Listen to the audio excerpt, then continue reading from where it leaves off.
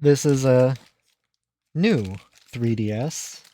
Purchased it as a parts console from a local seller who wanted to swap in their motherboard into a console that had IPS displays. This has TN panels from what he was telling me, and kind of in the process, bunging up a couple of the ZIF connectors, which, I mean, I can hardly blame him. I did the same thing on uh, my new 2DS XL. I thought it was a little tab that you flip up. No, they're friction fit.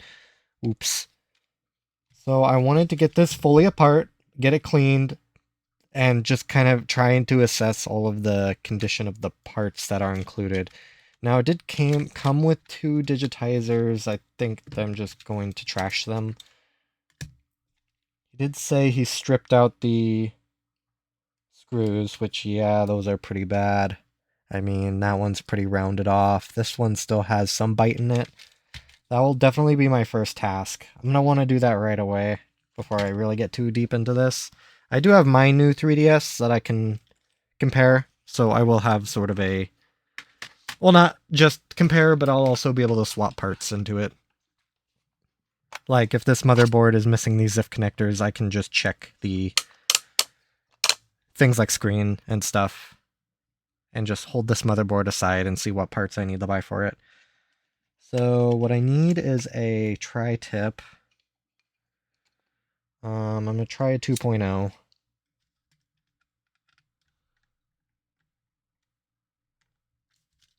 Ooh, it is skipping. Let me go a little smaller.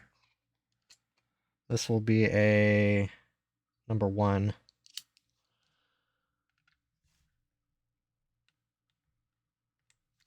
I can't really push on this very hard just because of how it will bow in, and I don't want to harm this shell. So I need something to press upon, I think. Might be able to use just my hand.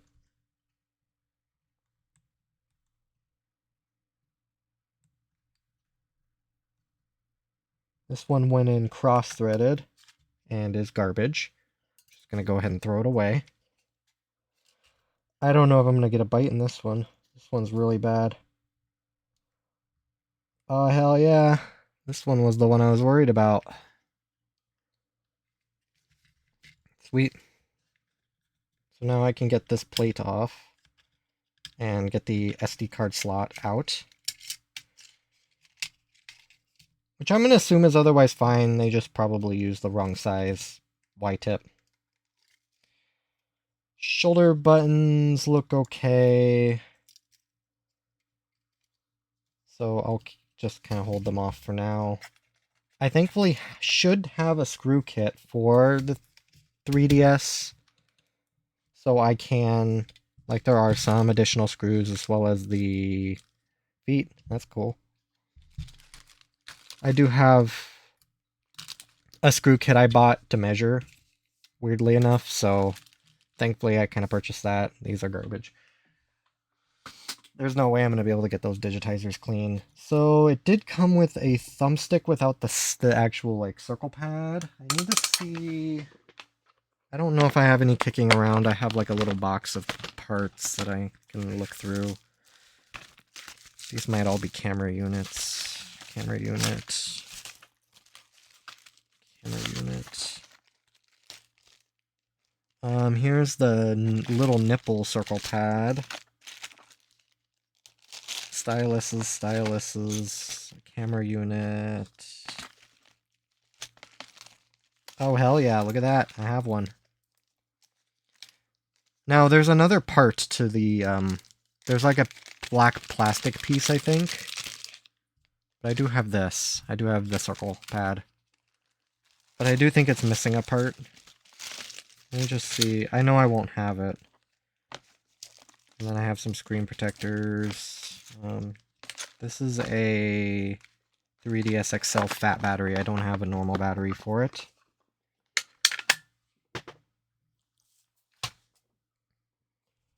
Because I felt like there was like a little plastic piece that went around it, but maybe that's not very... Yeah, because I think it was like a dust cover that just kept crap from falling in.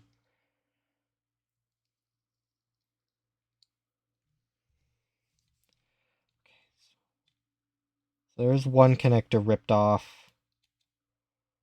Oh, it's just the little latch style. So the friction fits are down here, and there's one right here. And one right here as well. I mean, that doesn't look too bad. I actually have these little friction, or the latch style ones. Ooh, that ribbon cable's completely torn, whatever this went to.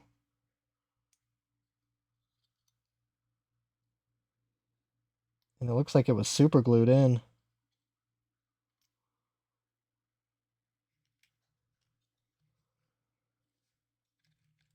What did that go to? The microphone? Or the home button, perhaps. Probably the home button. I don't know if I'm going to be able to get that out without...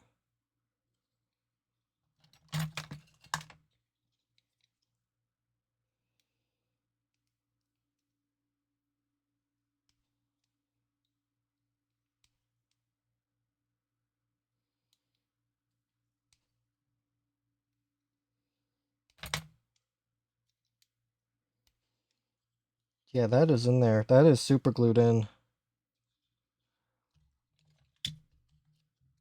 Okay, here's the game card slot. D-pad, power board ribbon.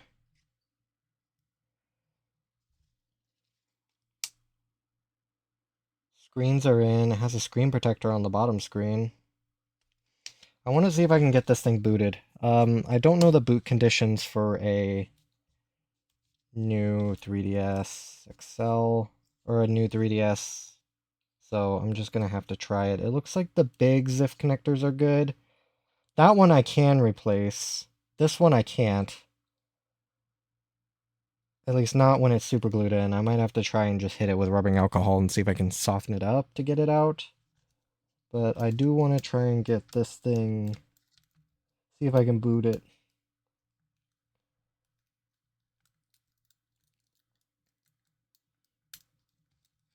Because I don't see any, like, like, the pieces that are broken I don't think are critical to the thing turning on.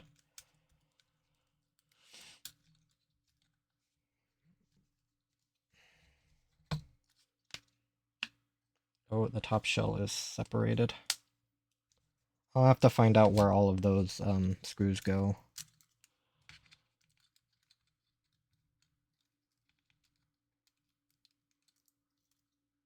Oops, wrong side. I think this bottom one is the display. I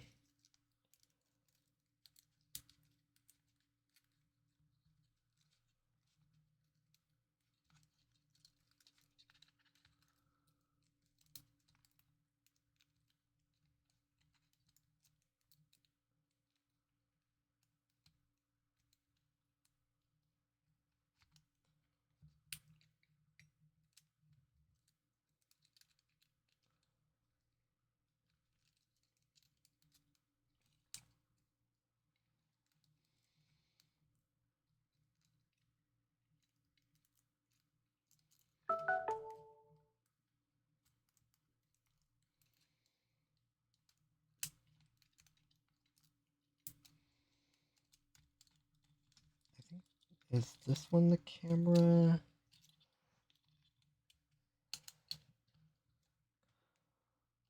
Because unlike the DSi XL, the 3DS has 3 ribbons coming down. One's for the display, another one's for like the speakers and the accessories. I think it also includes the backlight.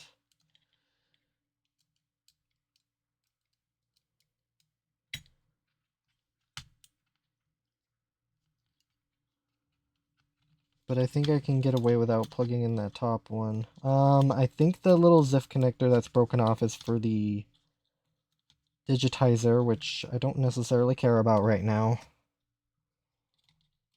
I'm more wanting to make sure the thing turns on. Power board, main power board connector, that wants to go in.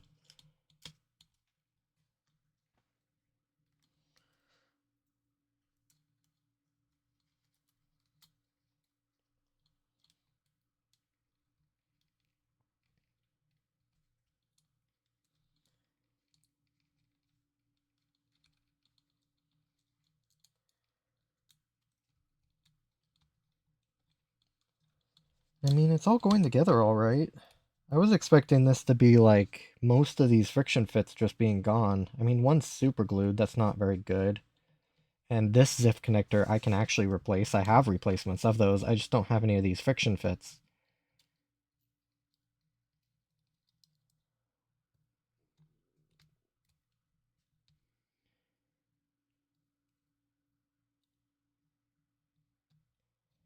Okay, I think that actually might be enough to boot. Let me get... I don't need the microphone. I don't think I need the game card slot attached. That wouldn't really make much sense. Or the D-pad, I just won't really be able to navigate anywhere. Oh, the power button's right here, which is fine. So I wonder, that must be like home button or something. I gotta remember where this went. I haven't really I spent much time on the new 3DS platform, or any 3DS platform, so this is all not gonna say so much new to me, but I'm not in familiar territory like I am with my DSi XLs. Oh gee whiz. I'll yoink my battery out of my new 3DS. I'm gonna have to buy a new battery. Or maybe. We'll just see kind of what I'm looking at here. And it might not even, I might not even satisfy the bare boot conditions. Blue light? Hey, look at that. I don't have a D-pad installed, but I mean, the thing turns on. The seller was kind of telling me like, hey, this thing won't even turn on. Let me get the D-pad hooked up so I can at least navigate the menus. He did inform me that it was homebrewed, which I mean, it's fine. I'm not super familiar with the homebrew on the 3DS. I've done it on pretty much all of my 3DS consoles, as there's really no reason not to, per se. But it's more that I'm just less familiar with the process and any sort of like troubleshooting involved if there's any issues. I mean, if I can get this other cable out of the superglued connector, and if that ZIF connector is okay otherwise, like if I can scrape all of the superglue out of it, this would be an amazingly simple fix. I would just have to get parts like a back plate, a battery, things of that sort. So I don't have the shoulder buttons connected, but I do have the, I did just plug in the, I don't think I plugged in the,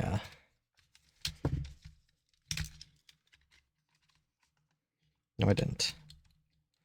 I'm used to the power button not being like a separate component.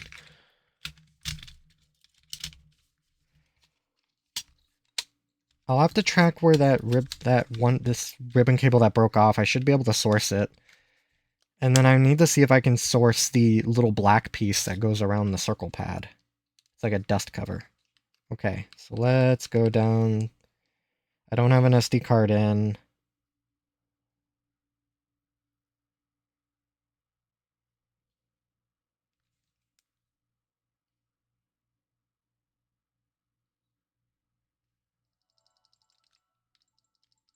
Okay, it doesn't have a circle pad in, so it's freaking out.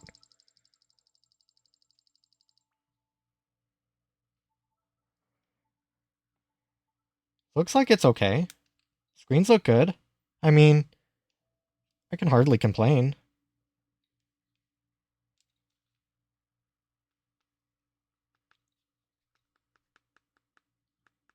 Oh, okay, so the broken ZIF connector is probably the touchscreen.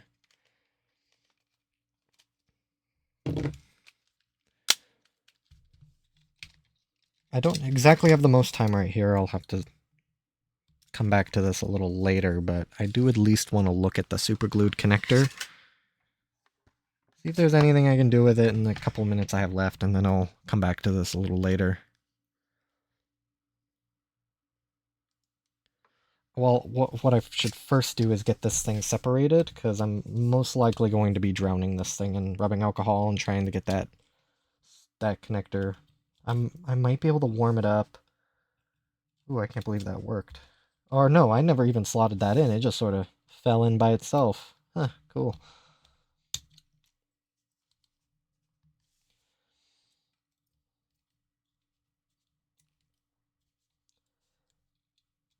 And then what I might do, I mean,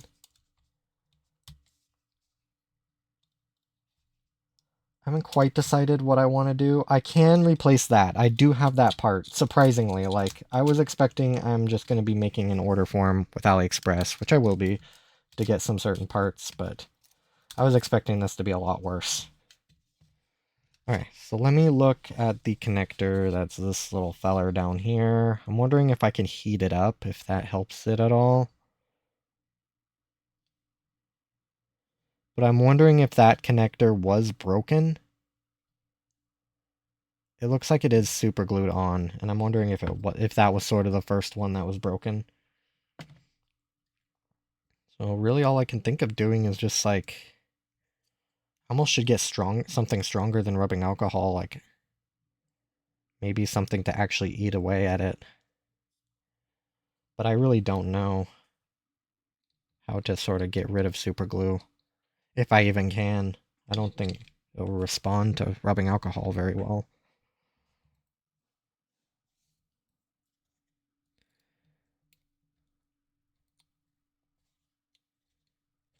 But like this ribbon cable is like, it is in there. Like, it's not gonna move.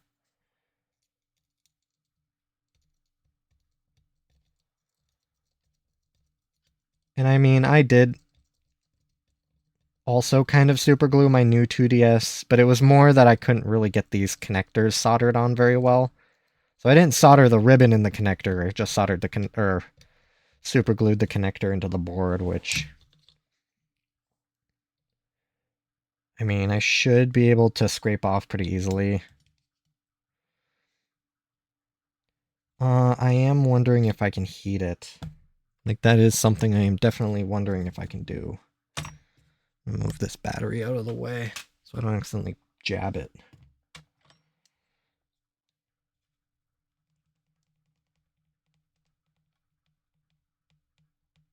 Like, I'm probably going to rip the connector off the board with how much force I'm using. I really don't want to do that, but I think really the best thing to do would be to just take the connector off. I'm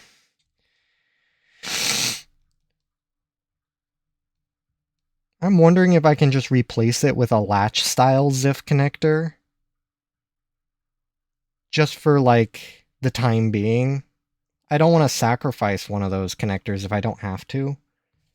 Because I'm not going to try and... I don't think I would try and reuse it. Let me just kind of hit it with alcohol and a brush and just see if I can just get it to come off. I might have to look up if there's any sort of, like, ways to get this off. I really don't want to use, like, anything like acetone or paint thinner or anything crazy. I don't want to melt the other ZIF connector right next to it, nor do I want to damage the board at all. Try and get as much just sort of scrubbing on it. Maybe that will help lift it out or something.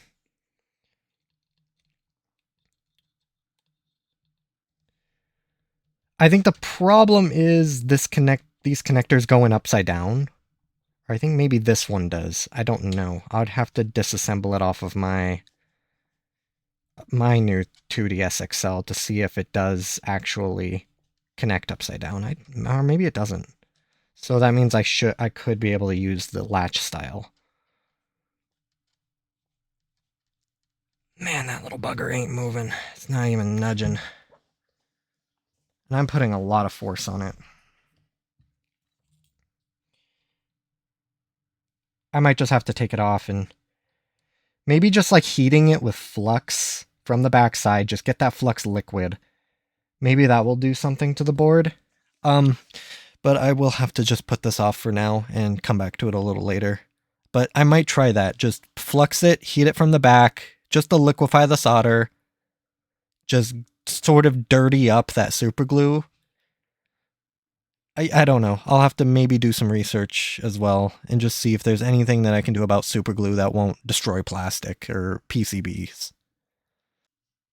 So at least my basic understanding of super glue, at least in how I understand it, and this might be even speaking about something completely different, but super glue will almost just weld objects together, so I don't know if it will like chemically melt the plastic onto the ribbon cable and like fuse them into sort of one plastic abomination or something to that effect. In that case, this connector is just gone, but I'm just gonna try a little more to see if I can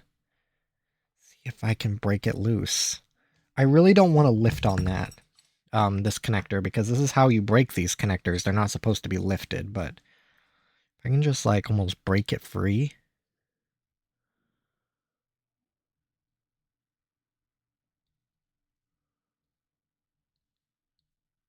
It just feels like I'm just sort of like, that's not going to result very well. So really the only thing I can think of trying is getting it hot, flooding it with rubber, or flooding it with flux, and just seeing if just that amount of stress, maybe just the melted flux sort of mixing in with it, if that yields a result. Right now I'm leaning towards I need to just replace it. And I'm almost wondering if I can put a latch style ZIF connector there. I don't think there would be nowhere for the main mounting pads to go, so it would not have much structural integrity unless I scratch away some of the solder mask and scratch away some of the solder mask to expose some ground pads that I can solder onto, but I don't know if I really want to do that because that's just unnecessarily damaging the board. So I do want to just try and heat it. This should be fairly benign. There's nothing under there that I'm going to impact. Let me just double check. No, as long as I don't heat the, heat up the, like, name. Headphone jack on accident, I should be fine. So I'm going to heat from the back. I'm just going to flood this area with flux and just try and see if just the flux and the heat is just enough. I am expecting it to sort of fall off the board. I'm guessing the little ribbon cable is going to act as like a counterweight. So once I solidify the solder joints on this thing, it might just plop off right into my lap, which will be fun to deal with. Because I really can't get my... So I'm just gonna just coat this thing. I really just want flux all in it. I just want to know what happens if it will react with the superglue in any way that I can exploit, really.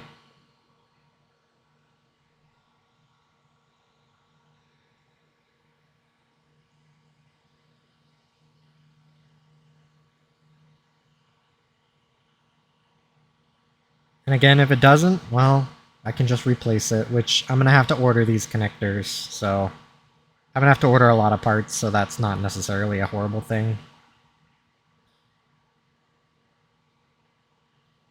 Because I already have to make an order, so I'm going to have to wait for stuff. What's a couple more connectors, but these connectors are a little expensive. I could probably get a pack of them for like $8, but I mean, that's $8. If I can try not to spend $8.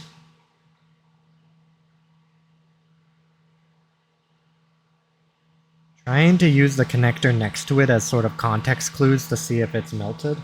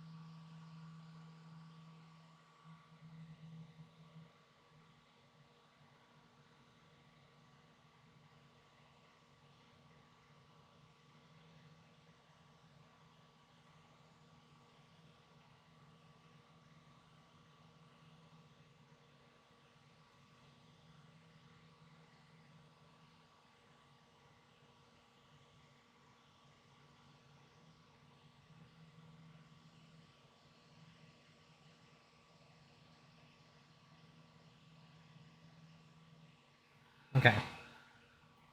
Got it to jiggle. At least I saw it with my eyes. I wasn't really looking through my microscope. Let that cool down, and then I'll just see if that does anything. I can get my little, Actually, I think the dude included the ZIF connector. I can look at that real quick to see if I can use it.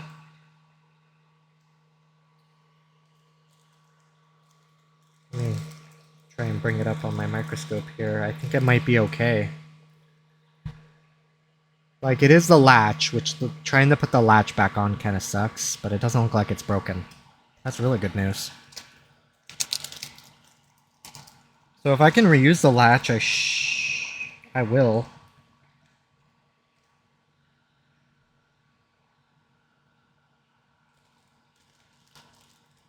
But if I have to replace the connector, that really is not that big of a deal for me.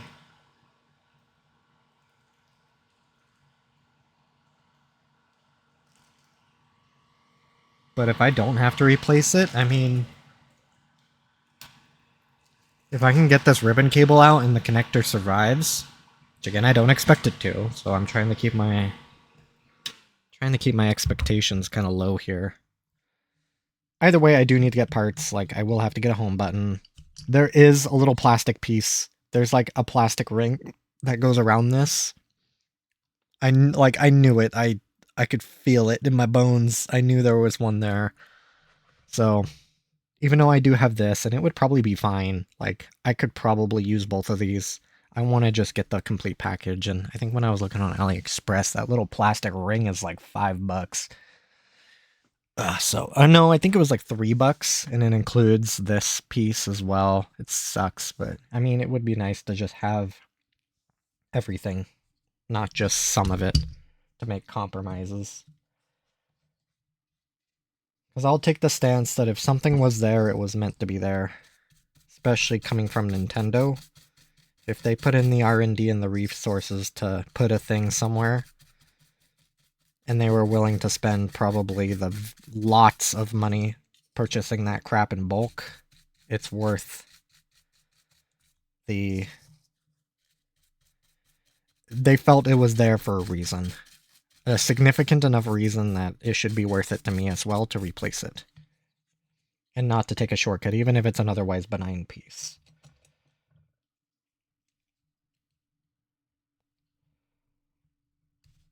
Oh, hell yeah. Look at that. Okay. Now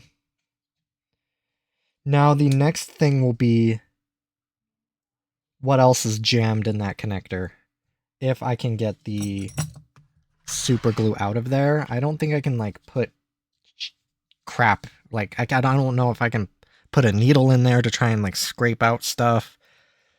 If I should just keep, like, melting it and reforming it, melting it, and just seeing if I can just flood this area in flux, and just seeing if I can just get this connector back. It came out in one piece, like, I mean, what I could do is almost just, like,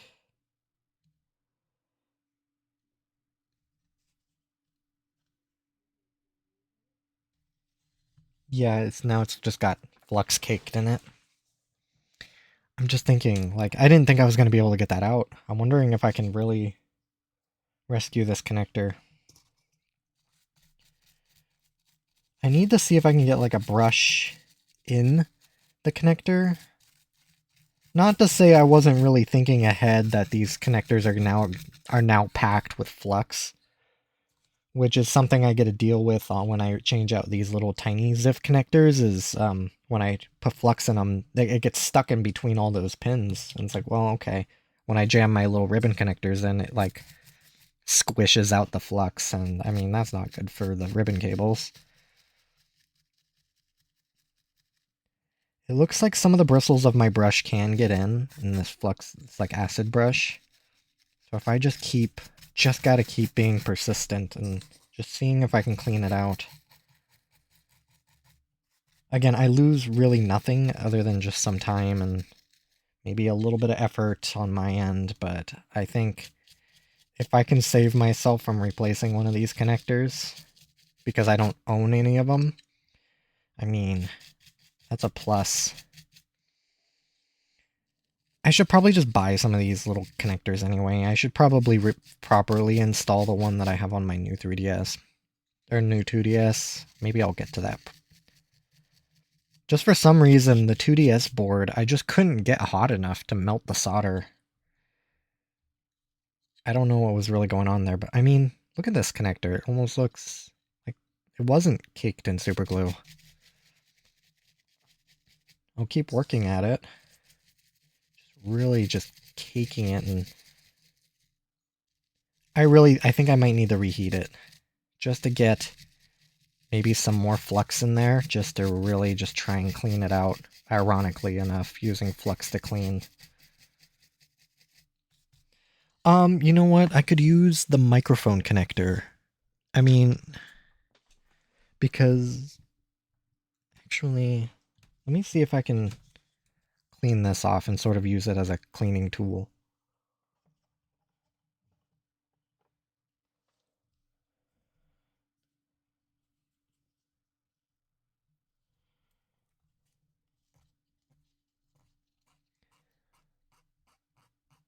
I'm guessing the home button's gone. Like really, if I felt bold enough, I could probably even fix it. Run a little wire. I mean, it wouldn't be the first time I fixed a flex cable.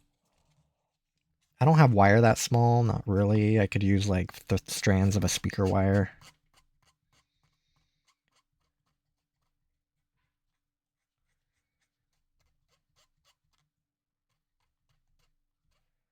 I mean, this is looking okay. And like, I haven't really taken this thing further apart. I don't even think it had a home button.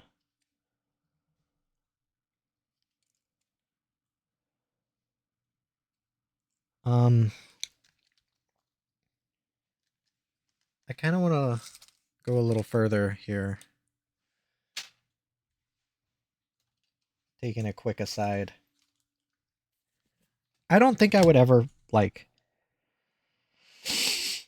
try to... Because I think the ultimate goal with this console is I am going to try and sell it.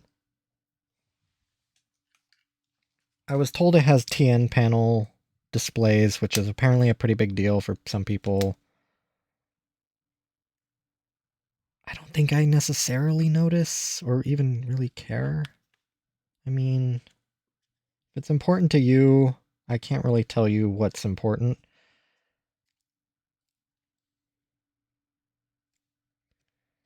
And what's not important, but I think that's a little frivolous. I've always think the ISP TN thing is a little frivolous. Maybe I've only ever used ISP panels, so I'm like, well, of course they all look good. Why would you guys complain about a TN panel when the TN panels are like significantly different? I need to look up how to pop this like back plate off. I've only ever taken apart a new 3DS once.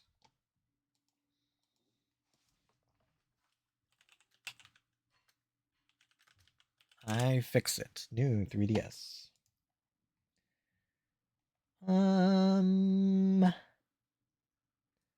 The bottom screen should be enough.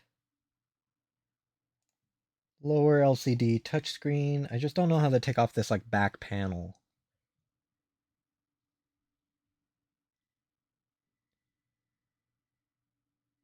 Release the plastic clips. That's what I thought. Okay, so it is like clipped on. I don't know if I need to remove. I don't think I need to remove any other components. Where's my guitar pick? But I do see the clips. There's a couple of them.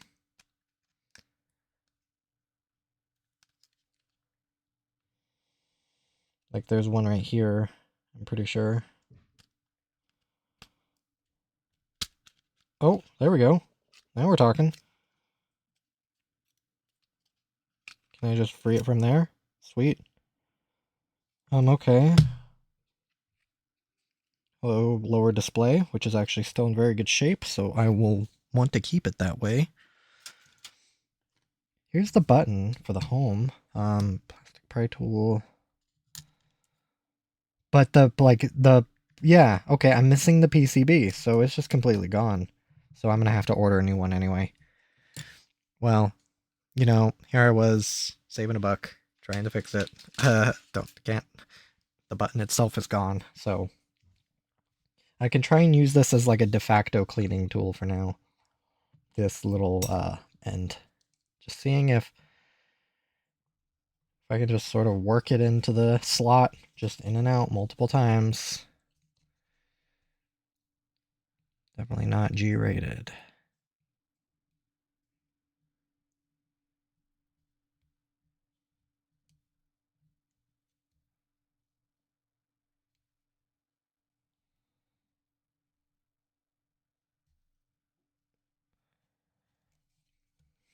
I put it in the next one just to sort of compare it. You know what I could do is I can't really verify if this is making good connection, but I am working with a frayed ribbon cable. What I can do is intentionally scrape off those back, or the back of this ribbon cable, so I can expose some contact points. It is unfortunately not going to tell me the whole story because 4 contact points merge into 2. But if those 2 contact points are making contact, I mean, I don't need anything else. What I'm worried is if I had to guess this was lifted up, like I was kind of saying, somebody put their pry tool in, lifted it up, oh crap, that doesn't lift, bend it back down, super glue it. So if it is bent up, it, at least with my new 2DS XL, when I bent it up, it basically, I couldn't restore it. The damage I did, or it lost all of its clamping force, so it wasn't making contact with the pins anymore. I'm gonna move that little latch. Deal with that later. So let's see if I can get a little bit of this ribbon cable exposed. This is really glossy. Hope I can scrape it away.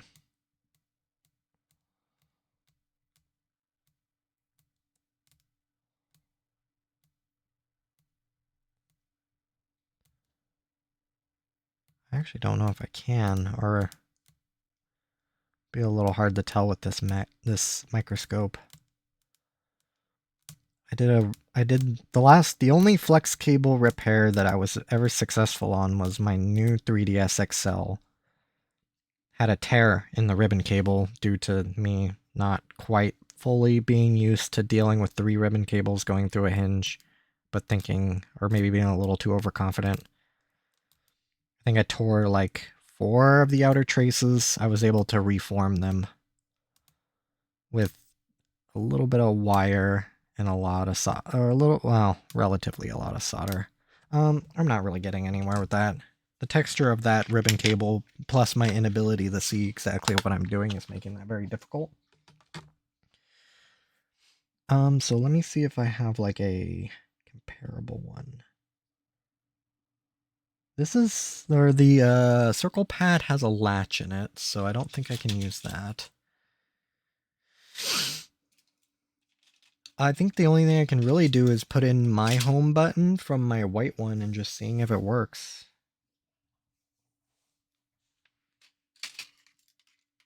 Because I don't think I have exposed contacts on the microphone that I can piggyback on. No. Looking at it. Let me just keep cleaning it out and just sort of having my sexy time with this connector. Just seeing if just sort of this action will... I mean, it doesn't feel like it has any clamping force. Like, it's supposed to, like, clip down when I put it in. Yeah, and then it will pop out.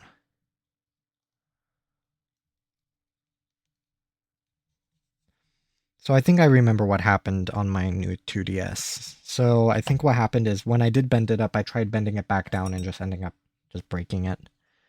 Like I just broke the plastic off. So I'll see if I can get away with doing that. Not breaking it, but sort of bending it back down again. Hopefully being somewhat gentle without breaking it. But if it's if those like back pieces of metal lose their, I don't know, springiness or something, they won't have the clamping force.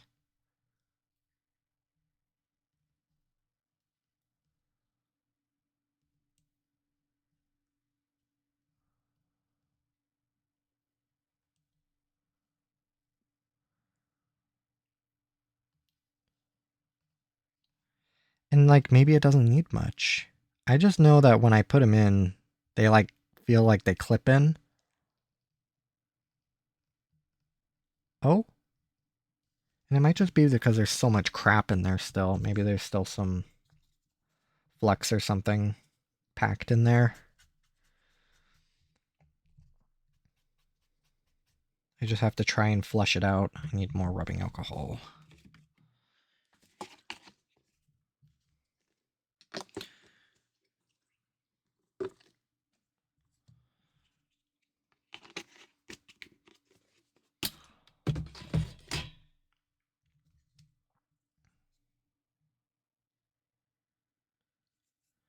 I'll just do is flood it with rubbing alcohol and then just sort of play the sexy game. The connector is still intact. If I can sort of reform its sort of curvature, so to speak.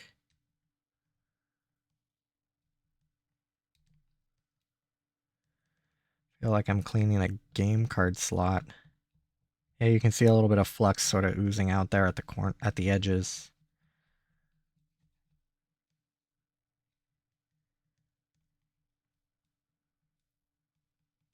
Ooh, right there. It squeezes out, extrudes. Even this one isn't really clamping onto it that well. This one also bad? Or maybe I'm just like hitting the edge of the PCB with the pliers that I'm using.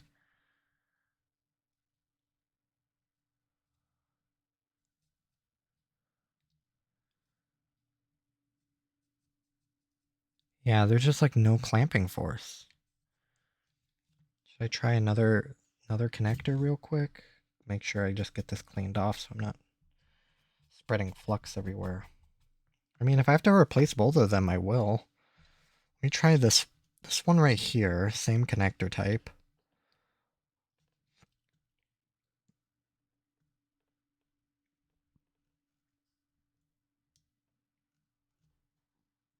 That feels a lot better because it offers some resistance when I pull out.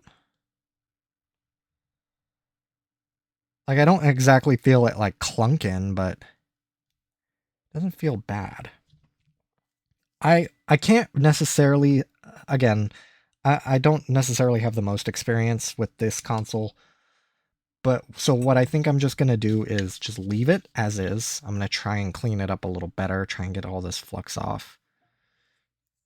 Plug in my components from the, or at least my home button from my new 3DS, and just seeing if they're fine. Maybe they are making good contact and I don't have any problems with it. I'll have to kind of like jiggle them around and see if like they'll disconnect on their own, or I don't think they will. But these type of connectors definitely don't hold on to the cables very well. So let me plop up now to this. So I do have the little end connector. The person who broke it off kind of, or popped it off, didn't really break it off because it still has its little feet on it. And these are the same type of connectors inside Nintendo DSi consoles, which I kind of prefer than the friction fits. I mean, the friction fits are nice. I guess I can't really say that. I'm a little biased.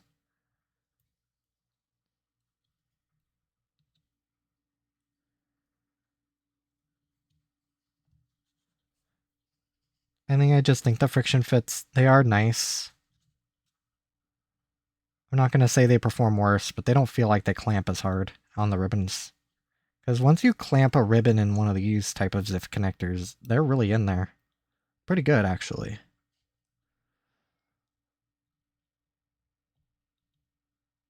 So the trick is to try and get it underneath these pins and into these little holes that are in the connector without breaking the connector.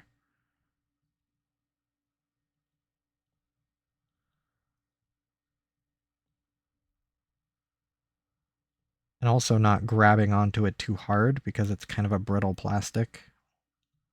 I guess it's not really too brittle, it's just really small and thin.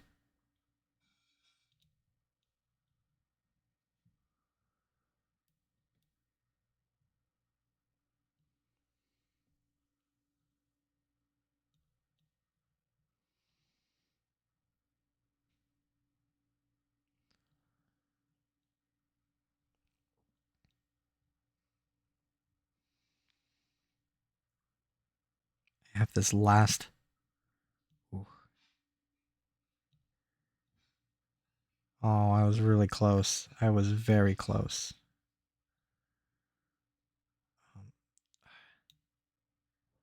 I kept grabbing the air above the connector because I don't have any depth perception. That's why I want a stereo microscope. Ooh, I'm doing it again.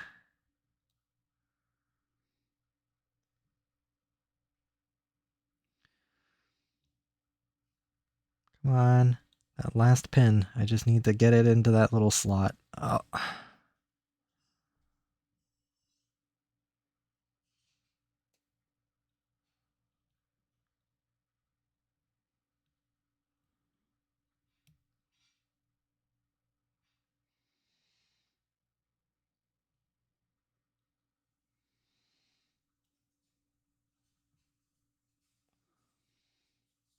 Come on, my little friend.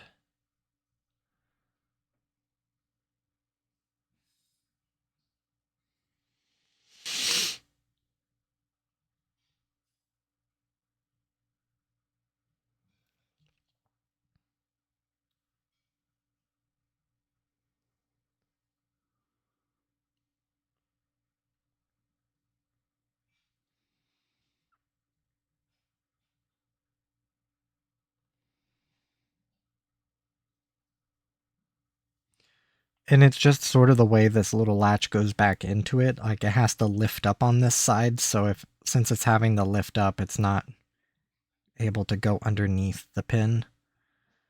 I have to kind of like get it into its little hole before I can lift it up.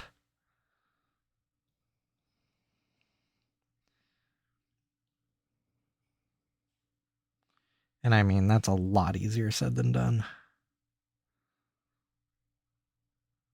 I don't want to jam a sewing needle below it. I've learned that lesson already, that I don't want to bend these pins. Let me just try and retry.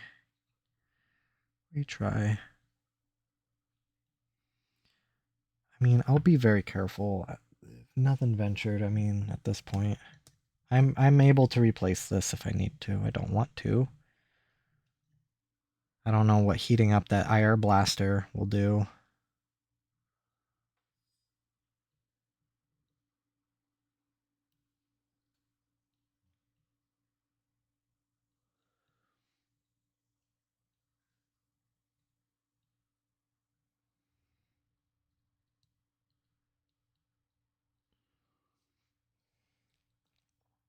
Just need to reorient.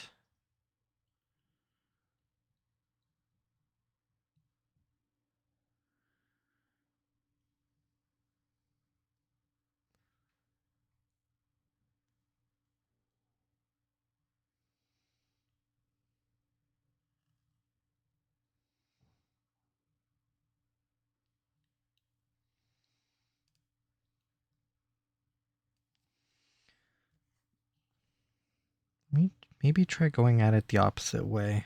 Going at it that leg in, because that might give me a little more space if I do want to try and use a sewing needle.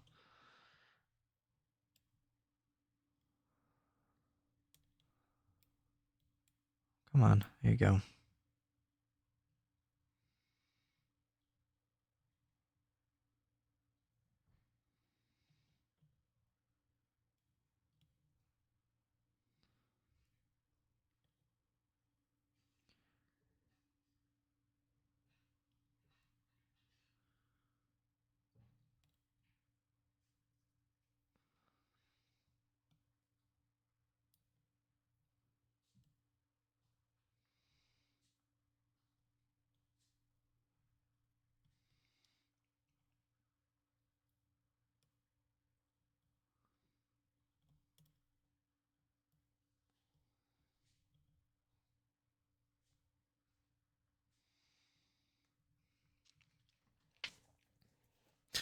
Whew.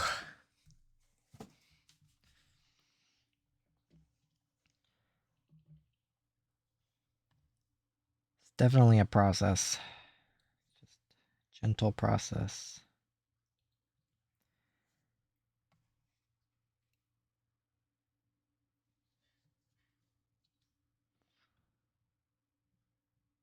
Tilt the other way, please.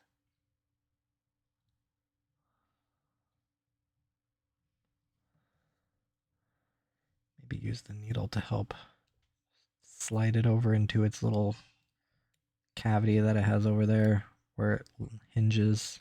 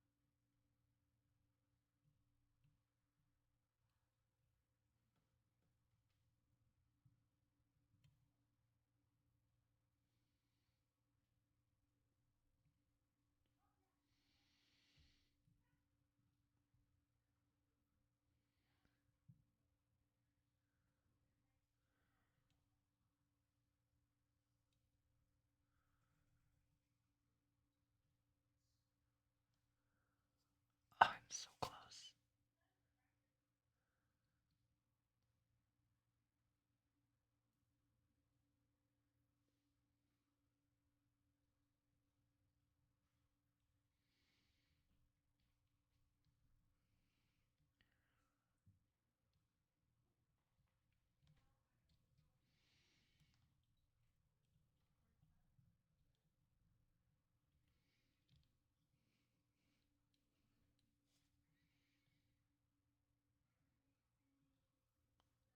No, I didn't grab that last one.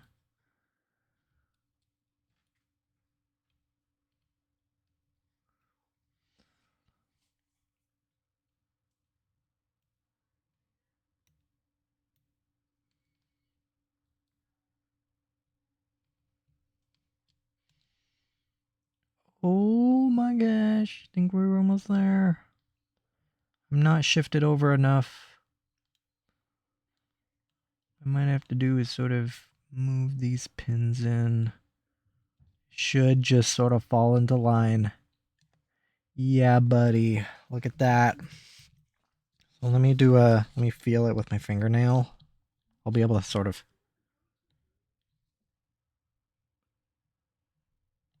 Oh yeah. Okay. That feels good. Okay. Let me look at the other connectors. That one's open. I think like when when the person said ZIF connectors, I didn't really read too much into the post. I mean, the price that it was at was just absurd. So, whatever price or whatever was wrong with it, it would be worth it to me to pick it up. Let me just get this bottom part of the board a little better cleaned. I did use a lot of flux, so I'll just like get that upper power connector for the daughter board. Hit those two ZIF connectors a little better. Back of the board if any of it leaked out. Okay, I think the only thing I can really do is just test everything now. I need to get it back together fully, which means I need to identify these screws. So, I'm a crazy person, and I measured screws, which I'm going to want to measure again because I want to do a better job at it. Or I have calipers, and I can do a much better job at it. So let me bring it up real quick. I did link it in my main post. Yes, I did. So this is the new 3DS. And I will show it. Here it is. So it's just going to take the entire screen. Let's see. We're just going to have to suffer the ads of GBA temp. So I measured all the screws in the new 3DS. That's the same white one I had. It's the only one I have, I suppose. So let me get these screws out. I might get my ruler and put it on my camera. Or a ruler and put it on my microscope. So it won't be completely obstructed by the GBA temp thing. I also do want to get this thing apart and clean the shell, so I mean, that almost might be easiest to do right now. Since the screws are kind of in a cluster everywhere. Thinking.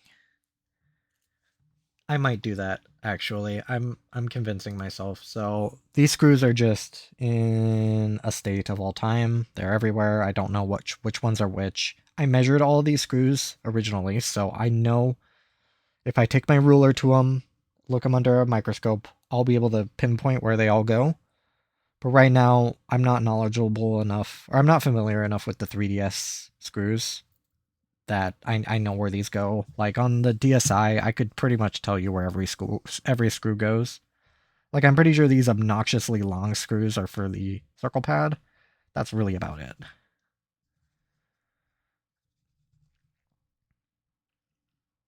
So I do want to disassemble it to clean it. I don't want to reassemble it to test it. I did test. Was certain it turned on. The only thing I'm not certain on is if this connector can be saved, if either of these connectors can be saved. And I think that's pretty much it, because every other connector is fine.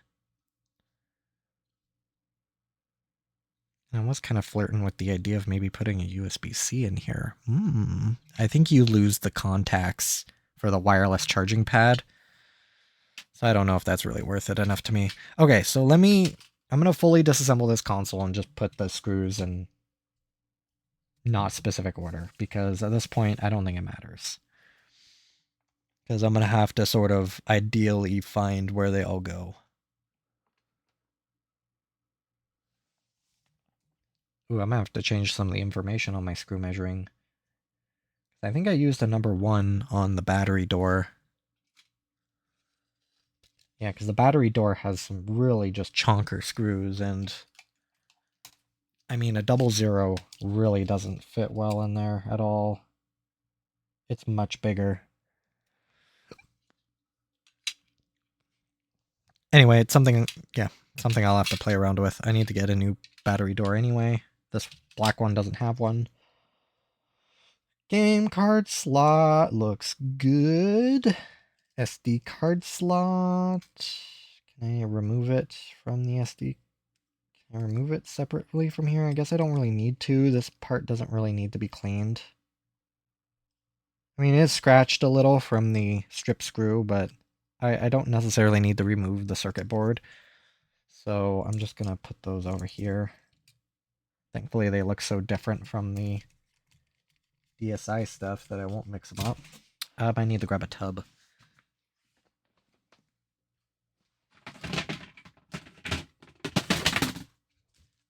Let's call it the Scrub-a-Dub tub.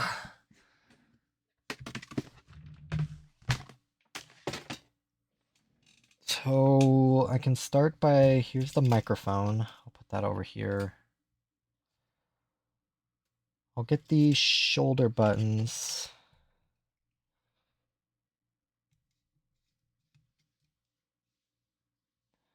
So far these look to be a 00. They fit my driver really nicely.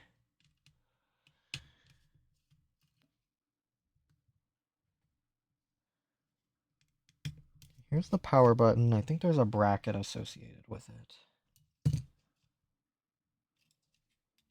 Does this whole metal plate come up? Yes, it does. Okay, so the plate, or like the power button plastic plate goes underneath, or goes on top of this metal shielding.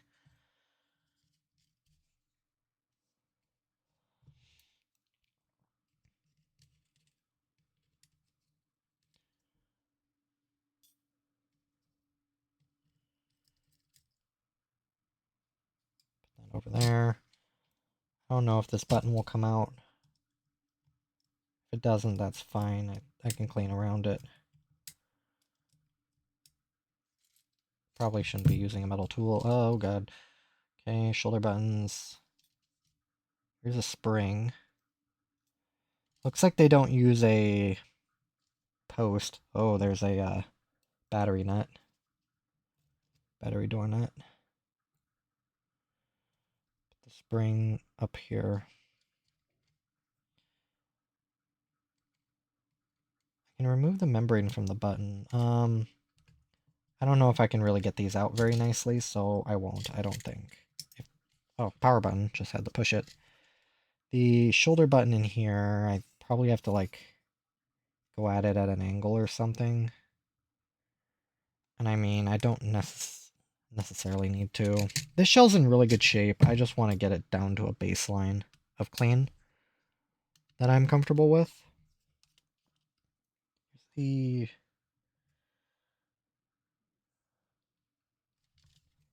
the little shielding for the IR blaster.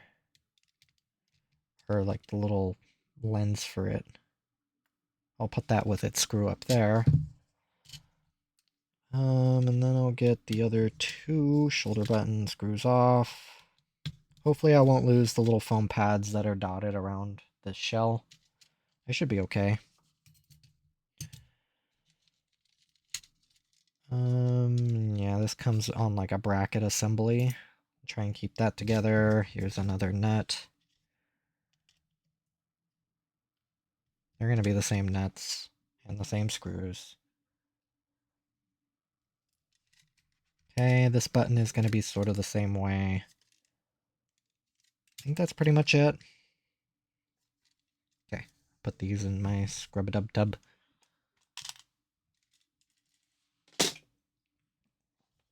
These, I guess I can sort of teeter them up here.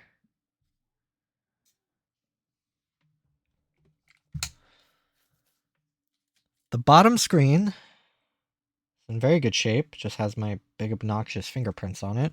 I'll just keep that over here. So let's look at the lower assembly. Okay, so we have the nipple. Which I do have a replacement of if it needs a new nipple.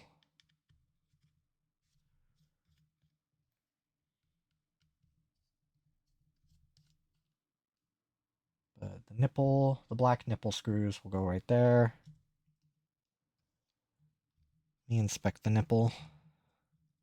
Probably shouldn't keep calling it the nipple, but I mean, what else would it be? It looks okay. Throw that in the cleaning area, get the power board off.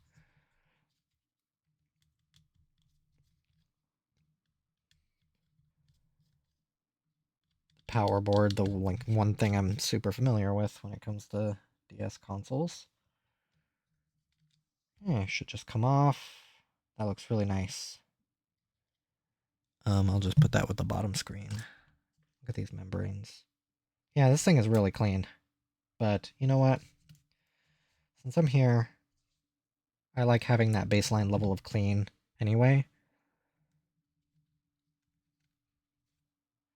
I remember having kind of a problem setting these guys in because I think they pop out.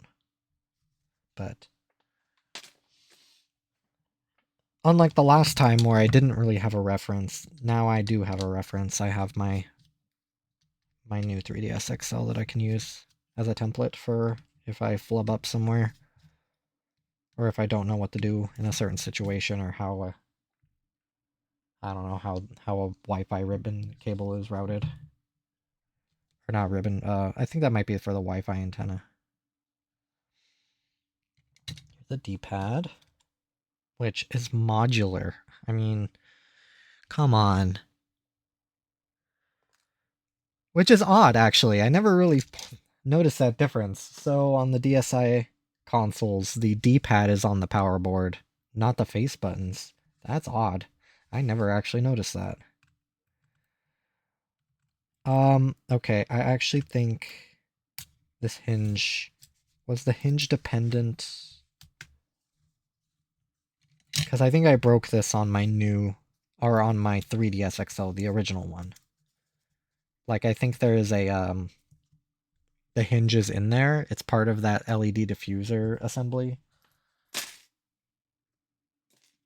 So I think I need to go into the top screen in order to deal with that. Yeah, the seller did say this was a Japanese. I think YJ is an indicator of that. It's amazing how most of this is still in English, though.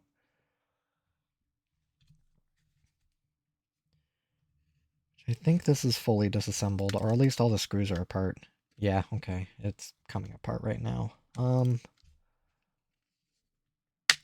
right, I remember how this worked. So you have to kind of bend it almost uncomfortably far. There's the camera.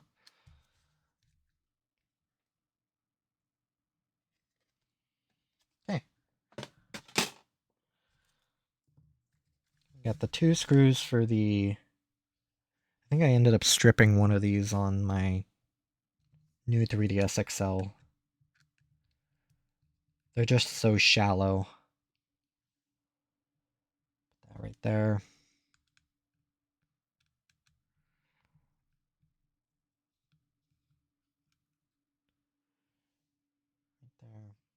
Okay.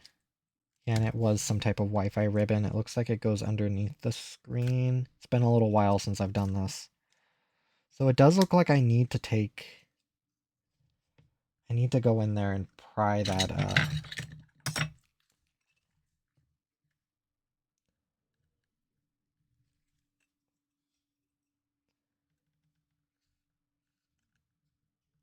hinge out.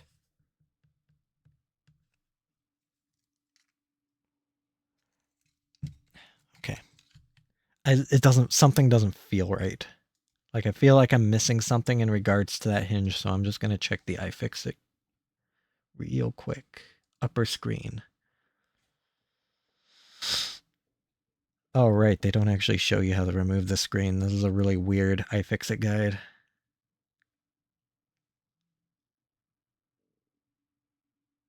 Wait, this is for the new 3DS XL. Something completely different.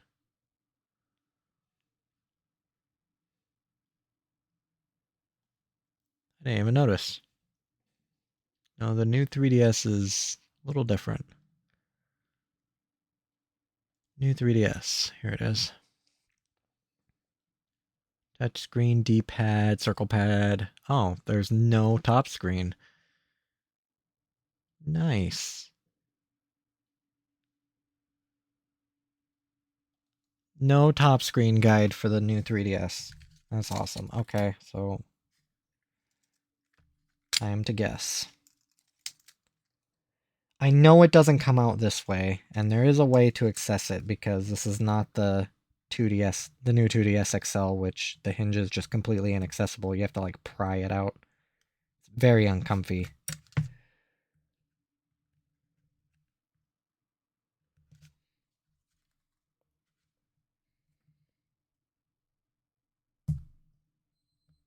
Oh, that was the way. It wasn't all the way. I think I need to sort of lift. Do I need to lift the screen up? There we go. Sweet. I was okay. I was doing the right thing. Fantastic. Okay. Let me.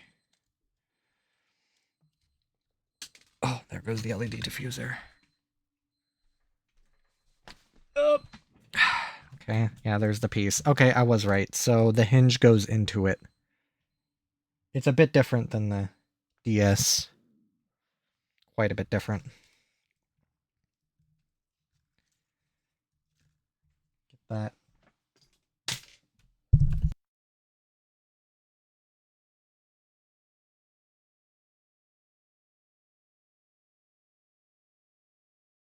And it's weird because the hinge has like a little lip on it. It's kind of catching on the side of the shell. I don't want it doing that.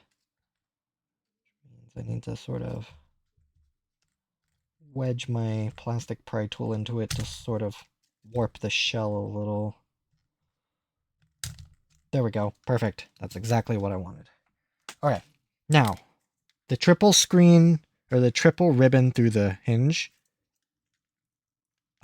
definitely bit me in the butt the last time I did this on my, or when the first time I did this on my new 3DS XL. Okay, it does. The principles are the same with the DSi XL, but there's something about 3 ribbon cables that makes it quite a bit more challenging. But I did figure out a pretty solid way of doing this. I do want to get this antenna line. I want to get it away, because this sort of thicker line is just going to be in the way.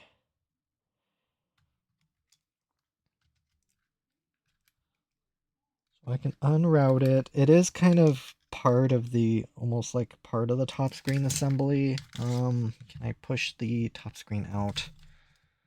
I need to be somewhat careful.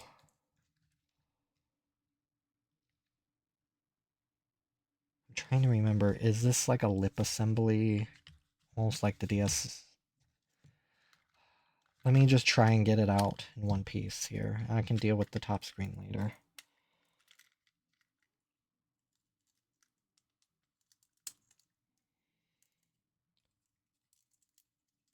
So I'm gonna straighten all the ribbons out and then just feed them into their little canal that they have here. There's 3 of them, so that's gonna be a little thicker. They're not really wanting to bend down the way I want, so I'm gonna use my plastic pry tool to try and help them along. There we go. So they are in the channel. I gotta sort of gently pull up on them. Perfect. And then get this Wi-Fi ribbon through, or the antenna through. And then I need to coil them up and feed them through the ring. Oh, come on, you little bastard. There you go. Ooh, step 1. Now to get all of this coiled up so I can slide it through the ring, which right now, I mean, I can just do one sort of ribbon type at a time. I can slide the camera through. Should be able to just... No, I think I'm gonna have to do it another way. And what also sucks is the display ribbon cable is a different length. So it's like 1 turn longer. So when you try to coil this up, it's a little harder to get a nice tight coil.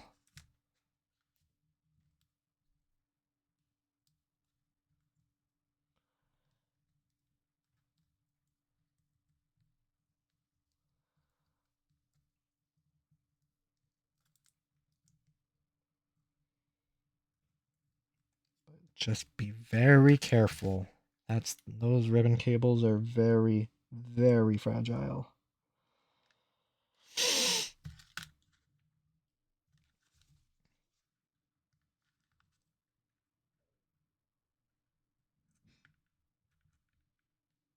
Now this top screen is weirdly stiff. And what I mean by that is it's not really popping free in the way that I usually expect it. Okay, there it goes. It's just really strong adhesive. Like, I wasn't sure exactly how the lens worked in this console. Just trying to go at shallow angles so I don't shatter the display. Which... just gotta go very slowly. Slice away that adhesive. I'm sort of screwing with the screen protector that's on. I think it was maybe put on a little crooked. I may have even bent it. Oh well. I mean, I don't mind sacrificing a screen protector.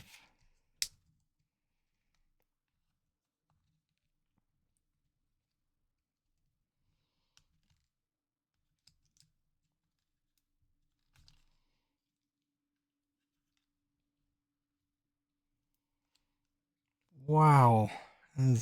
There's no reason to use this type of... Nintendo really did not want these screens to move at all. Feels like I'm working on a super glued connector or something. Okay. Screen is free. I should just be able to slide it out now. The whole entire shebang. Now it is sort of coiled up in this antenna wire, so I do want to unroute the wire.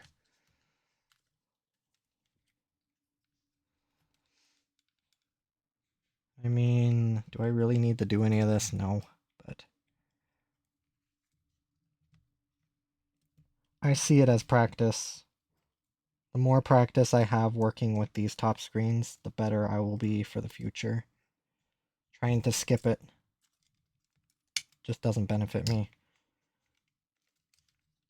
Other than having not a torn display ribbon. Okay, there we go.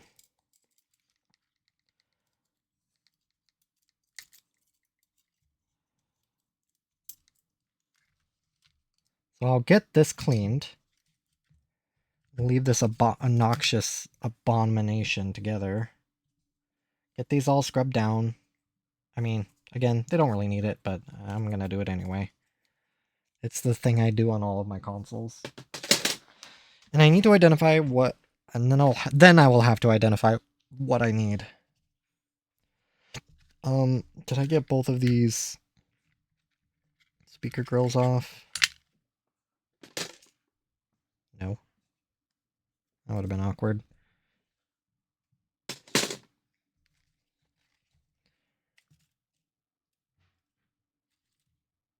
I guess I didn't harm that screen protector at all. Sweet. And it also looks like I didn't fucking rip the ribbon cables. At least I won't know until I plug it in and the bottom screen flashes. Yeah, that's right, I tempted fate. Come at me. Mistakes help me learn.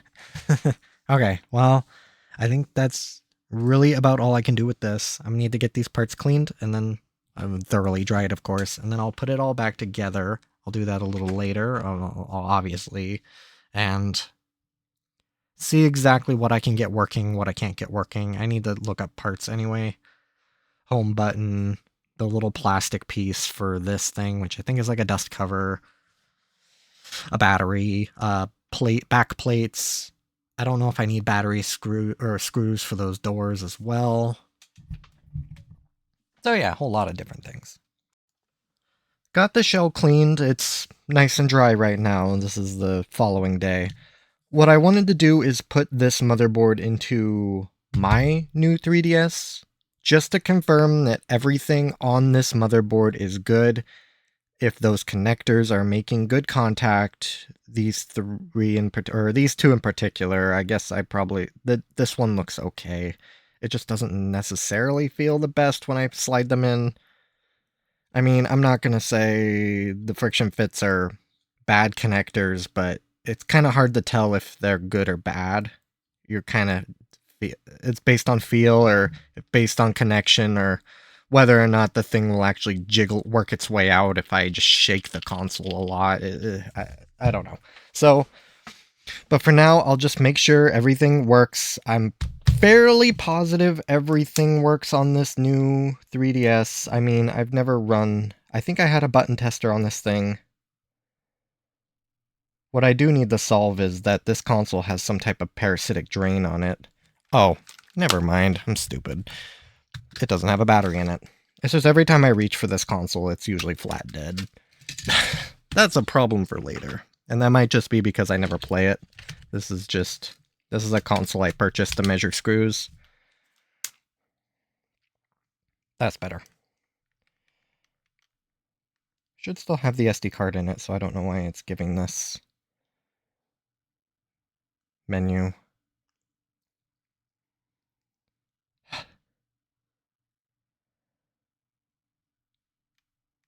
So I do have a button tester. I think it's this one.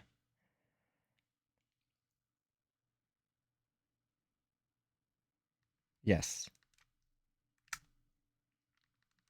Okay, that was weird. And the little nipple.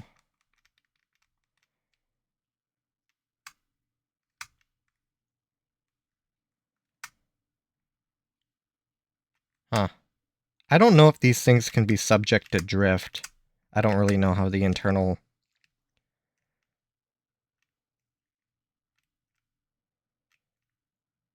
structure of these circle pads are. All the shoulder buttons work, all of the face buttons work.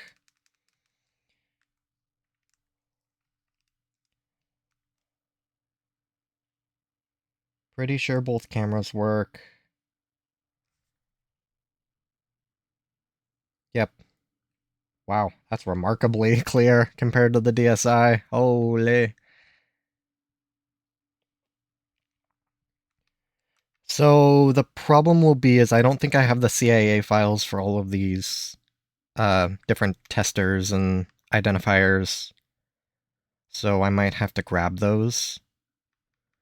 Because these should be installed in the system NAND. Like this thing has TN panels, which is apparently a big deal. I'm just trying to think about what else I can like test here. Volume works, 3D works. I didn't check the headphone jack, but the headphone jack is not a transferable part. I've just never done like a system-wide test on these things before, so I'm just trying to think if there's anything else I can test. I know there's a special sort of 3D, like the face tracking 3D. I'm gonna see if I can find where I found that last time. Super stable 3D. Super stable 3D calibration. Okay, let's see if I can do that. Turn the 3D on.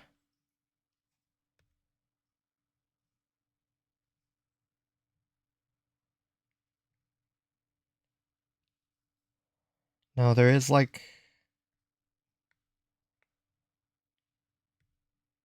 So there is like a face tracking one. It'll show sort of the silhouette of a head moving around in a box. That's what I'm trying to get to, just to make sure that the 3D is good. Oh, you can kind of see that making a light. I think that's like an IR emitter or something. There it is. So, yeah. So there's this head within a box.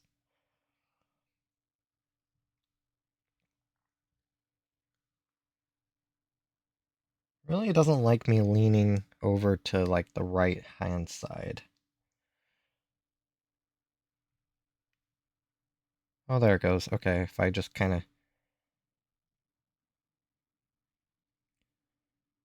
So, I mean, it's not the most consistent. I don't know how consistent it's supposed to be. I'd have to go grab, like, my retail new 3DS XL just to sort of compare it, if this is normal behavior.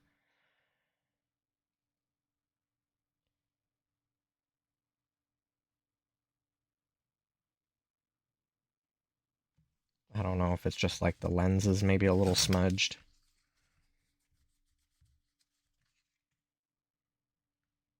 Oh, maybe that was it. Okay, yeah, look at that. It's much better. It's not perfect, but I mean. So from what I can tell, everything is good. All the components unrelated to the motherboard are good. I mean, the screens are a bit yellowed, but that's kind of... hello? I know the game card slot works. There it goes. If I were to say I'm not the most familiar with the 3DS hardware. Oh, gee whiz. Okay, so let me get this all out. I do not want to mix screws. That would not be the end of the world per se, but it would be a little inconvenient, as I would have to measure everything again. I do not necessarily want to do that. I will need... I don't think I actually need to remove the SD card slot per se. I think it's just a lot easier to take out if I do remove it, though. I'm thinking if I should grab maybe a magnetic pad for the screws, just to try and segregate them from my other console. This will be a little wonky. So we have the 3 tri-wing screws, which I have my driver specifically for.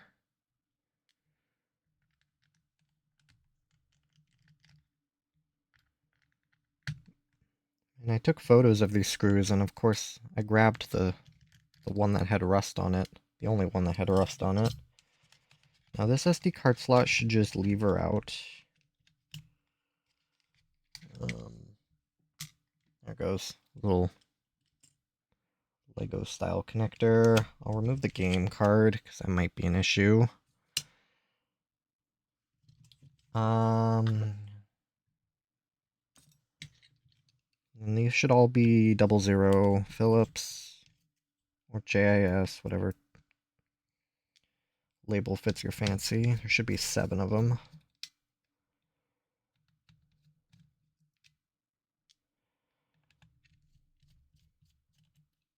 All the same size.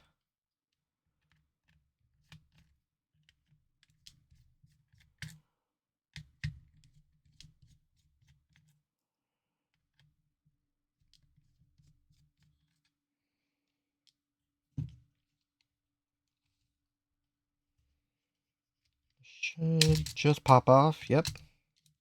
Now there's just a crap load of different little cables to disconnect. Man, those are... the shoulder button ribbons are so thin. Okay, so what do I need to do here? Other than the motherboard screws. It looks like I will need to remove the circle pad.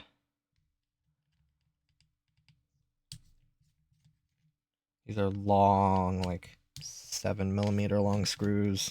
They're big boys.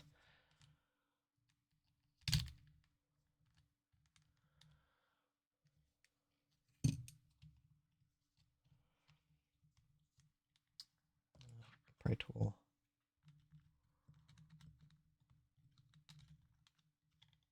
Yeah, here's this little black piece. Oh, there's 2 of them. Is there always 2 of them? Uh-oh. When I order a thumbstick, I'll have to make sure I have 2 of them.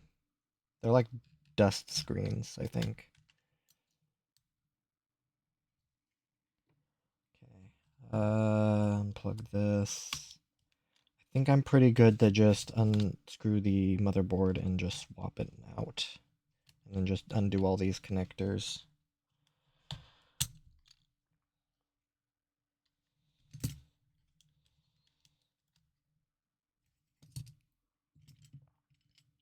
There's no battery in it, so I'll be good to remove all these cables.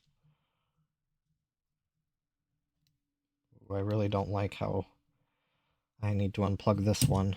I wonder if I can just pop the microphone out. I did not test the microphone. I mean, I'm just gonna have to assume it works.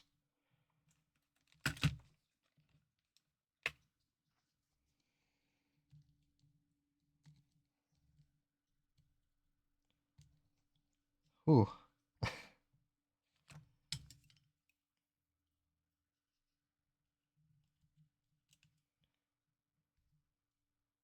Oh, these connectors are reversed. Interesting. Okay.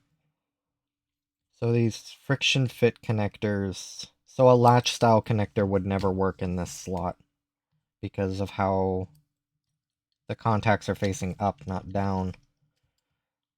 Or maybe they must be bidirectional because this one's facing down. Very curious.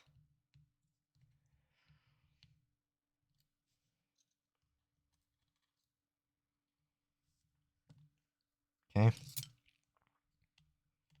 So there's only 2 motherboard screws, not 3. The iFixit guide is wrong. Because the 3rd screw that they label up here is actually a pass-through for the bottom shell.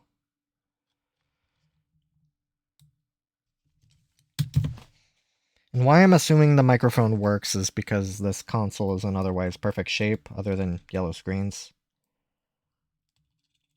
And I've had no problem with anything about this console. Okay. Just have all of the screen ribbons left. Which, I mean, there's a lot of them. A lot of very thin, delicate cables. That I don't exactly enjoy plugging in. Okay. This is my motherboard. Keep this over here. Now, here is the motherboard. I need to plug in. Let me open this console up so I get a little more slack in the ribbon cables.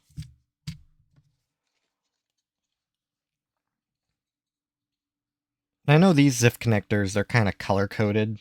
If they're an inverse color, black connector with yellow or white creamish latch, they're upside down, so the contacts are facing up. Which I guess is kind of nice.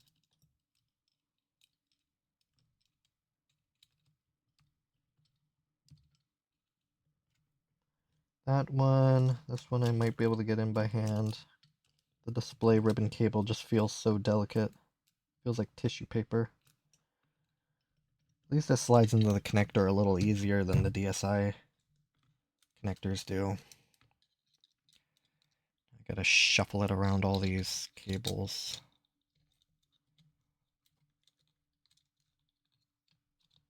I really mean shuffle. Okay.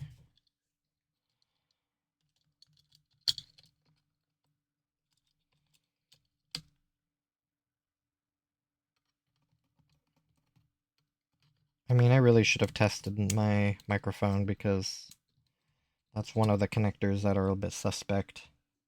Again, I'll assume it's fine. I have no reason to doubt that the microphone is bad in this console.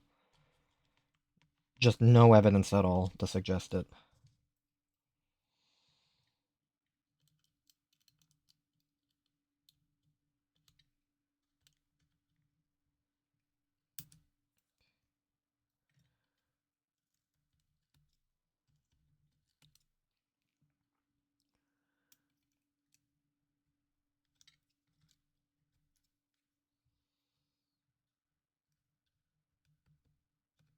Yeah, that clips in really nicely. So I know how it's supposed to feel. So if these connectors just kind of wear out from like inserting and removing cables, that kind of sucks. And I wonder if I could use these latch connectors on a contact facing up because they do have little metal prongs. This little piece of tape is in my way.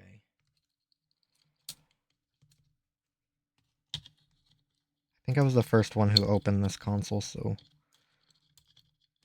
I don't know what that tape is from.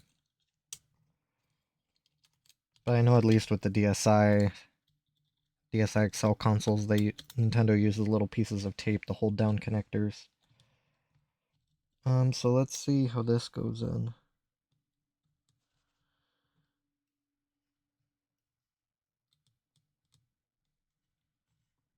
I really don't like this angle. Can I pull the microphone out?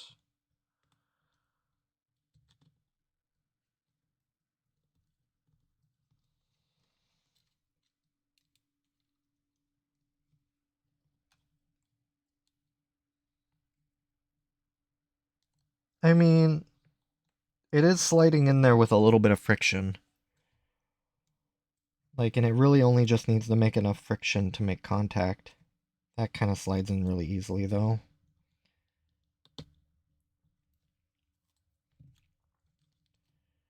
Holy cow, there's a lot to plug in.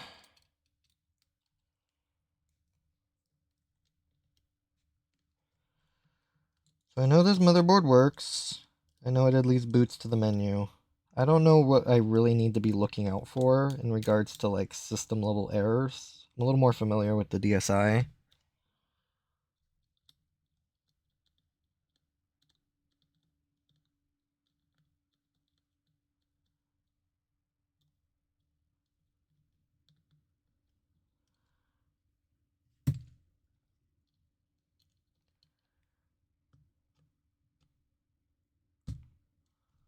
But in theory, I should be able to adopt most of my testing protocol.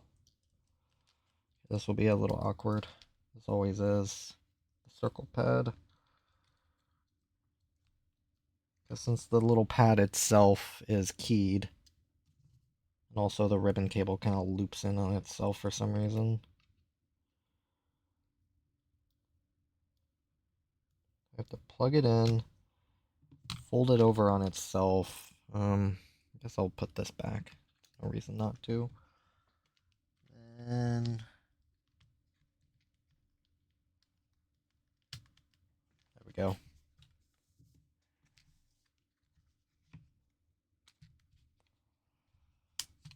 Okay, that is everything. Let's get the motherboard screws back in.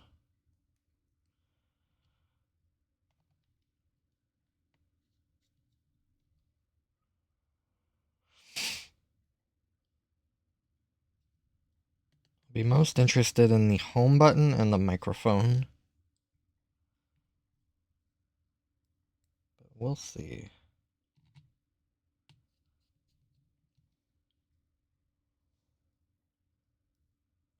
So what I really need to test is the charge port, the headphone jack are sort of specific. And then just make sure it's registering inputs on all the other channels. Since I'm not testing the buttons, the button conditions aren't important, just as long as it's sort of the motherboard sees that a button is there and it's being pressed. Okay, that is everything plugged in. Aside from, I mean, all these shoulder buttons. Oh, geez. Thankfully, they give you a lot of slack to work with.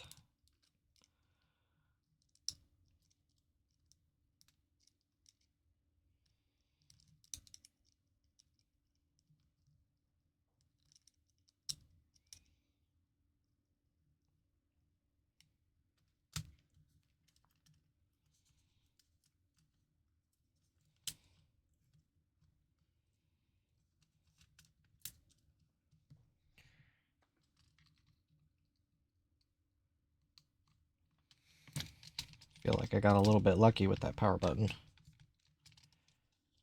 Had enough memory where it just sort of fell into place and I just had to push it down. Then I have to wrangle it.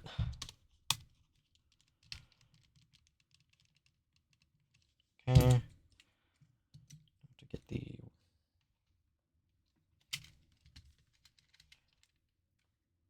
Oh, this is awkward.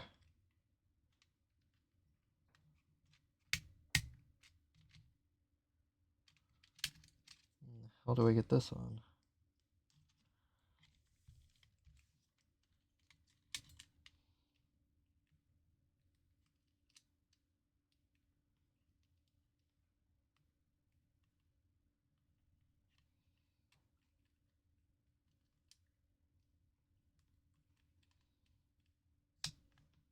There we go. Okay.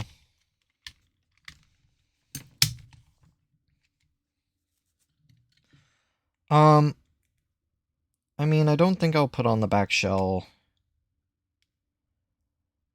A lot of the tests I'll be doing shouldn't require much agitation of the back shell.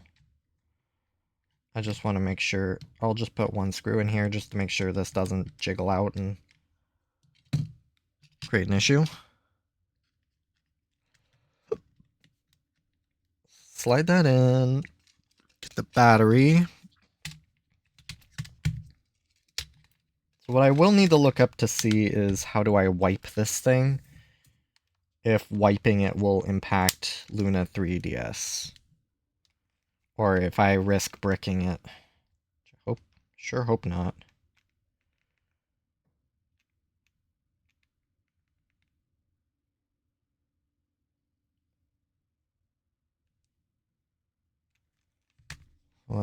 I need to look something up while this is sort of booting up.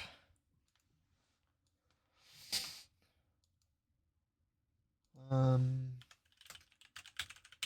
3DS homebrew.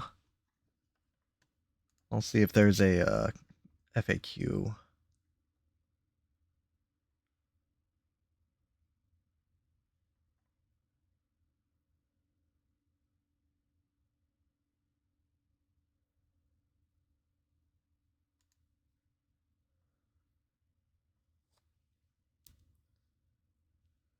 You already have custom and continue from here.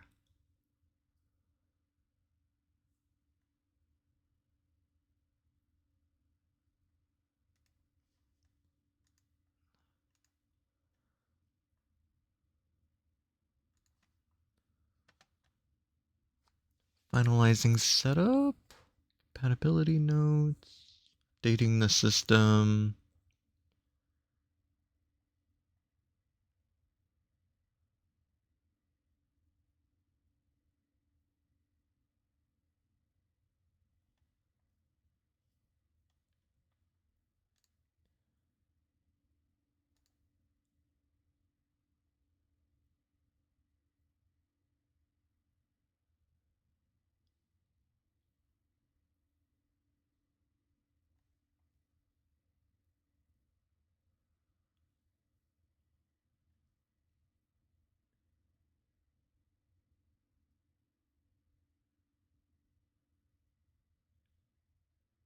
There is a pretty comprehensive guide of removing everything. FAQ. How risky? Awesome. Can I play games?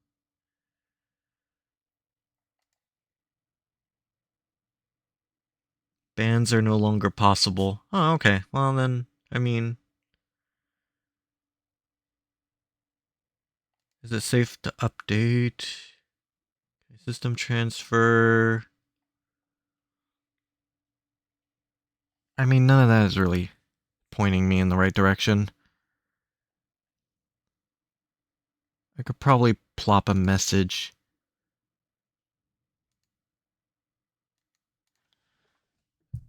I need to see what the official sort of like. Oh yeah, since I didn't have the D-pad, it kind of threw me all the way over here. So here's everything they had pre-installed, which I don't really care about.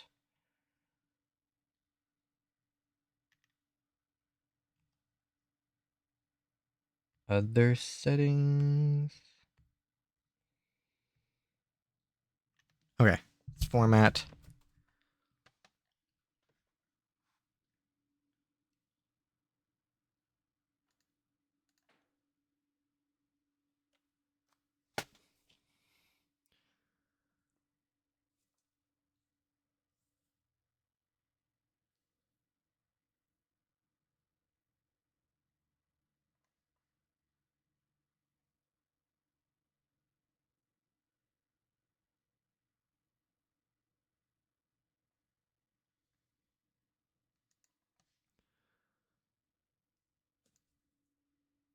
I don't need troubleshooting.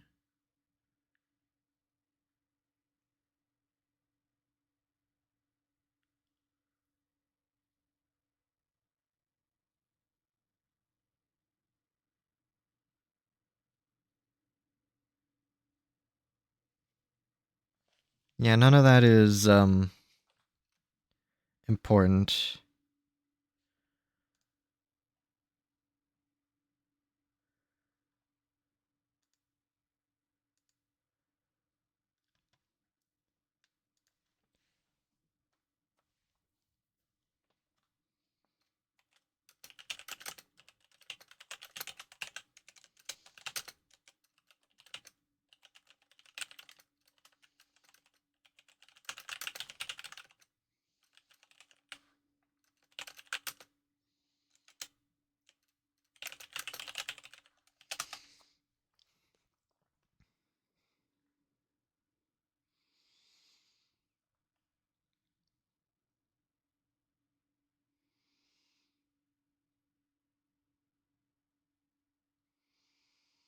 Okay, that's what I thought. So it is kind of similar.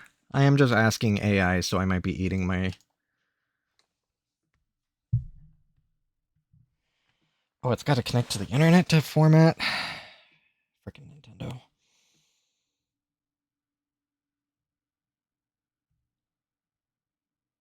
Or will it not connect to the internet? Because it's not currently tied to an access point. Okay, there it goes. It's gonna... Oh? Guess not. So similar to the DSi, I can format the system memory because it won't touch that sort of segment of the NAND.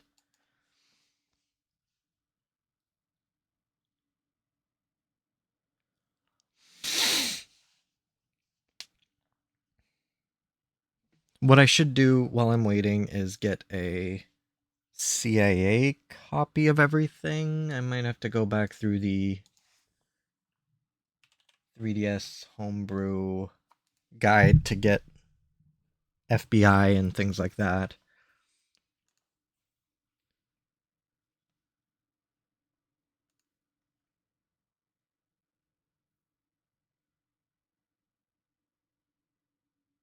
I'll have to see what version of Luna it is.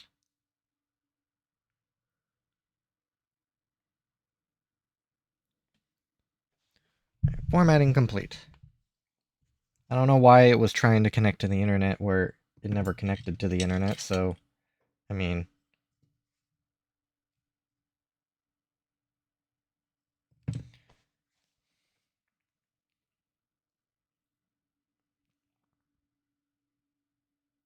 Weird, it didn't power off. There it goes. Okay, let me just go through initialization.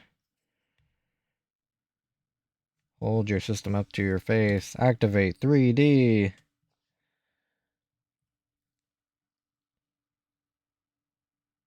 Whoa, it's coming out at me.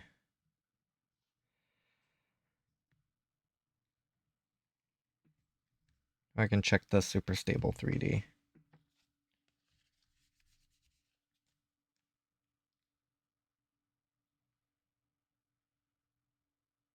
Yeah, it's fine.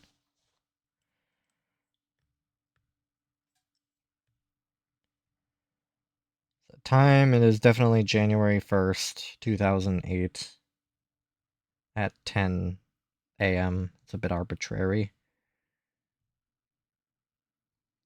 Oh, and it's also my birthday. How about that? Region doesn't matter.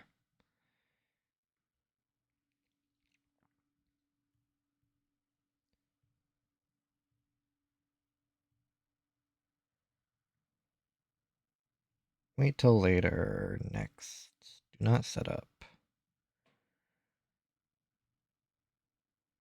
No. Press the home button. Uh-oh. So, yeah, that ZIF connector is bad. I can't press the home button. This is awkward. If there's like... Can I put pressure on that connector just to make it past the screen? It might kill the console if I try to do that.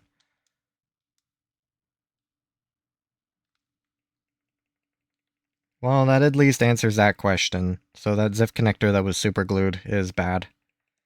So I will have to replace it. Thankfully, I'm wanting to buy sort of a clump of... Or I'm going to buy like a a pack of 10 of them. Those little connectors are not cheap. They're like $1 a piece. They should not be $1 a piece. I'm gonna try and see if I can possibly press it without killing the battery. I don't think that's really possible. I don't know how angry the console will get if I do this. Oh, it's the headphone jack that's preventing me from opening it because it's like lipped around it.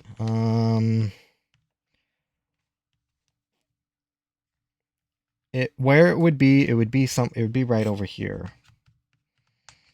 Oh, yeah, there it goes. So that's what I was expecting would happen. Okay, so let's get this apart now and see if I can put pressure on that connector just enough that I can get past that screen. Because I'm going to be kind of boned if I can't. And I mean, getting back to the main menu will mean me just restarting the console every single time, which will be a little bit annoying, but...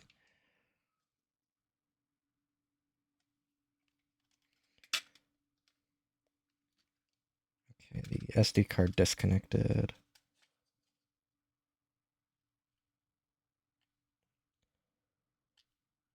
Since it is kind of like, at this point it doesn't matter, I'll be a little more aggressive with this connector to try and bend it down, make contact.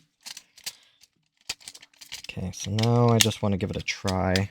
See if I can't even press the home button, or if... I know the home button works.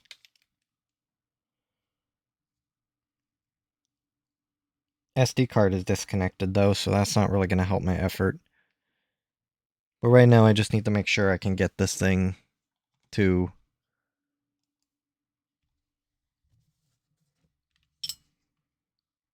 register the home button.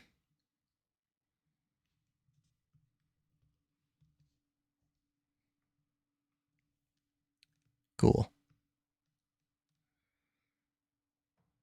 One of the reasons I don't really like homebrew is it's a little unpredictable.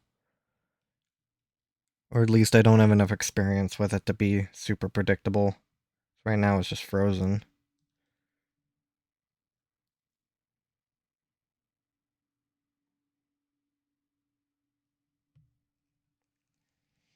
Uh-oh, okay. Well, I guess that means I need my SD card. Flip.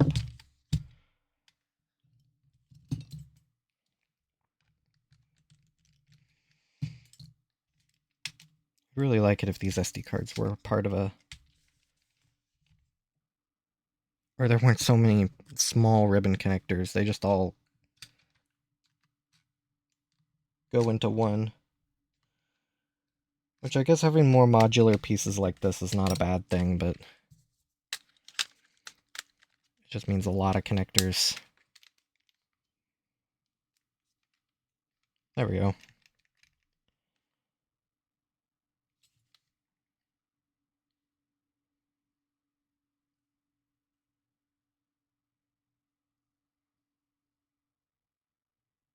I guess maybe powering it off and on did skip the...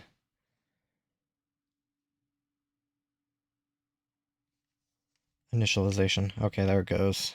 A little worried that the bar wasn't moving.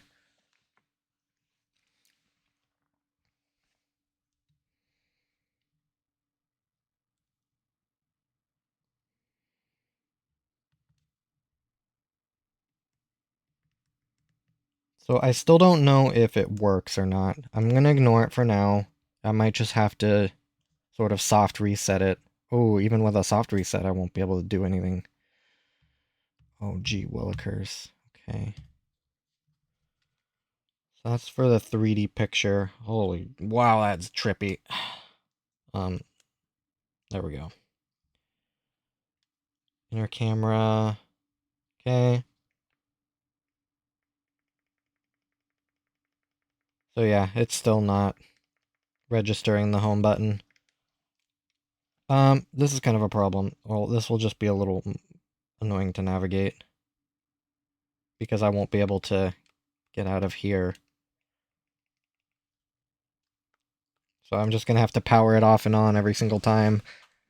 That'll be a little annoying. But let me check the mic. Let me get that on the microphone.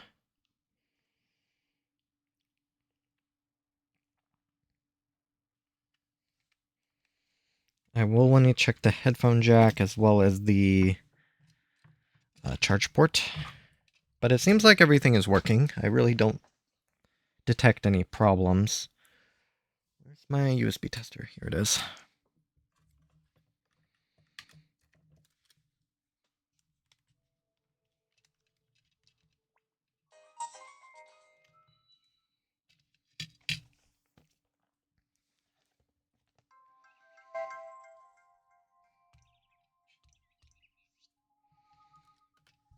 Oh, wrong end. Record and edit sound. It looks like it is picking up my microphone as the waveform is responding to my talking.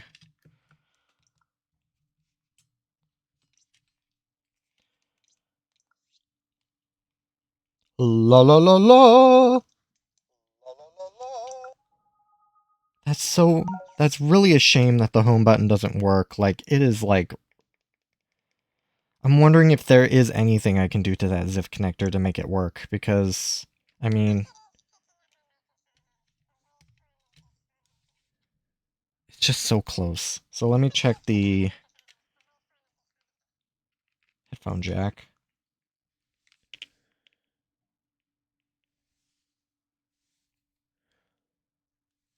Okay, both channels work.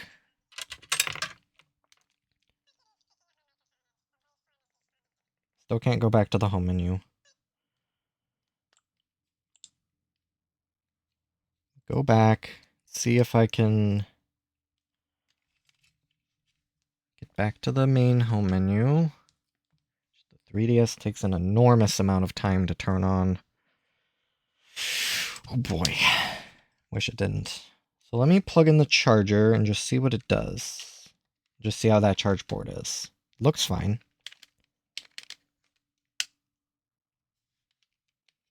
Okay, says it's charging.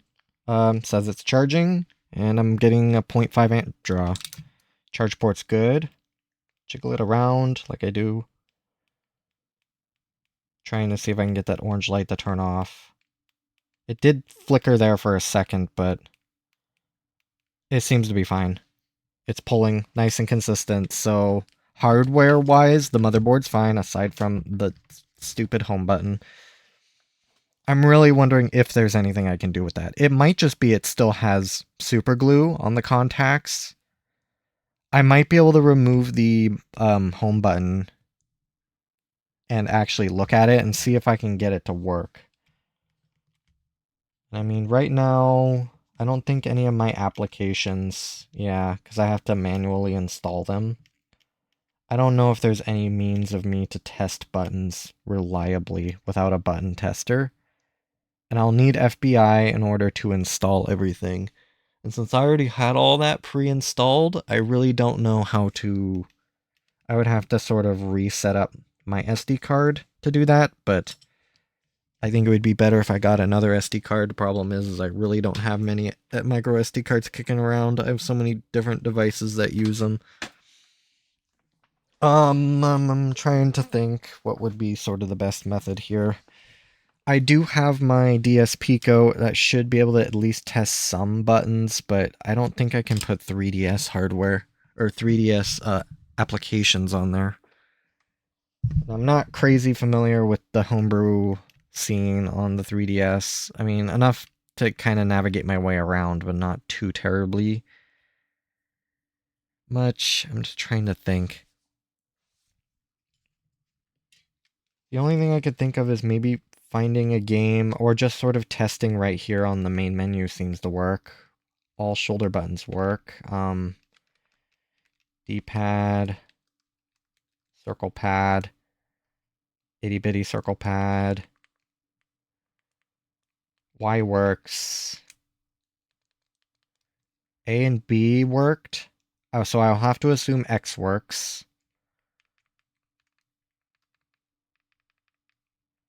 I can't really check if start and select work, but I'm going to make the bold assumption that everything works. The only thing that's not working is the home button, and that was the ZIF connector that had the super glue on it. Okay, so let me get this turned off. I'm gonna see if there's anything I can do to that ZIF connector to make it work. Like anything at all. Like, can I just keep cleaning it? Do I need to put something a little abrasive in there if there's like super glue interfering with the contacts? What I want to do, like I was kind of saying, I do want to see if I can get the home button removed from this console and do some, like, if I can do any probing with it. Because that will give me some more surefire information instead of me just kind of winging it. Don't want to remove the motherboard again, which is kind of a pain.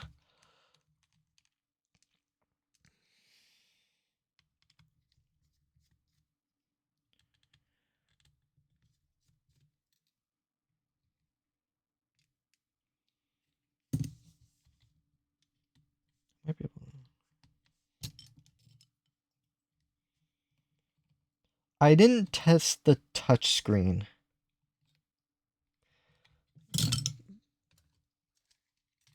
I think I probably did put in some touch inputs, but I wasn't necessarily paying the closest attention. One thing I did want to check is, does Homebrew work without an SD card? On the DSi, unlaunch is installed, the custom firmware unlaunch is installed onto the NAND directly and will function perfectly fine without a, oh, power button's not connected. I'm not used to the power button being sort of its own little thing. Unlaunch is installed onto the system NAND, so even without an SD card, it will still function.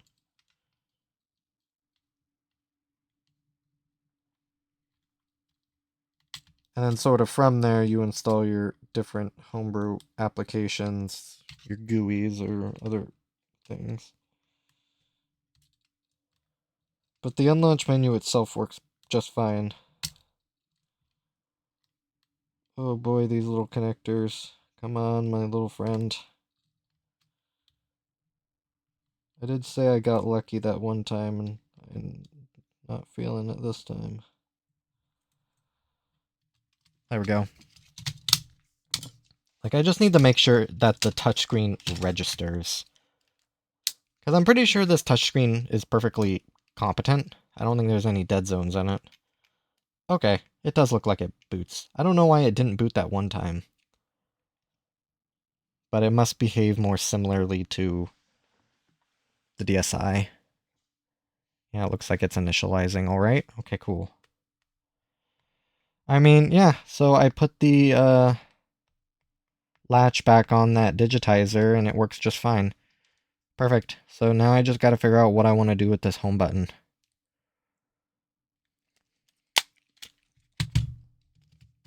See if I can, again, see if I can get it out to test the contact points directly. That will give me a yay or nay answer, because I really don't want to keep taking the motherboard out, trying something, putting it back in, taking it out, putting it back in. The more I fiddle with those ribbon connectors, the more likely I am to destroy the ribbon cables, because they're not necessarily designed to be taken out and put back in multiple times. I mean, to some degree they were designed to be taken out. I mean, Nintendo didn't solder all this stuff to the board, so there is some amount of... I need to get rid of that piece of tape, it's a little annoying. Nintendo would just solder all this stuff to the board if it was never meant to be fixed. Gosh darn it.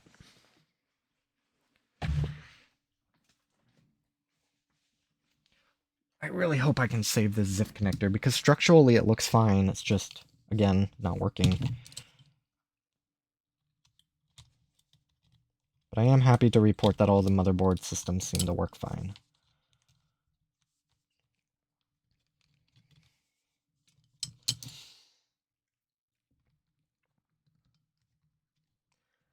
And then what I'll need to do is put this motherboard into the other console and then test all the components that I got with it. I'll have to see if I can find a micro SD card that I can arm with all of the information and sort of see what I need to do to set up a new SD card.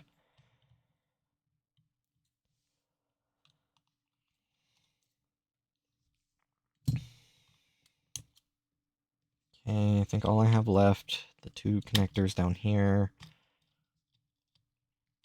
I'm really glad the microphone worked, so that one's okay. I was a little worried about it.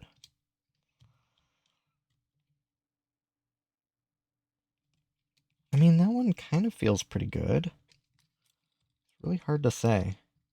Very picky.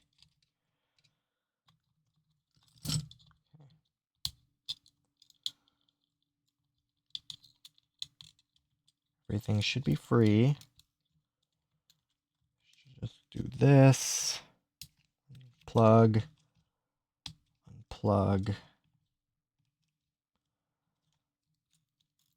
There we go. Okay, it does look like I'm going to need to take off the game card slot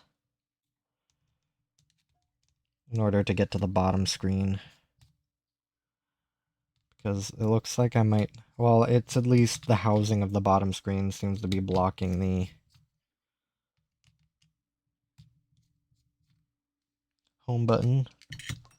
Whoa! Wish I had a home button kicking around, but that's going to be an AliExpress order. Remove the D-pad. Okay. Now removal of this is a little awkward. At least I'm not really used to it. You have to kind of like pop some clips that are around. I really don't like putting this type of pressure on a screen. These screens are not the most robust.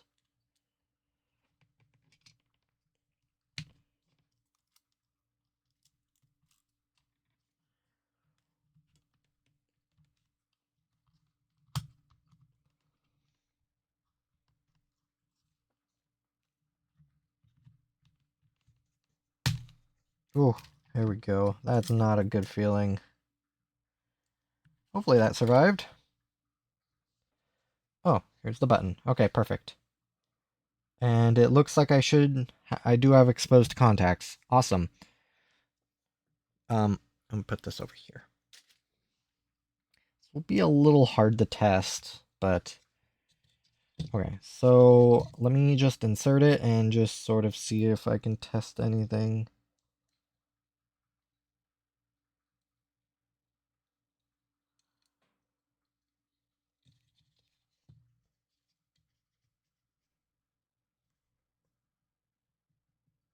I should first test if the button actually works. I mean, there was no problem with it with my other motherboard.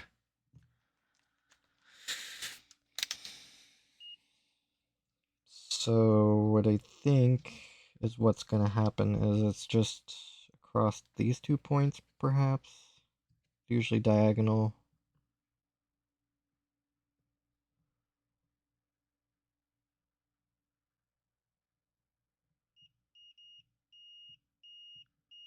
Okay. So now what I need to do is do a just continuity test. I don't need to press the button, thankfully. I just need to make sure that like this point corresponds with one of these back pads.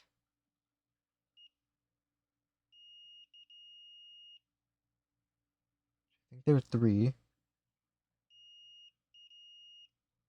That's odd.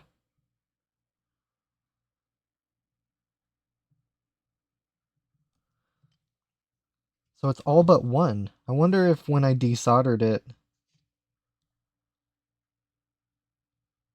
this contact point didn't get resoldered.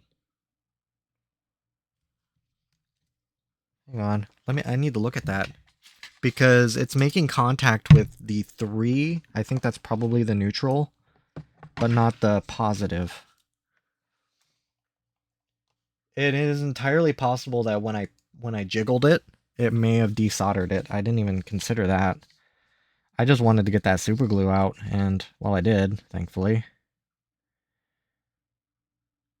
Oh, I mean, it is incredibly hard to tell. Let me zoom it and enhance.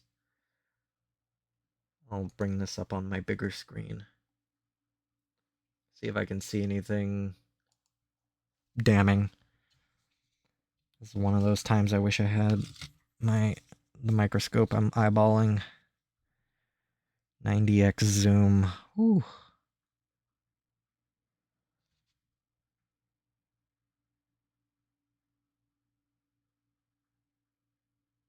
I mean, it is entirely possible that that desoldered, but I it looks far too similar to all the other pins. Let's see if I can like touch the solder pad and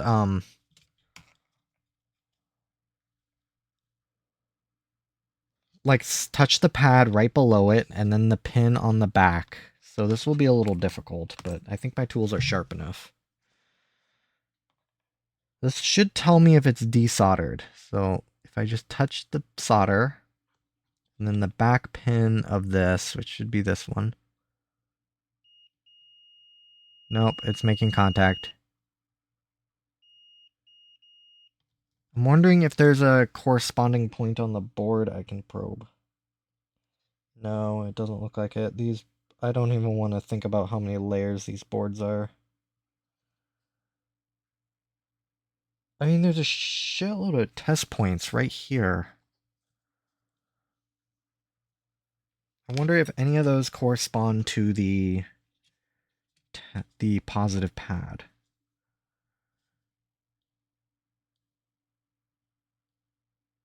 Seems like the most logical.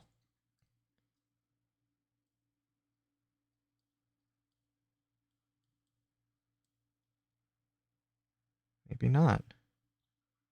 Couple down here. Let me see if I can make better, just really touch it.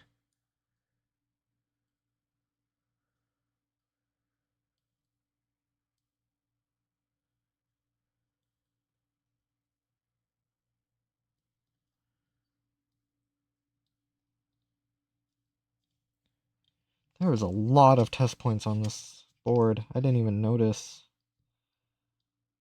I'm just sort of probing a bunch of pads I see, seeing if any of them correspond to this button.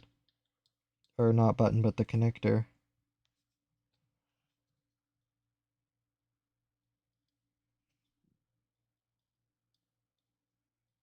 I would have to figure one of them do.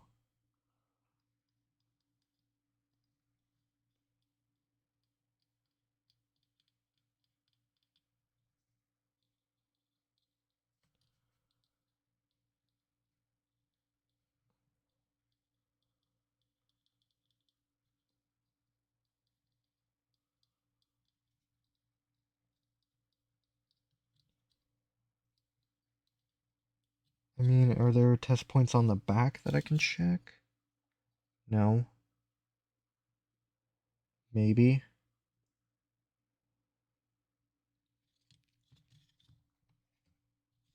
Because I want to have another point that I can test that isn't this positive pad. This is for a button input, so it should go into an IC of some sort. This might be a little awkward.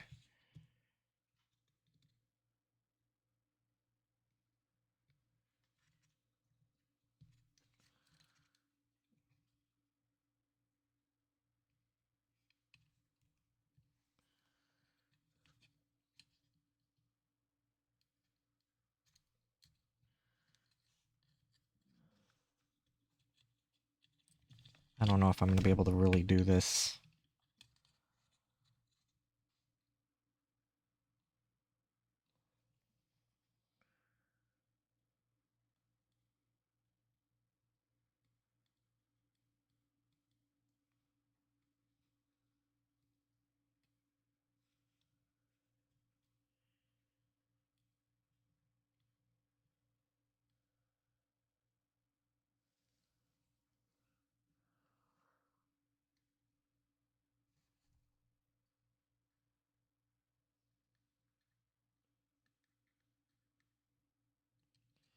No, I don't really see anything. I have no idea where this, where these contacts go. I mean, I could spend a long time trying to figure out where. So if... Because all of these are just ground. You can just see they just sort of flare out into the pad. But I would have no idea where that positive goes. But it is somewhat clear, at least what I can tell, is that the positive line isn't making it into the... Or that the positive line on my home button is not making it to the connector. Let's see if I can see into the connector. See if there's anything that's like, oh yeah, there's a goober or something.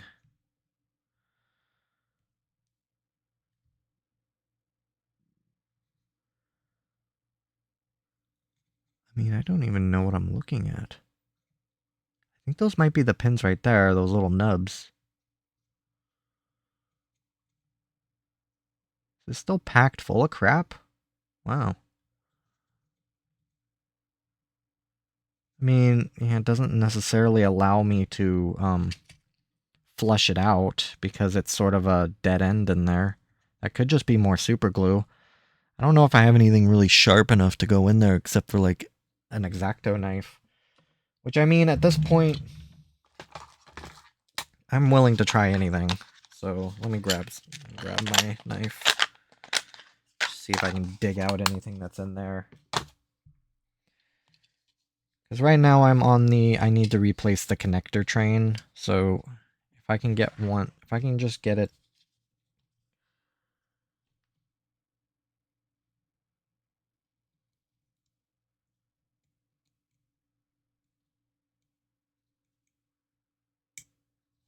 I wonder if it's because... No, I won't yield quite yet.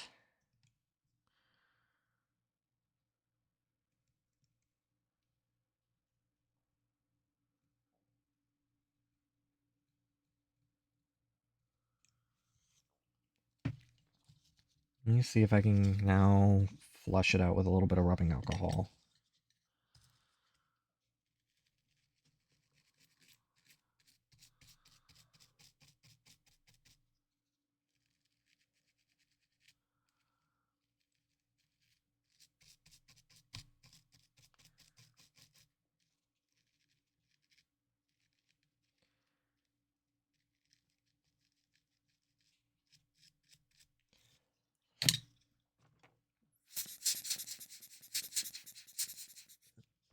Now, I know the connector itself really isn't in that great a shape, but it should be good enough. I'm just wondering if it was like cracked right there.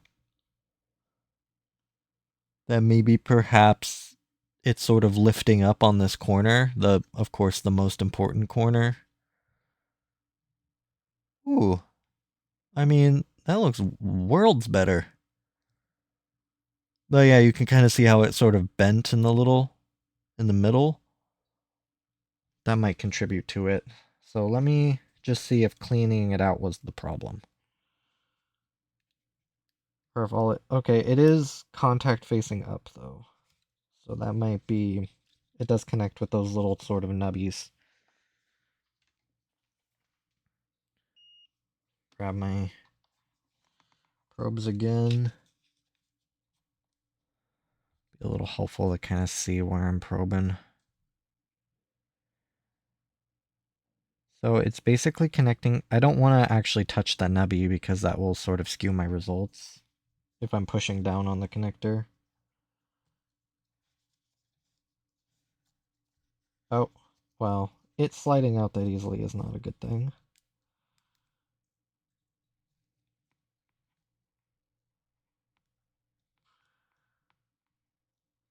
Just haven't found a way to really bend these back down without sort of destroying them.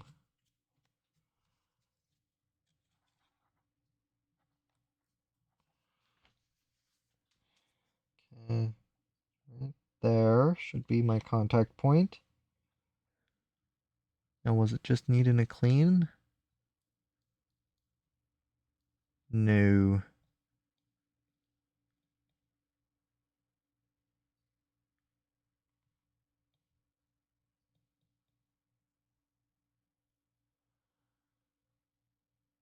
Am I making any contact at all?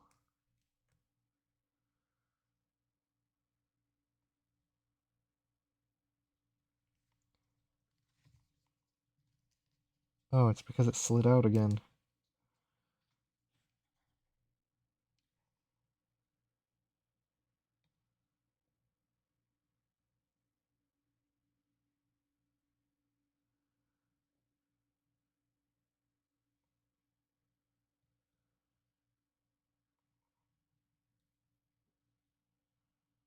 I'm getting nothing.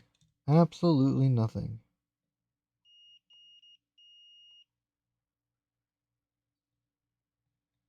So yeah, it isn't bending down.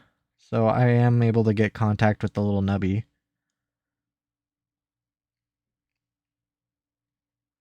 It's a little recessed, but I have to press down on it.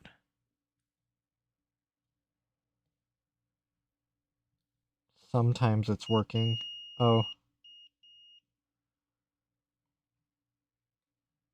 Okay, let me check something. Does the nubby make contact? Is the structure, like the internal structure, okay? Yes, it's just not bending down. I don't know if there's like a way I can just sort of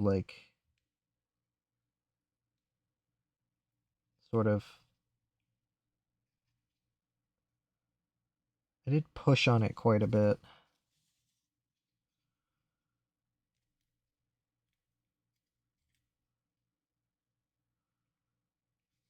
Ooh, that felt a little different. Don't tell me that's all that's needed.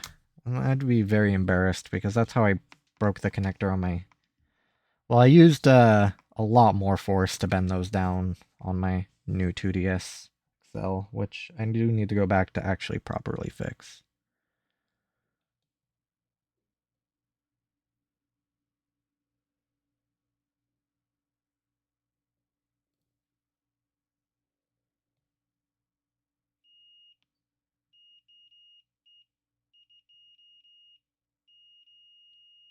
I mean, my meter's telling me it's now making contact. And I could feel it when I pushed it in, like...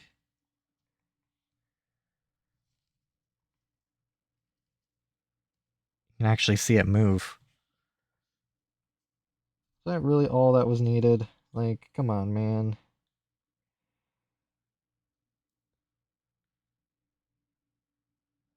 I might not be touching the... This button has a tendency to squirm. I think that's all I needed to do was just bend that down a little. I just bent it with my fingernail, and it seems to be working now. Well, all right. That feels a lot better. Let me check this one. That one feels pretty good too. Let me just let me check the neighboring connector. I might have to go in there with my knife and clean out any goobers, cuz that one looks good now. Is this one bad?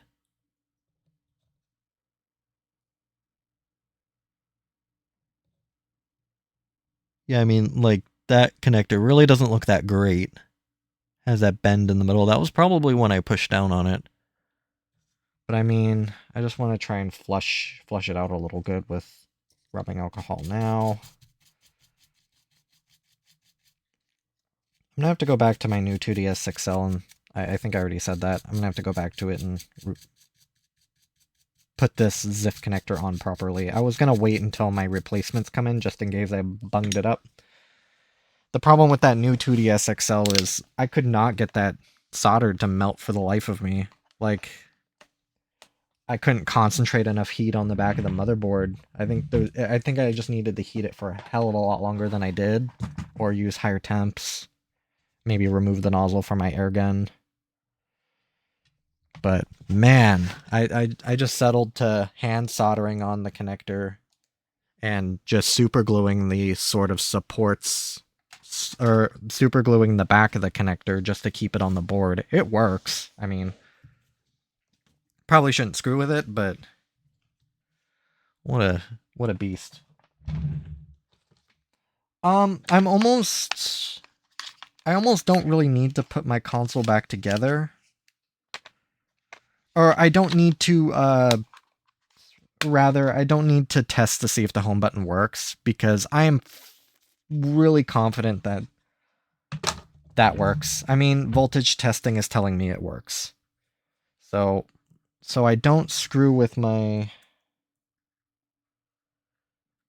Oh, the sticker's part of, like, the NFC. I just, like... That's annoying. Okay. Since I am confident that fix works, and I do have more ZIF connectors coming, so if I do find out that no, they don't work, I can fix them. So what I want to do is put my console back together, and then I can focus on the components that came with this motherboard. Because from what I can tell, everything works fine otherwise. Let's get this button back in.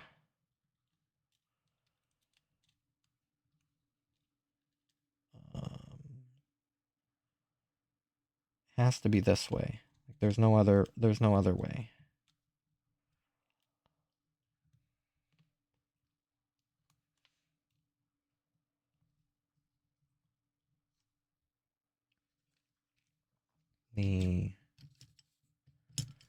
This kind of works its way in.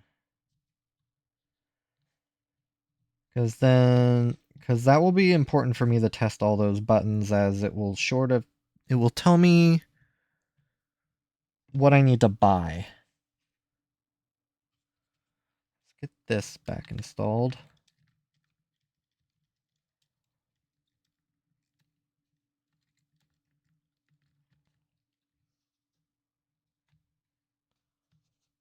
Should just pop into place. Literally. Man, I really don't like doing that. I really don't like doing that at all.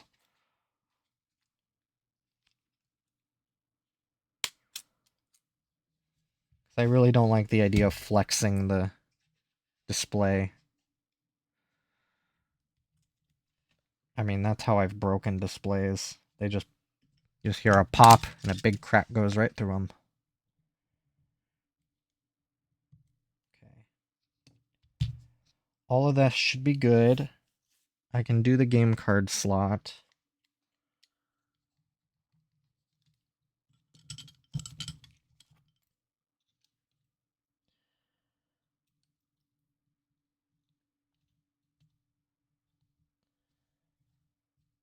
Then I'll have to see if I can scrounge up an SD card to set up. Setup should be pretty easy, just I'm guessing the homebrew guide will have fairly detailed instructions on what to download. Just setting up a new SD card is by no means a unusual thing to request.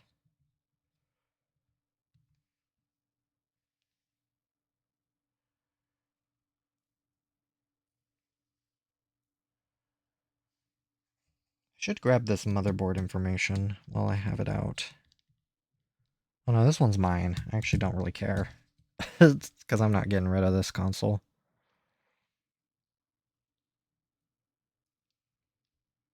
Not for a while, at least. It has yellowed screens. Yellowed TN panels, so I mean, it's already not very desirable for a couple reasons.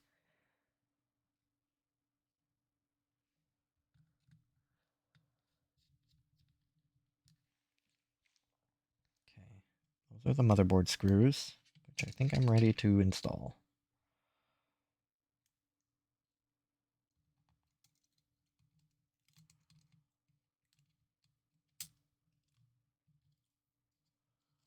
Oh, I need to get the displays in first.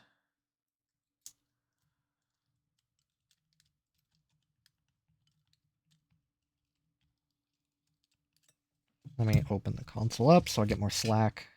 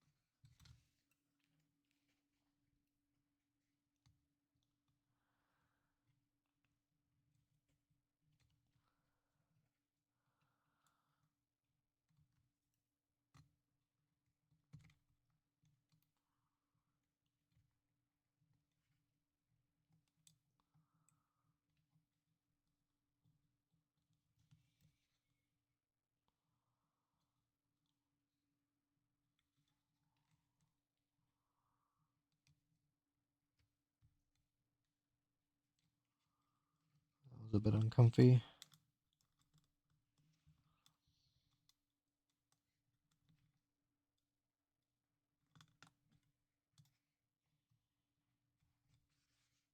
I didn't realize how dirty it was back here.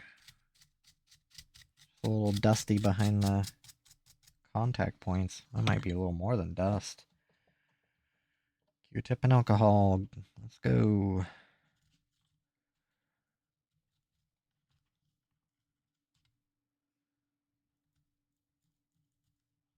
Huh, weird.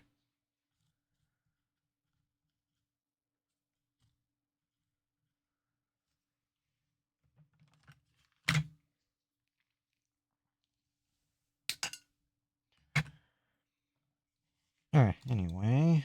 Let's get these ribbon connectors in.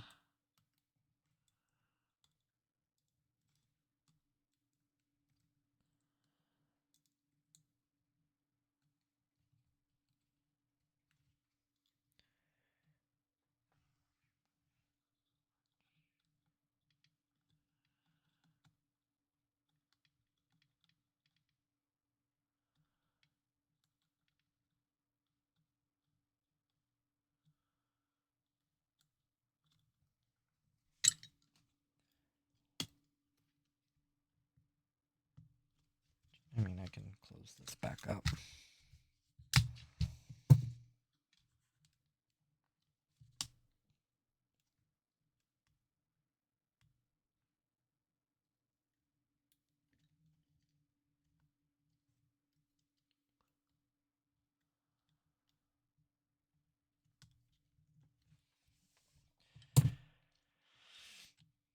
Oh boy. Okay, all the connectors are visible. I can put the motherboard screws back in.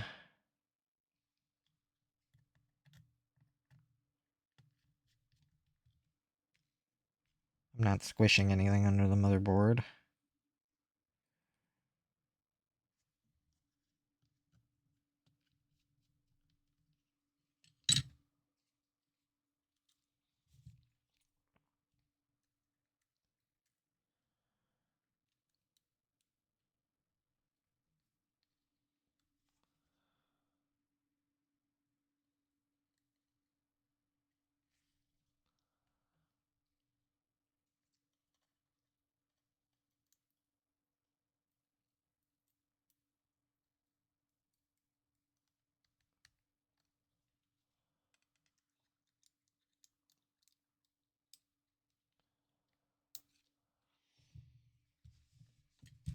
Okay, thinking circle pad is next.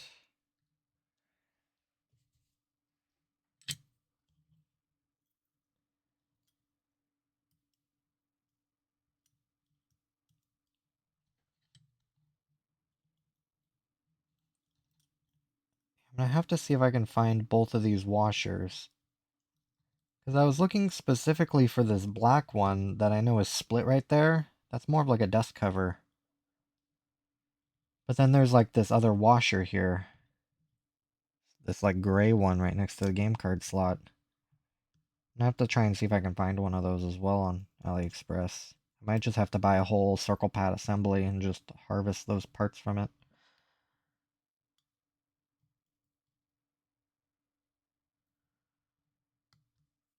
It really doesn't feel like it's in there all the way, but I mean, I have no reason to believe it isn't. Oh, okay, never mind, it looks fine.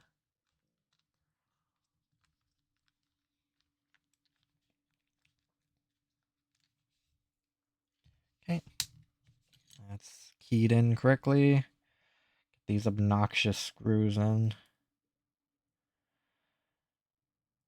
And slot in. Supposed to be self-centering.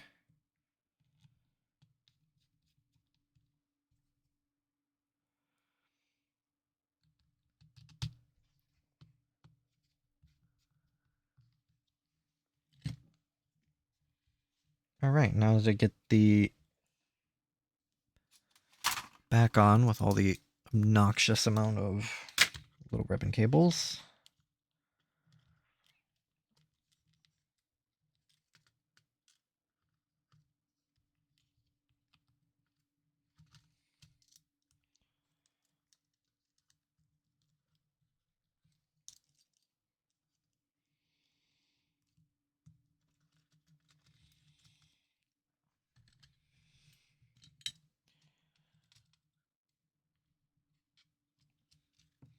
power button was cooperative. Hooray.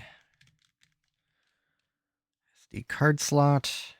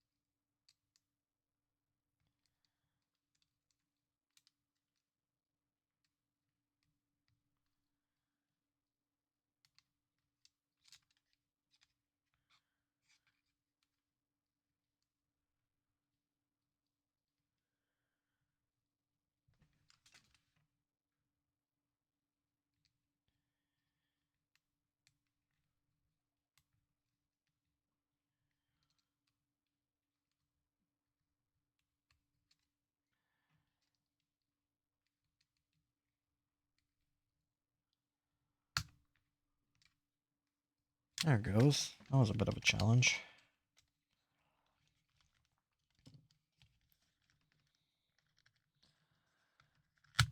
Okay.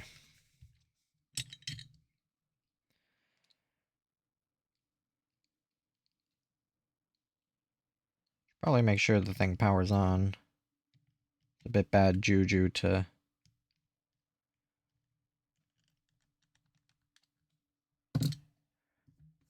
screw it all together.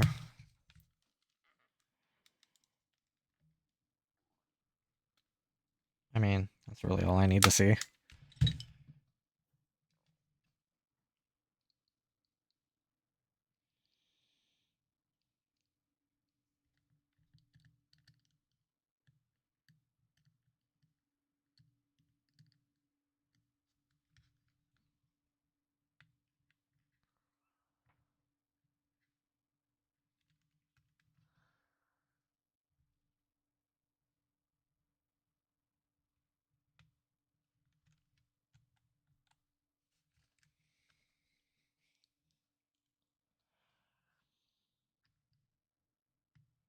Not a crazy big fan of these tri-tips. A little harder to center them in the screw hole.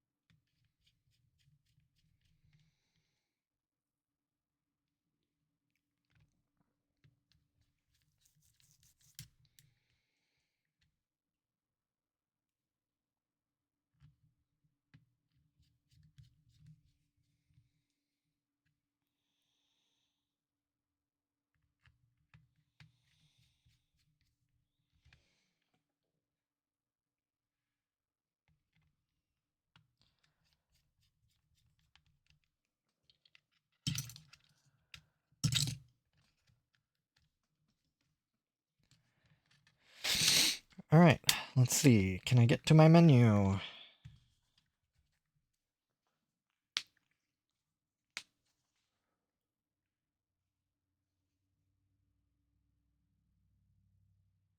Yeah, look at that. She lives. All the buttons seem to work. Even the home button. How about that? Well, that always would work. Perfect. Get that powered off. I'm going to need the battery because I don't have a spare for that other console yet. That's something I'm going to have to order. But I can at least sort of get that back together. So I'm going to need to look for a micro SD card that I can arm with everything I need for that other console. I don't think I have any kicking around, unfortunately. I mean, I do have one kicking around. I think it's like 128 gigabyte. And that ended up somewhere, but I'll see if I have a micro. Because I don't think I need anything that big to hold custom menus. I need to just buy a whole bunch of micro SD cards, though. I don't even know where that 100 gig one went. Somewhere.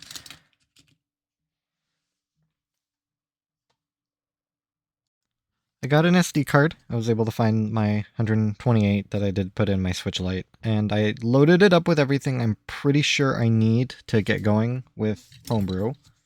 It has all the basic apps, or at least the sort of app bundles that they have through the Homebrew guide. It should install things like FBI and Checkpoint and things like that. The very basic installations that I need. I also put 2 pieces of testing software on there that I can use, as well as I'll be using my DSPCO to test things like the touchscreen. So I'm ready now to put everything back together, because I'm going to assume that everything is good on that motherboard. At least I wasn't able to identify any faults aside from the zip connector that I bent back.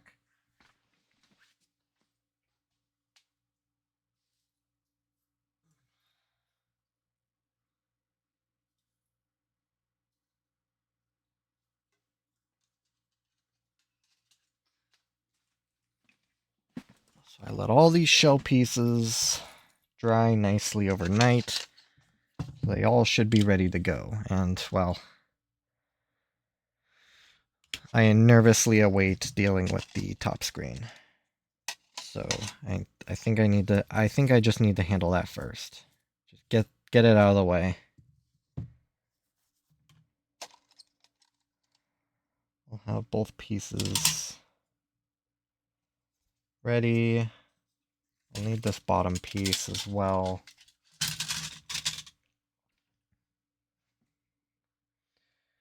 So I need to install this first.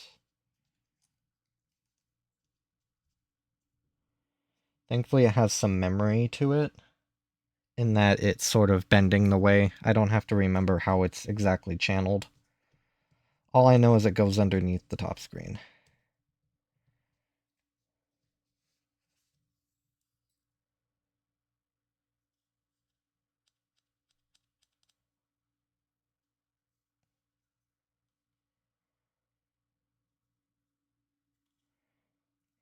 Kind of wondering what this chalky stuff is. It's like light gray. See if it comes off with a little bit of rubbing alcohol, though I really don't like using rubbing alcohol on the shell.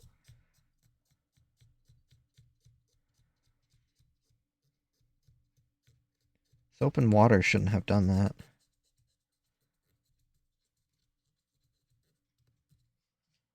Huh, this might be just a weird wear mark or something.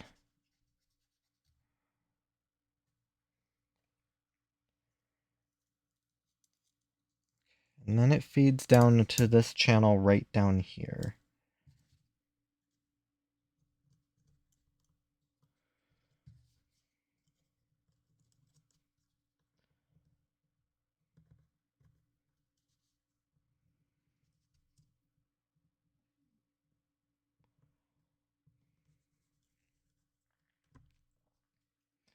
Now I might be able to get away with sort of holding it off to the side, because feeding in these ribbon cables is going to be the hardest part. Let me grab them. So I believe it was camera ribbon, then the shorter ribbon, or the shortest ribbon, or the longest ribbon is in the center. The shortest ribbon, or both the camera and the backlight, sound system, and everything are on the shortest ribbons. Yeah, it looks like something like that. Now, I need to grab the ring as well. Now, I've done this maybe 4 times on various 3DSs. I've failed once, so I'm feeling pretty confident. I've kind of worked out the best way to do this is to feed in the outer 2 ribbons first, and then feed in the innermost ribbon. Since the outer 2 ribbons are basically the same length, like they're just hugging up against each other like this, it's a lot easier to deal with them first. And then I can feed in the inner ribbon, which is a lot longer. Because I've been trying to feed in all three at once. And what happens is either I can't necessarily grab onto all three ribbons, and it just makes a mess, and, well, end result is I end up tearing the ribbon cable.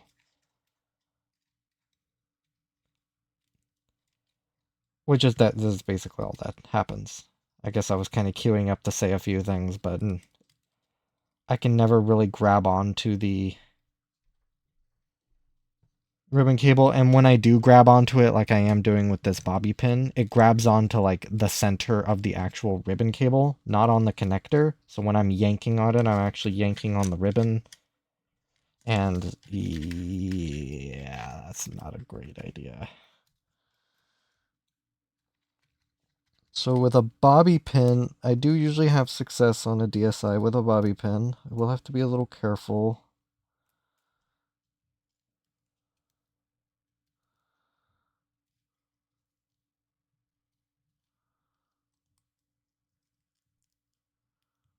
I mean, I can try doing all three at once if I just sort of coil the inner ribbon cable in the center. I will definitely abort this if I get any sort of resistance.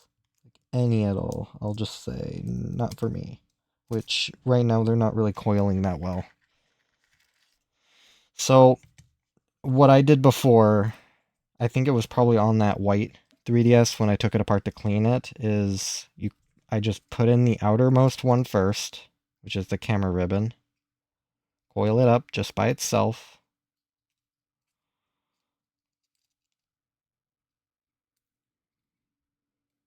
I need to sort of clip it onto the bobby pin. There we go.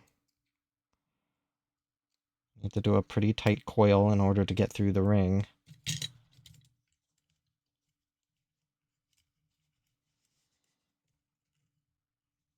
And what this will do is almost make like a tunnel. Because I believe there's a lip inside there that the ribbon cables will catch on if I try just feeding them through. There is a lip on the DSi XL between, I think it's like in the center of the hinge. To keep that ring from pushing all the way in, there's like a lip. So when you're trying to feed the cables through, it'll get sort of caught on that lip. Okay, so I got the camera in, and what they'll do is kind of smooth the path for the rest of the ribbon cables. I can try feeding these two in, but usually what I'll do is work on the next cable, which is which is this one, which is going to be a little harder to do. I'm trying to remember. I remember feeding them in one at a time. I think I just maybe fed in the camera by itself, and then I was able to sort of work these two through at the same time.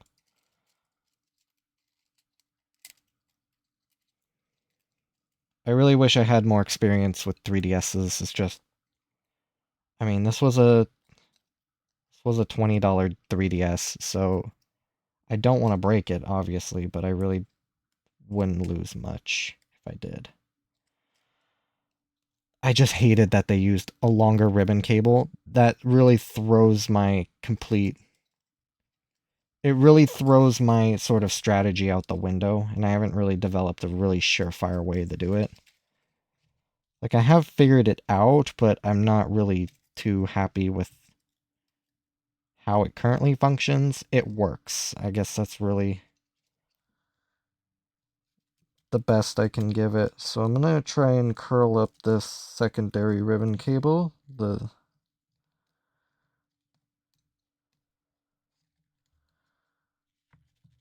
I think what I did is I disconnected the small ribbon cables off the board and sort of made this board free floating.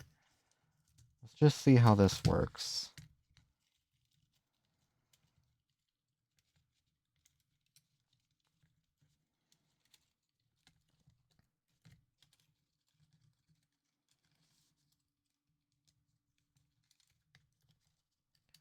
Okay, so far this is going very, very well. So I got the second one through. Caught a little on my bobby pin. I need to sort of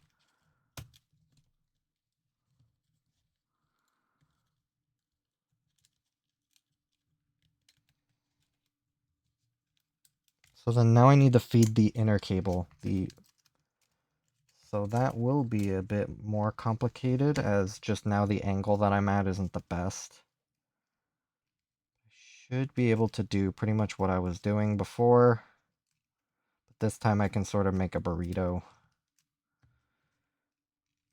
Actually, what I'm going to do is go in through the... Trying to remember. What I might do is actually disconnect this. Disconnect the lower board. I'll deal with the cables later, so that will allow me to sort of separate the unit. Yeah, I feel like this is what I did. So now that it's separate, I can manipulate it a lot easier. So I don't need to do that, so I can now grab the actual display ribbon, coil it up, like spaghetti or a burrito. I like the burrito.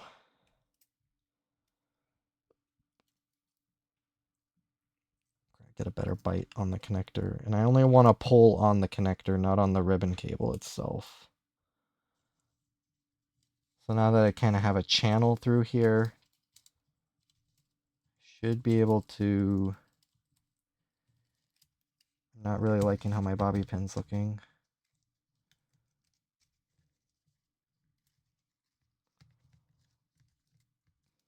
But the key here is just very, very, very slow. Very, very, very gentle.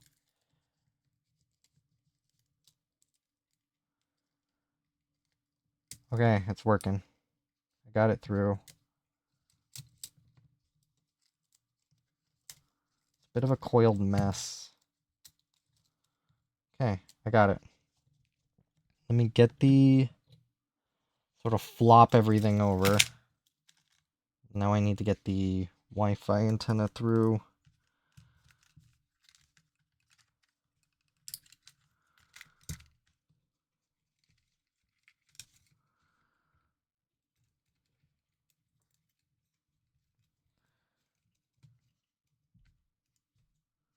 Try to keep it from touching the ribbon cable. Again, these ribbon cables are extremely fragile, so I need to flop everything this way, because this wire is contorting a little. There it goes. Okay. Flop everything back over. Not quite. I need to get these ribbon cables back in. Which I'm glad that they did an assembly like this. They didn't try doing the like double assembly in one.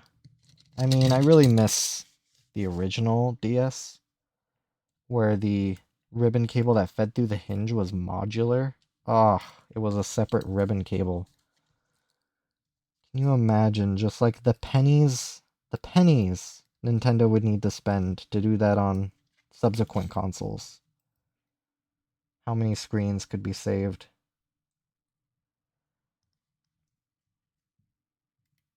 I mean, I have a box of torn ribbon cable screens. Like I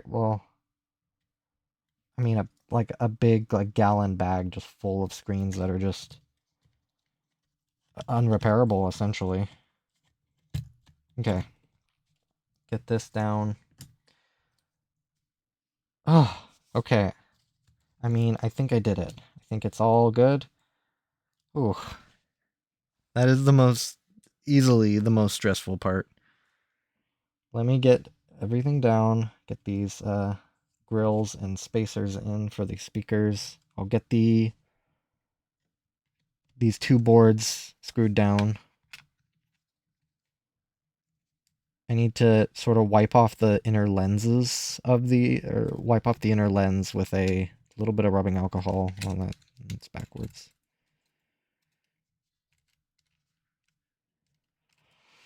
Just to make sure those lenses are nice and clean. Let's get that in first. Now they use these super small screws.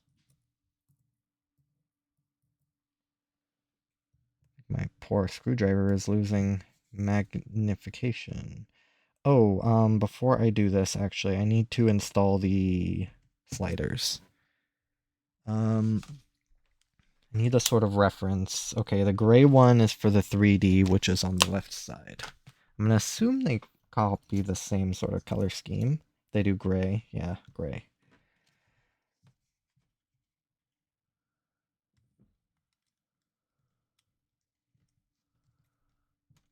It's gonna look like this.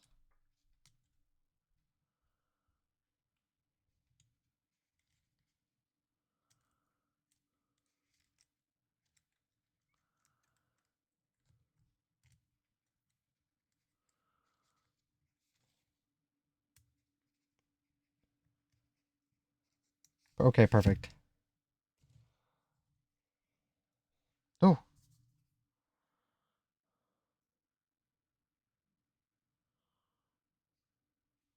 let me just...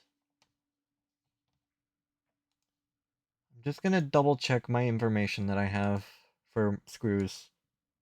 Because I really am not familiar. Like, I know the channel that I grabbed them for, I am positive. That is for these two upper, the 3D slider and the volume slider. I want to make absolute certain. So I did recently upgrade my guide with caliper measurements.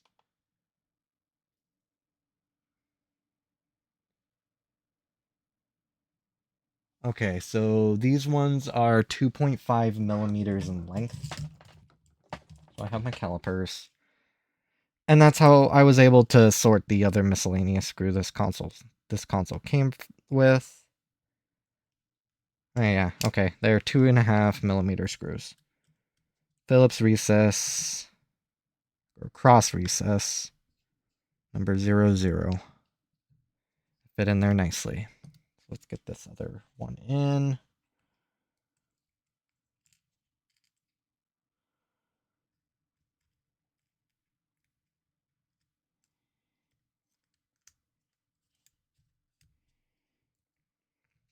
Let me grab same screw.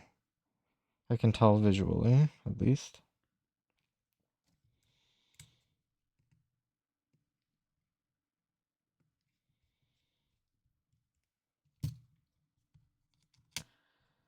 Now, for the Y-type screws for the SD card, I'll have to be a little creative. I do have screw kits, and I think they have the screws in there. That doesn't feel right. That must not be... Maybe the volume wasn't turned all the way down? No, the volume was turned all the way up. I wasn't paying attention when I put this in. Okay, that's better. The 3D was all the way off, so I knew that was at its sort of baseline position. I think I need to magnetize this again.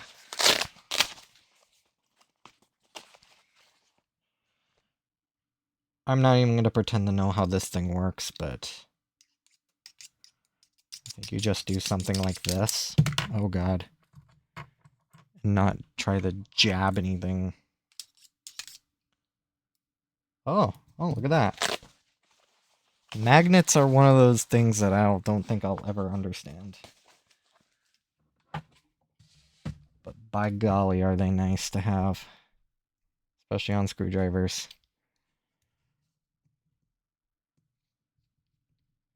Okay. Both those went in very nicely. I don't think there were any other pieces associated with the top screen. Nothing off memory. Let me grab a Q-tip. And just a little bit of rubbing alcohol. And I just want to just wipe off this lens just so there's not any like soap scum or fingerprints or something like that on the inner portion of the lens. I will plop this in. I'll have to do the same for the outer portion. I also need to slot in the hinge, which should be something. I don't think it's like that. This is going to be another hard one, because the hinges on the DSIs aren't keyed. This one has like a little lip on it. So it has a key to it. So I need to figure out why, or what direction I need to put it in, which I can't really determine right now. So let me attach this lower shell piece.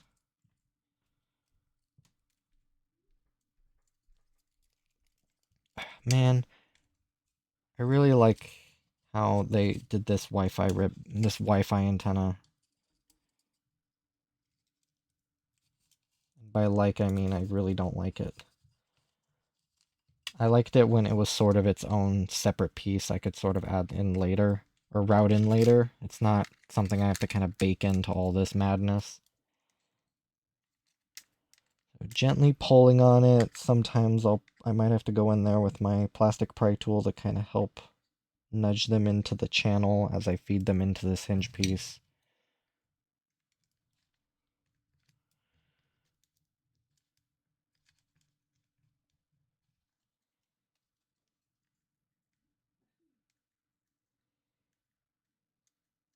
There we go.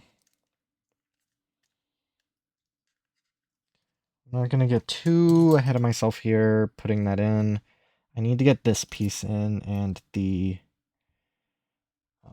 LED diffuser, which I'm not entirely sure. Is that fed in like this? I think. I just sort of lift it through. It's not necessarily the most... I don't know if it'll balance right or if I need to sort of inverse this console. Oh, there it goes. Okay. So can't exactly see in there. It's keyed down. That's what I thought. So whatever this like key piece is, it needs to be down.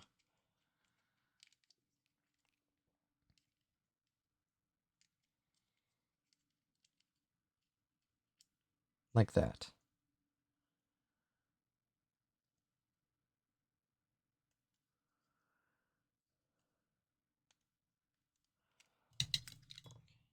What's interesting is I can never feed it in far enough to get completely past this key, so I kind of have to like push it through. Okay, I think that's it. Now I gotta jam it across.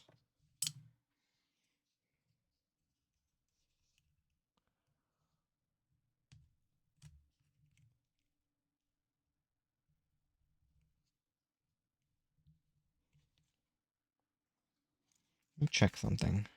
Just make sure that this top screen is actually in all the way. Okay, it is.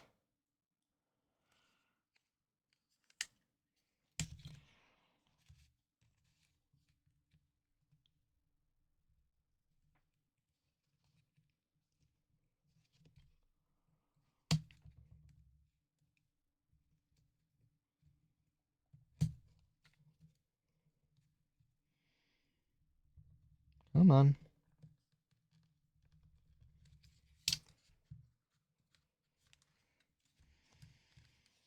A lot more factors at play. Like, doing it this way, having it part of the assembly in here, I mean, I don't even think that really... It does sort of add another layer of reinforcement to the hinge. I don't think I've seen a new 3DS with a broken hinge, so... I mean... I don't necessarily like this construction, but it works. It's proven to work. Ooh, I think I got it. I don't like how that happened, but I didn't damage anything, it looks like. Now, I'm getting really sick of this camera sliding around, so let me just clip this top piece in. I need to do the same thing where I wipe off the lenses just to make sure that they're nice and clean and devoid of any sort of debris from me.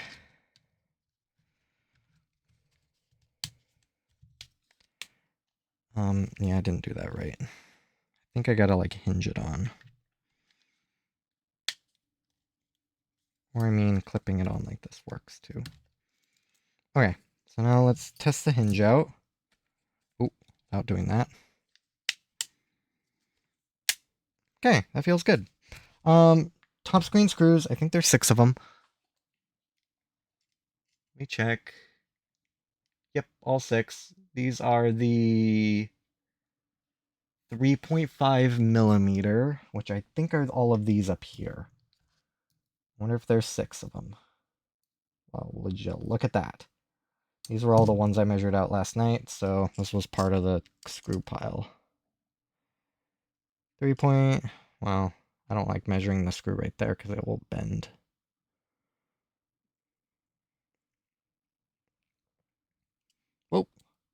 Ew.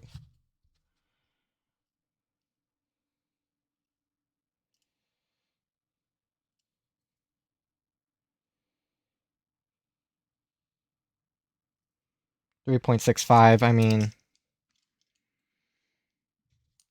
a variation of 0.1 millimeter is really not that big of a deal. There's no other place these screws go. Carefully.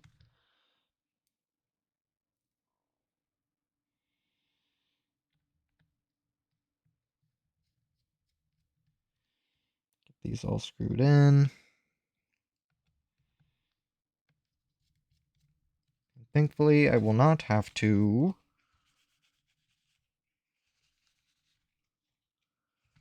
worry about taking apart this top assembly anymore. None of the parts I need are part of this top assembly, aside from the plate. I'm going to try and get some aftermarket plates. Just black ones. I could go with a special edition plate, but am I missing it? Oh no, I'm not missing a screw, I'm just not paying attention. I could go with like printed plates, but I mean, aftermarket printed quality has never been the most impressive to me.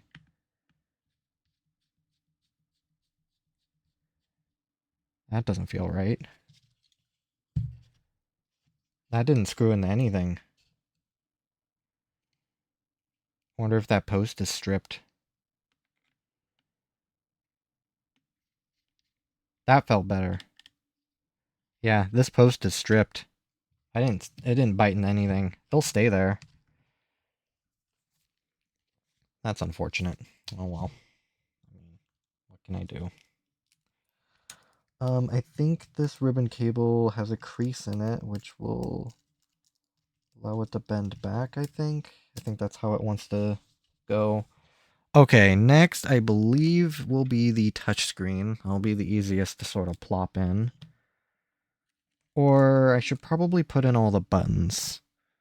Let me kind of gather all of the things. Here's the circle pad, and I'll just sort of... I need to make sure that module is good before I get too terribly far here. As well, I haven't purchased any parts. I've been waiting to do this assembly so I can finally test everything.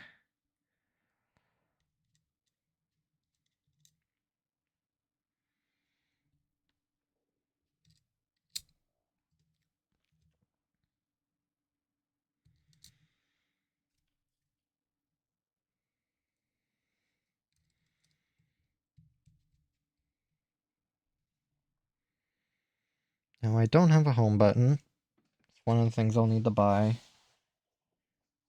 I will just put it in just so I have it all in one place, because when I make the order through AliExpress, it'll take a good solid several weeks for crap to get here, so just keeping everything in one place will keep me happy. That is the power button. This is the nipple.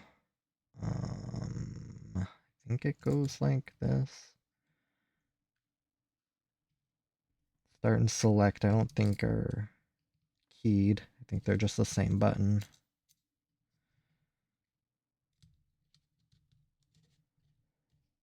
Power button, yeah, D-pad.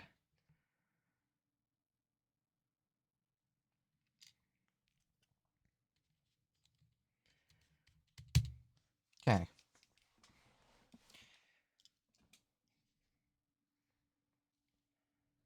Now, I don't remember if there was any sort of membrane for the power button, but...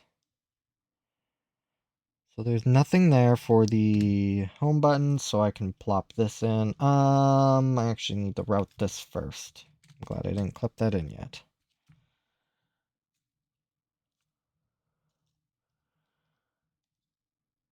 If I remember how to route this. Let me check back.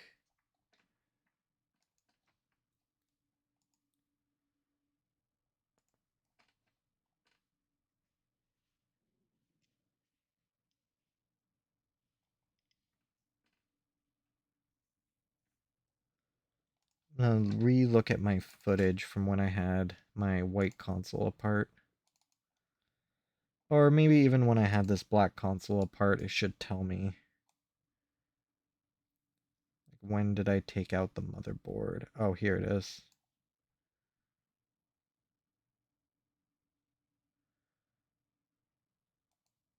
Okay, yeah, that makes sense. So it does kind of look like this. I want to give it enough slack so that the hinge can open and shut without any problems.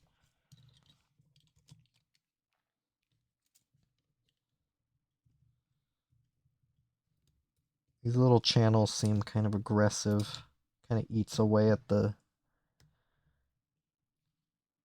insulation.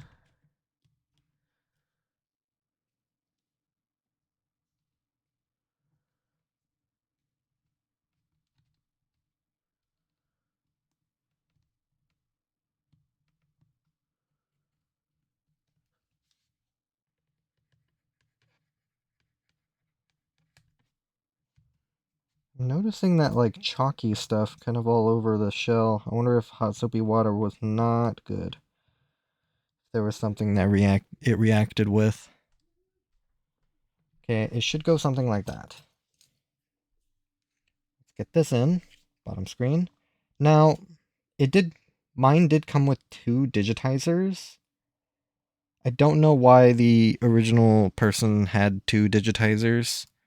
So if this one, I'll have to make sure this one is good. If it's not good, I'm just going to buy a new one, I think. I can try and see if I can reuse the third-party one that's not damaged, but my hopes are pretty low that I can get it like cleaner than a true OEM or a aftermarket one. I never like doing this. I never like doing this. I never like doing this. I wonder if I need to like lever it in. No, it's just clips. I hate them. I hate these clips. They make me so nervous when dealing with a display. Like I have to just like shove it down, hope I don't snap the LCD. I don't think this corner's in. Maybe it is. Can't really tell.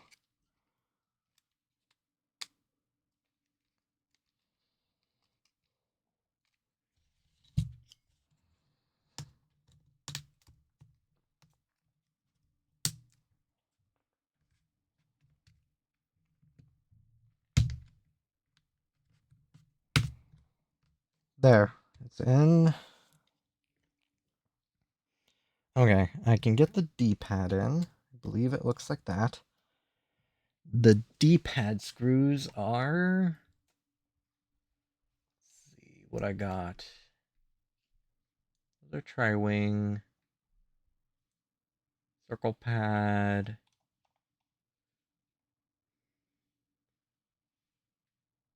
Okay, the D-pad screws are the 4.5, so it must be these 4 right here. Or not the 4.5, the 2.5 millimeter screws. 2.54.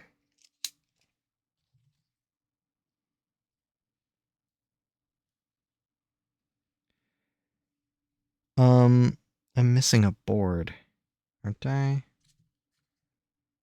The game card slot. That's what it is. Where did I put that little bugger? Oh, right. Had all this stuff up here. The card slot, shoulder buttons. Yeah, okay.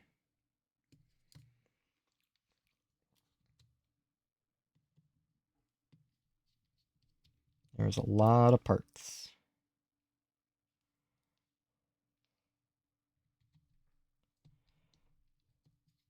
I mean, I won't complain too loudly about modularity. To have the game card slot as a separate piece is amazing. I think I've already said that, but...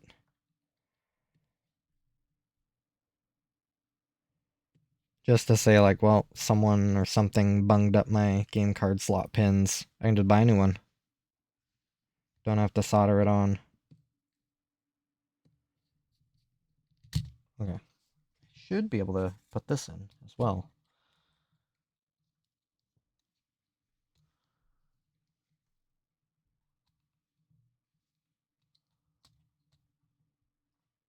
The game card slot, I'm gonna guess it's these four right here. They might even be the same.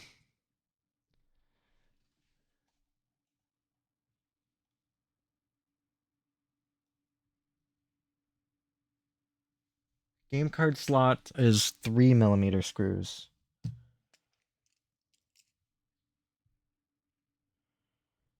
These are 2.5. Do I not have any 3mm? What color are they? Gold? Let me just double check to make sure that I didn't remove those screws, or else they were in the wrong spot. I know most of this was disassembled.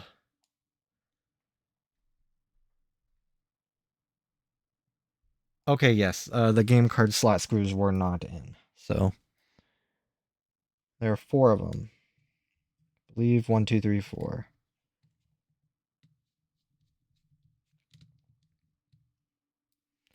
So I do have a couple extra. One extra, I mean.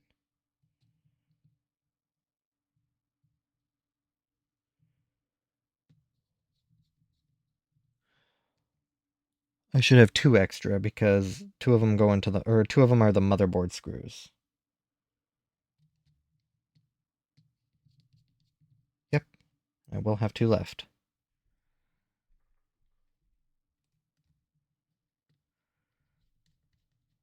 I can install the power board next.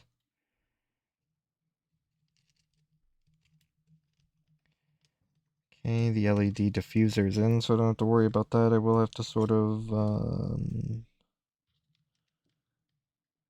this fella in.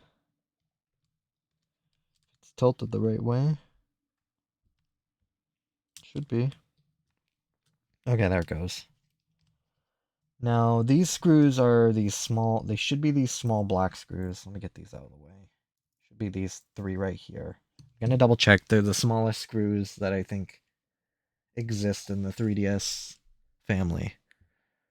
2.25mm black screws.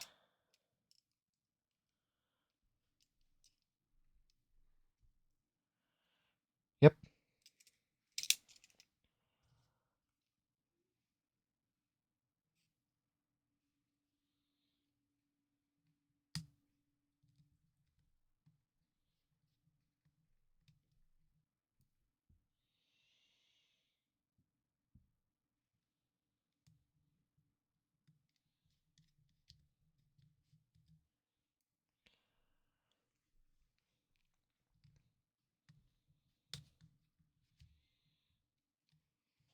Okay.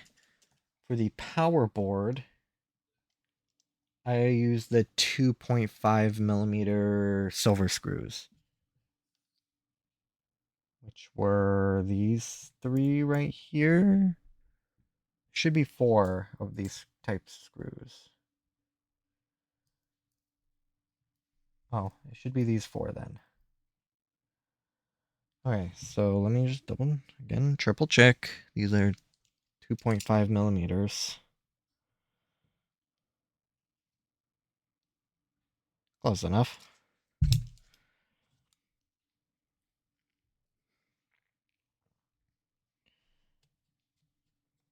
Four of them.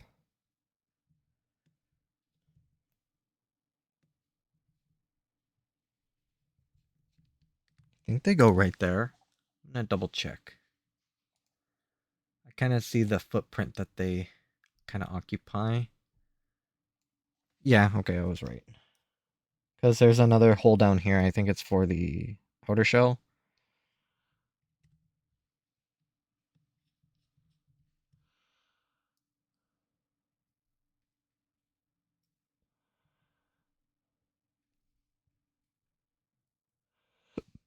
I think from here I'll be ready to put in the motherboard.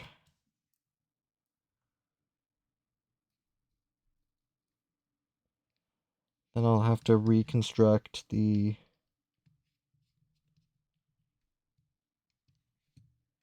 That's for the power button.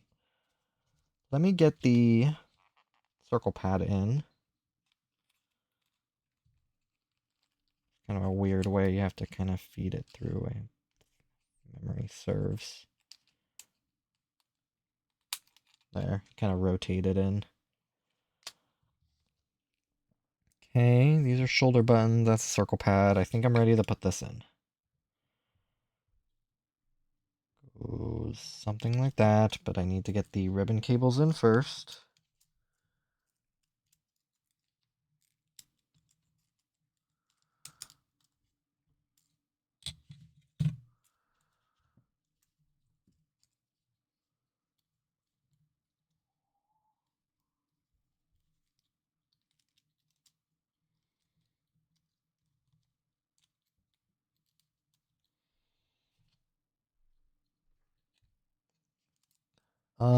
That's not right. I think that ribbon cable's upside down. How did that happen? No? Okay. Okay, yeah, I'm just a little misoriented. Let me grab some rubbing alcohol just to wipe off those connector, or the ribbon connectors. Because I've been sort of manhandling them for a little while. To try and get hand oils and stuff off of them. I'll have to open up my console, give me a little more slack. Scoot those out of the way. They should dry off pretty quickly. 91% rubbing alcohol. Okay, so yeah, because when I was folding this ribbon, it was pointing up, and I wasn't really computing. I was having an orientation problem.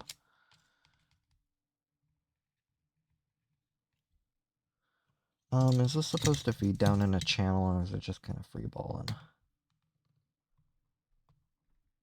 It kind of pinches right there.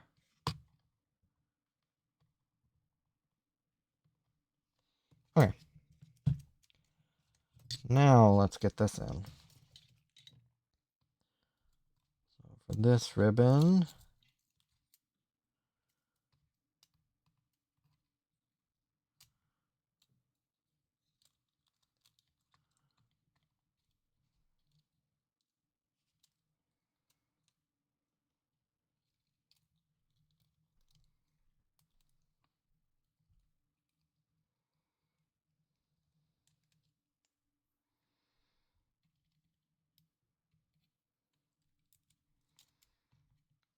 I need to grab the ribbon below it.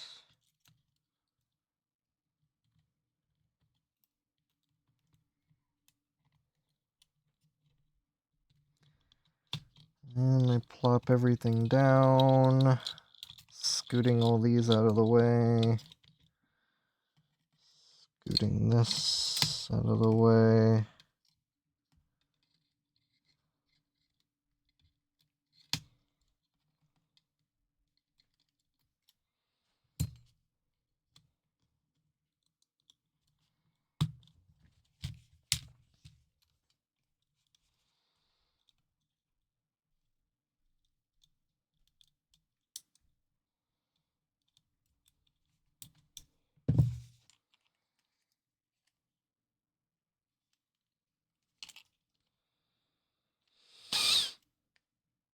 I'm gonna get a couple screws in, or the couple screws in.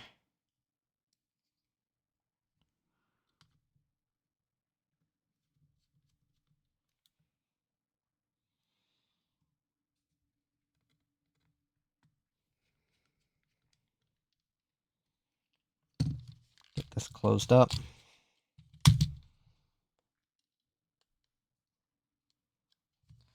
And before I do anything crazy, I just want to make sure the thing turns on. Make sure I did not bung up those upper screen ribbon cables in any way, because that would be most unfortunate.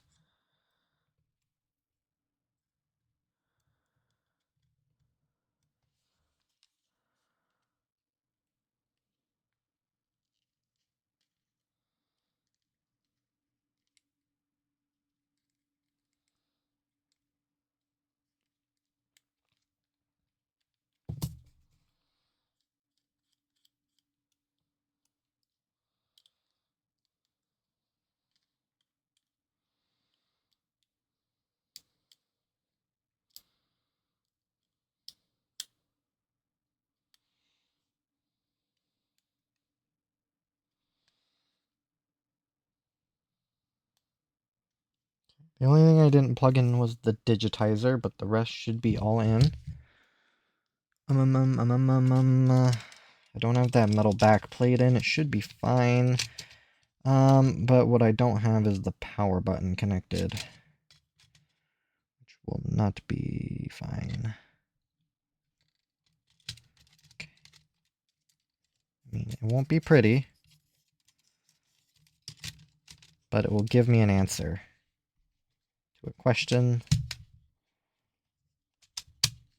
that I oh so desperately want. Okay, basically, do the screen still work? Hey, look at that! Yay! I didn't rip the ribbon cables. Eh.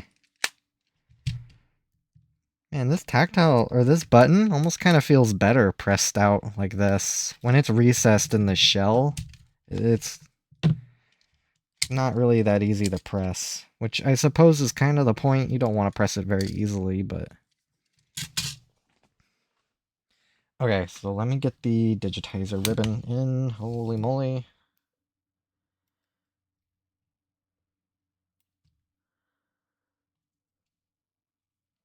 Need to get the circle pad in, and then I can focus the rest of my efforts on the bottom shell. That's where I will be.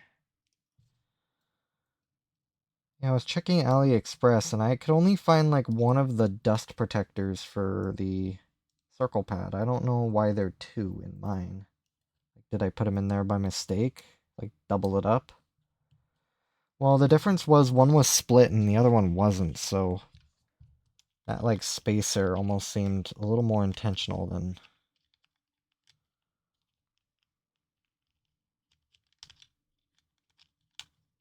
I don't know. I'll just have to order it and just sort of deal with what I get because that's all that's available.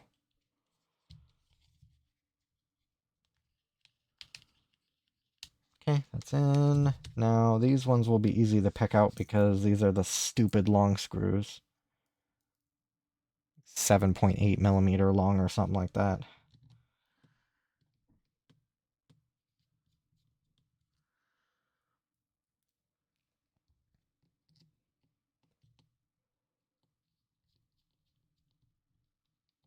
Okay. All of this is good. I'm going to set it aside. Let's get this together. Let me get the power button in. I was just thinking about it. This thing's kind of keyed a little.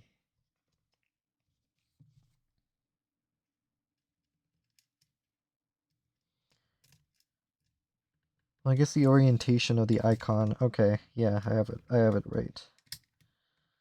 The orientation of the icon should betray its position.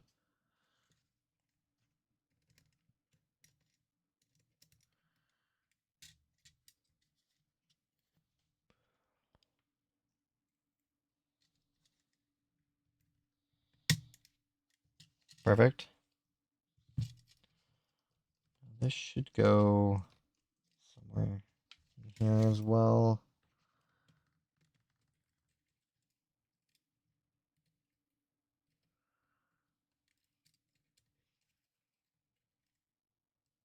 I think it's like that. And then there's this bracket that goes in.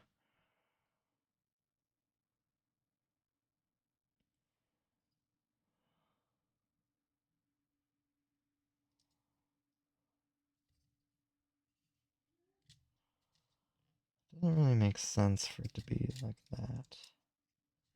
I might have to check back my footage. Thankfully I have footage. Kind of makes things a whole hell of a lot easier. Okay, that's when I was screwing with it. With the ribbon cable that had super glue on it.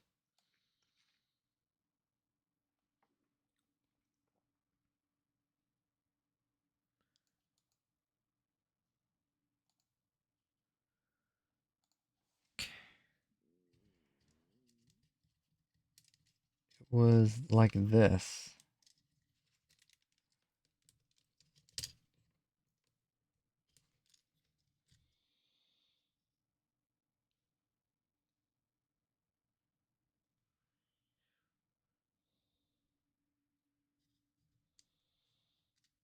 Oh, I'm stupid. This is for the IR blaster. Or the IR, like, emitter. It goes right here.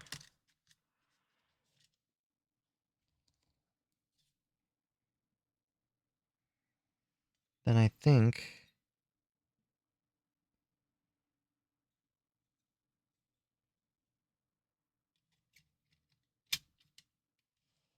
No, there is some sort of bracket that goes over the volume button. Is it up here? Oh, I think that's what this is. Right. NISA learning. Then this goes back here.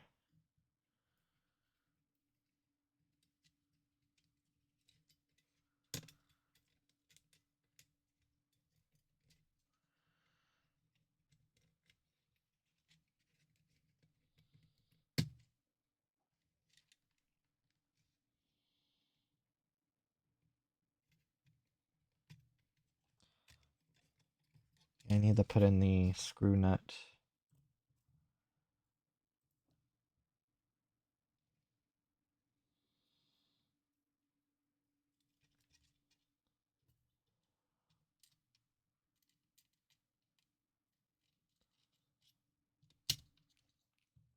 Should be something like that.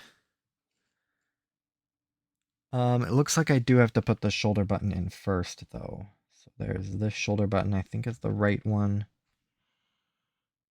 Or the, well, left one. I'll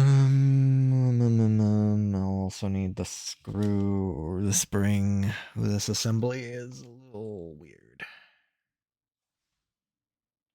I believe it's this bracket.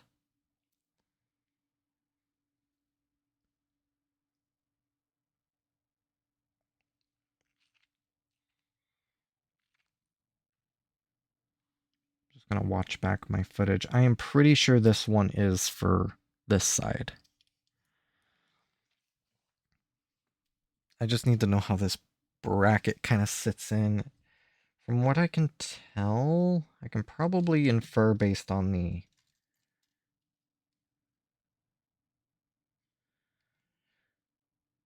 screw holes. Okay.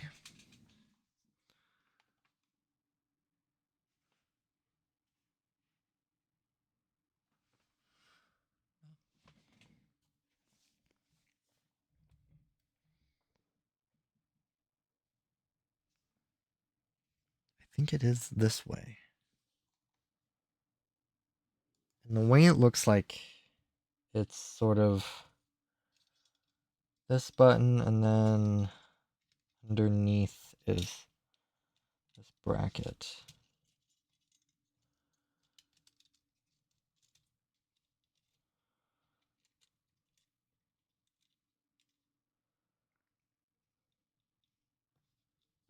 I wouldn't think it would be like this. Let me keep watching. Because this, like, the left side of it will tuck underneath this PCB. Oh, it just kind of tumbled out. Okay, that's not very helpful for me.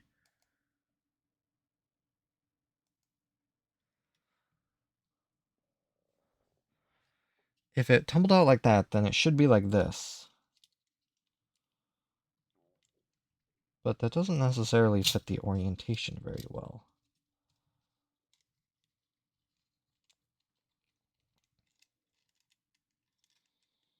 Unless it goes underneath this bracket. Might be because I was just trying to do two things at once.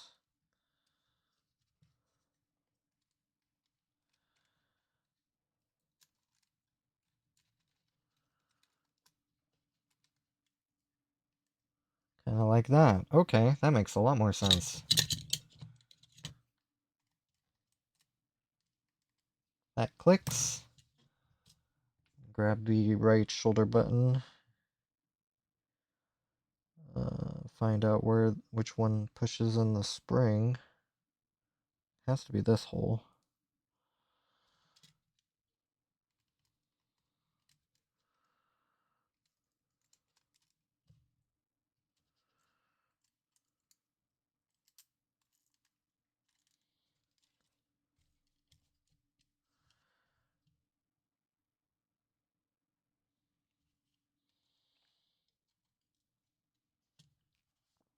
Mildly complex.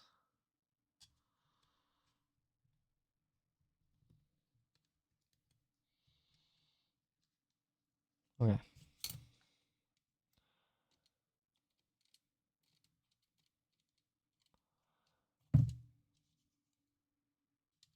Ah.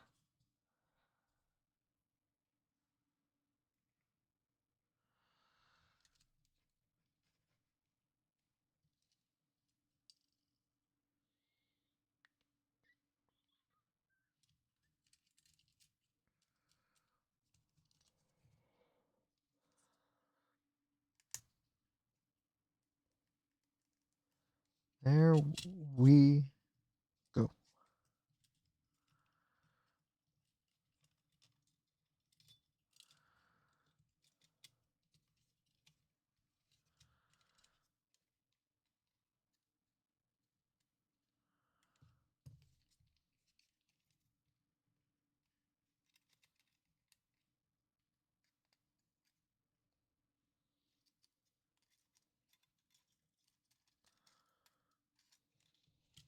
Now, how did the shoulder buttons fit in relation to this piece?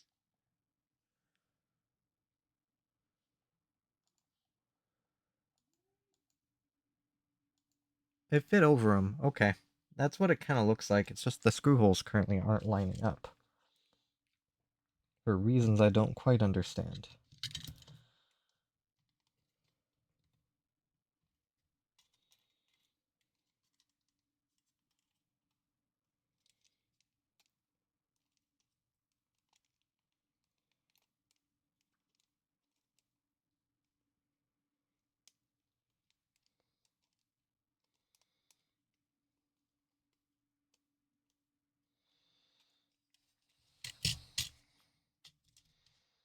There we go. I guess it just wasn't really sitting in there very well. Okay, let me see what are my screws. Shoulder button are the 3.5mm silvers. So they have to be these right here. I think there were 5. Power button screw, which I think it was this one. Or let me double check that these are 3.5mm. Close enough. And then the IR blaster, which should be this one as well. So these are all going to be good.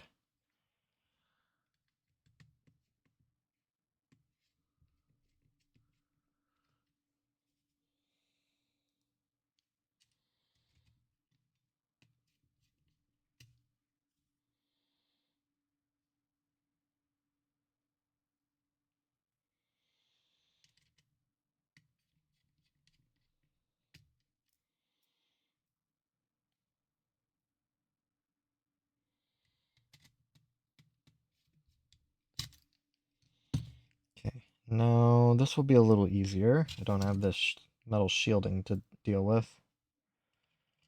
That goes right there. This will... I want to get the shoulder button in.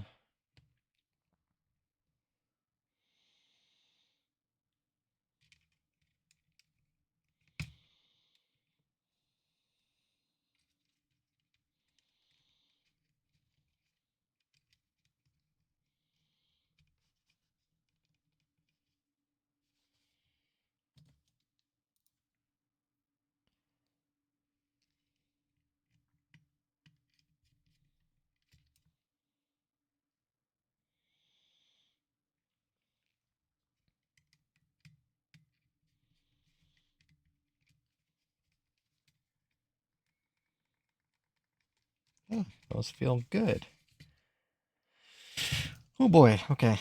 Before I get too crazy far. I need to take notes on this console, what I've done to it.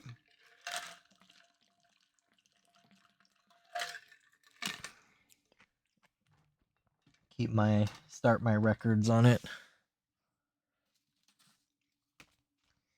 So I'm gonna need to grab the serial number for the motherboard as well as the shell, which if for some reason is on the top screen.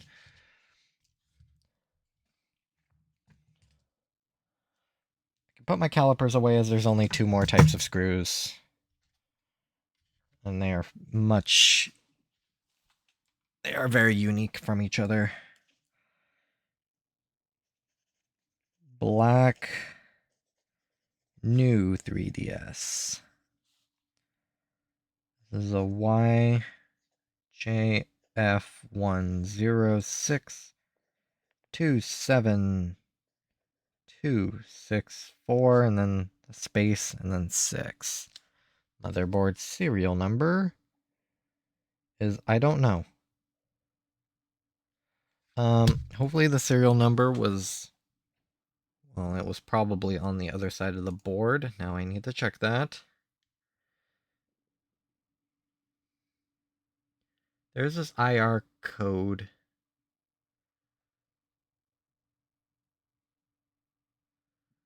Just see if I can spot the other side. I don't think I'm going to be able to yank I don't think my camera quality is good enough to yank a motherboard. Serial number.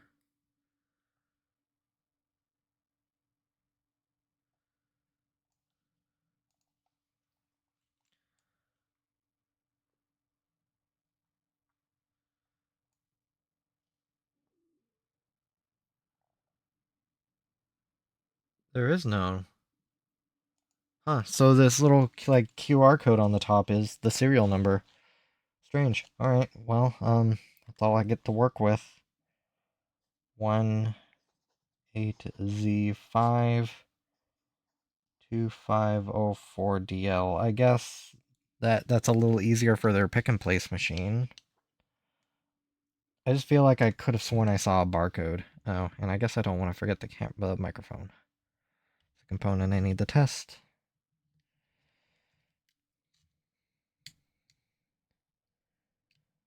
Okay. I mean, I need to write down what I did. So,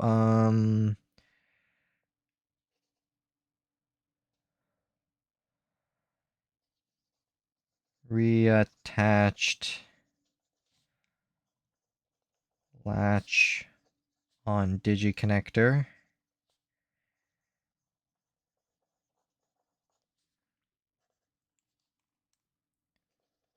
Removed ribbon end, I think I'll call it.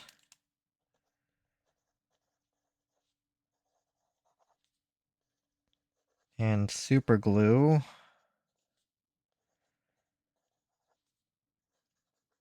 From home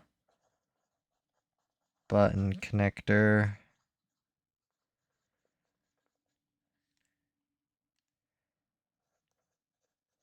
Connector was also bent down to facilitate contact. Okay.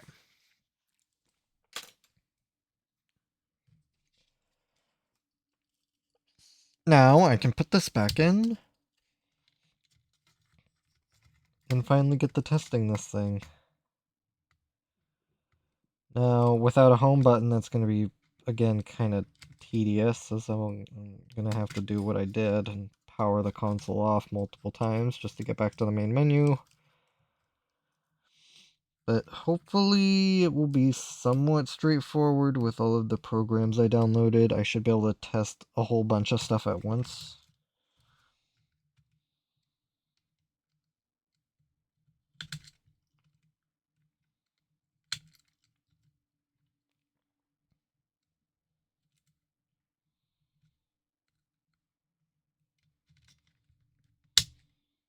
Okay, I think I got that.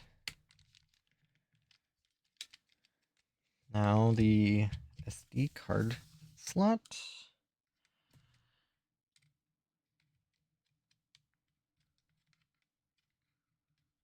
Almost went in too easily.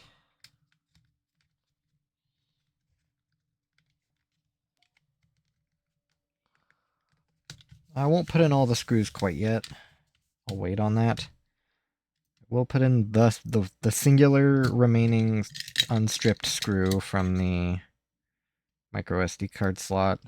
When I get rummaging through my bags of spare screws and I measure them for science, I'll see if I can find some that will match. I doubt they're going to be Y types, so I might just replace them all with the Phillips. I might just put in a couple back screws. Just, you know what, to hell with it. I already tested the thing that it turns on, so I'll just put all the screws in. I can only test so much without the home button. I just need to know what parts I need to buy, if I need to buy any more parts.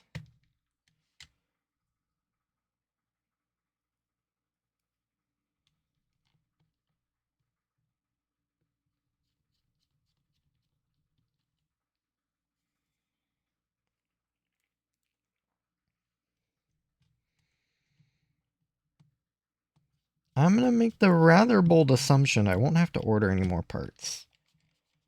The previous owner kept this thing in very good shape.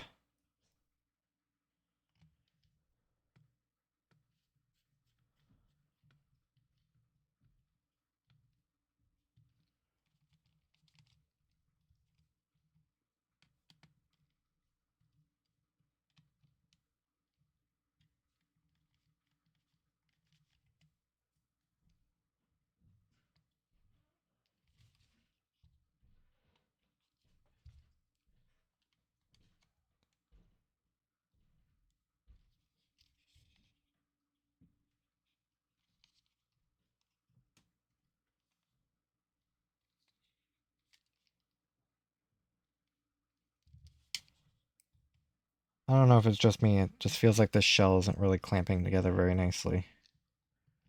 Might just be me.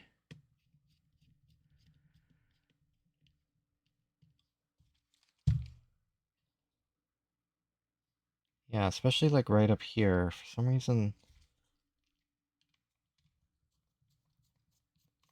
Let me just put in another screw. These are the right screws. I know that.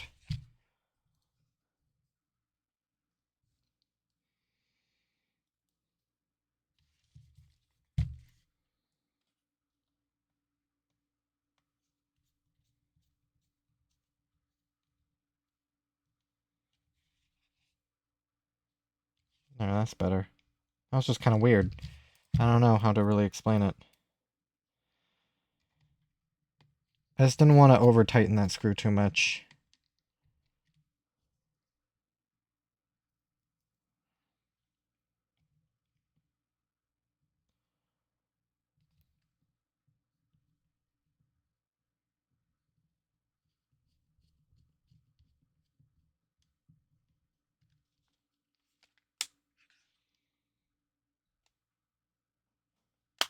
Alright, I think I'm ready to finally give this thing its maiden power on.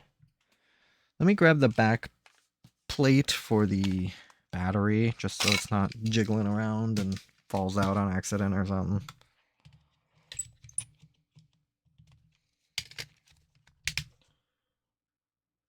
Oh yeah, I do have a number 1.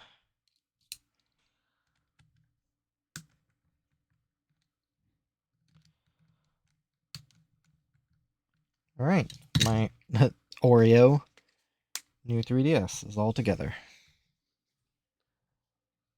So now, let's see what happens.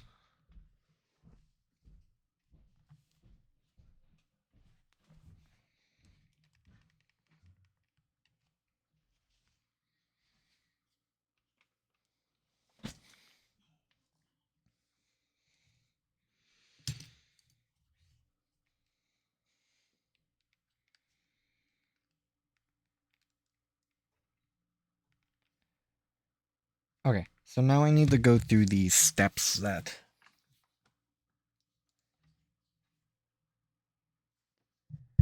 Okay, reinsert into my console.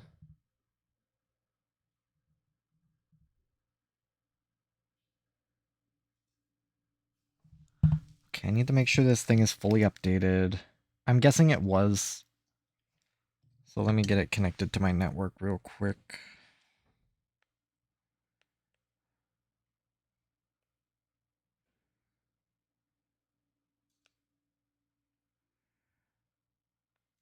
Manual setup.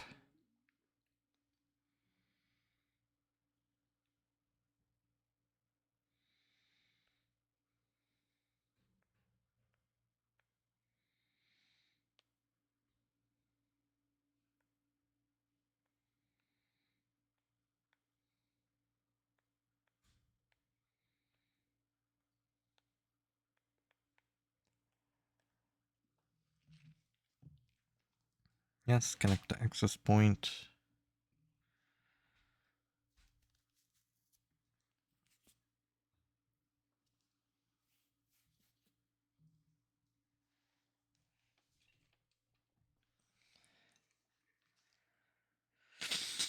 Connection successful. Other settings. Format system memory.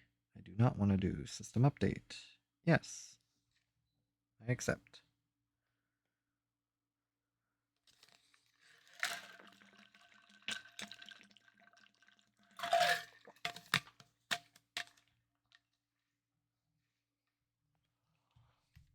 Okay.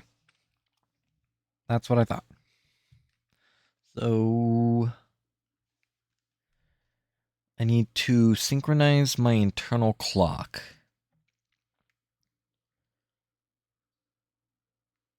When I get to the menu again. Could not detect micro SD card. Okay. Oh, right. Yeah, the home button won't do anything. Maybe that's why the shell was having a problem. This home button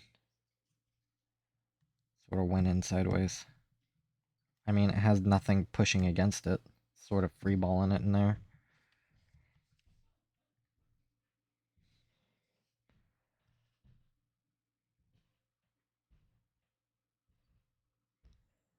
I never did format my SD card. Could not detect a micro SD card.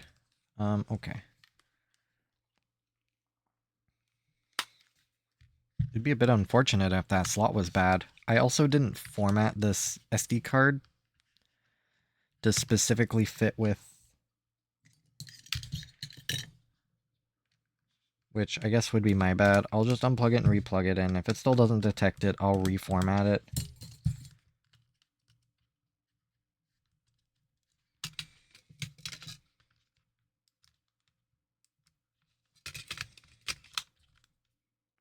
It should tell me pretty quickly.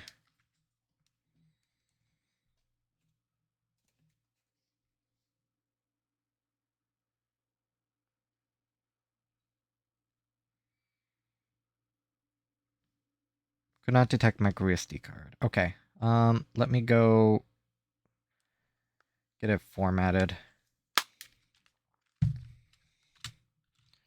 correctly this time.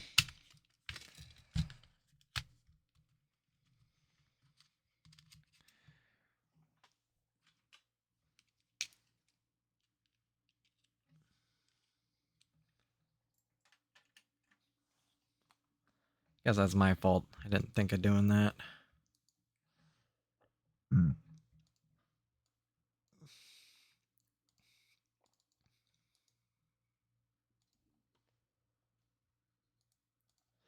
Let me see if they just use the SD card formatter.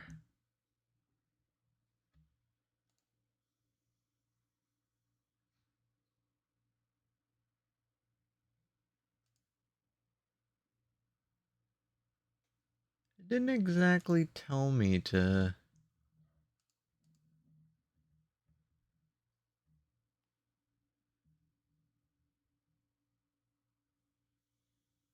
Must be formatted to FAT32. I'm going to make a bold assumption that it isn't. exFAT. Yeah, I'll do it. Okay, so let me add my SD card formatter program. Is it USB-H? Yes, this will do it. So we'll erase all of it, reformatted it to exFAT. Let me get all of these files back onto my SD card.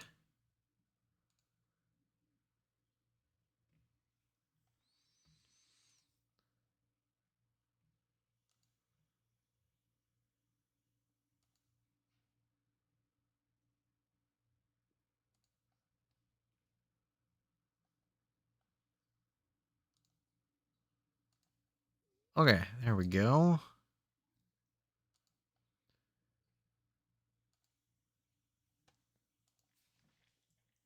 Let's try this one more time.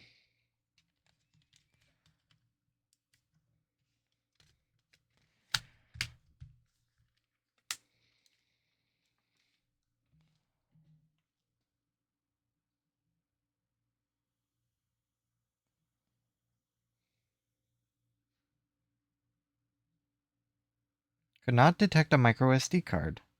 The software on the micro SD card. Ah.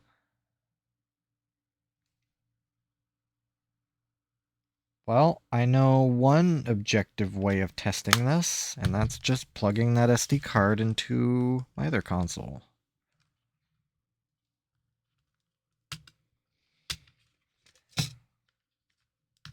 Or plugging in my white console's SD card. Because I know this one works. Could be an issue with my SD card, which I suppose is always possible.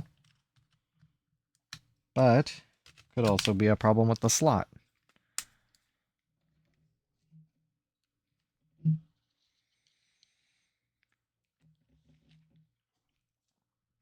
Ugh.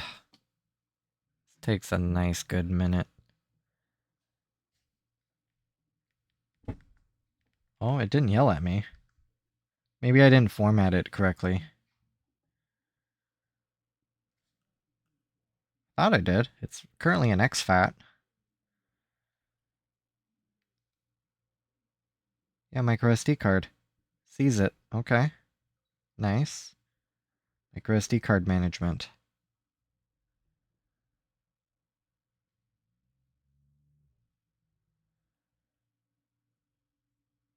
Yeah, okay, I mean, it's not screaming at me. So I might need to do a bit more additional research. I think it just gave me an error message, but I will ignore it. I need to figure out why this SD card's not being read. If there's a special thing I need to do for SD cards above,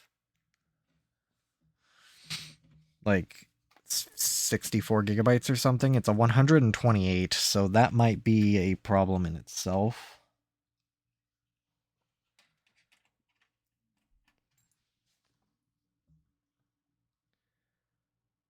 What's interesting is it is an exFAT.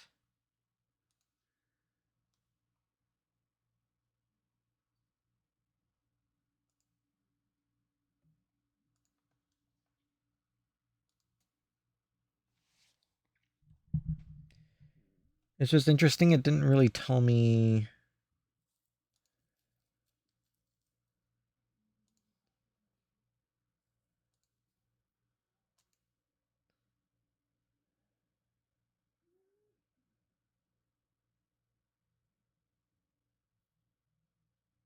Oh, I need to put it in FAT32. Oh, I'm stupid. Okay.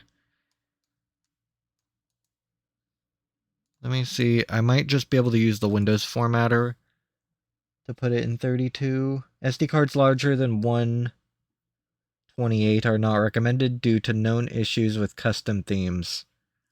Nice.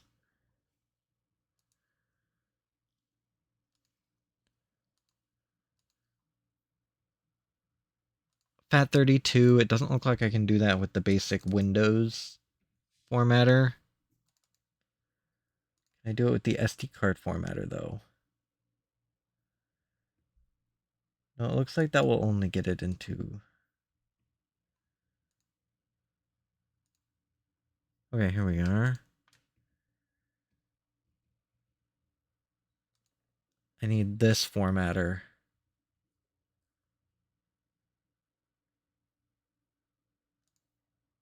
Downloads.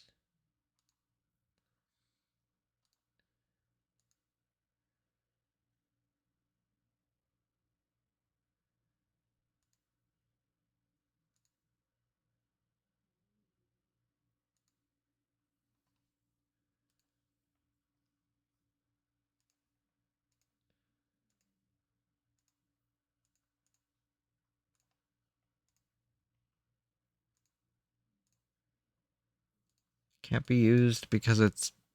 What? The file is being used by another process. No, it isn't.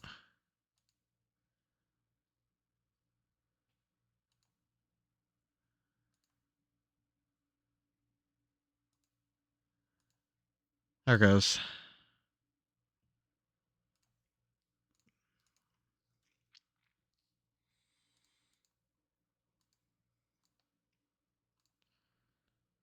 Now, let's try this again.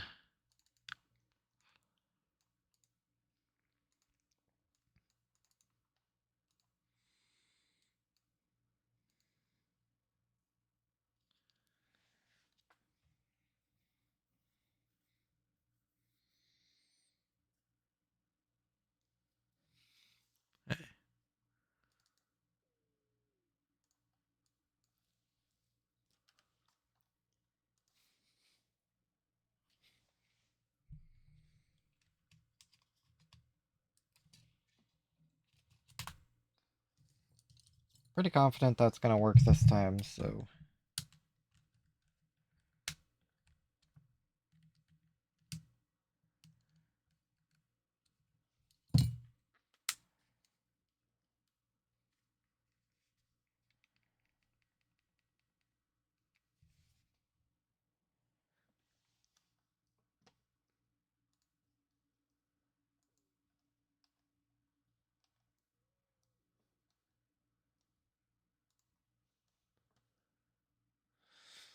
So what I need to do is the RTC and DSP setup. Hey, it didn't yell at me.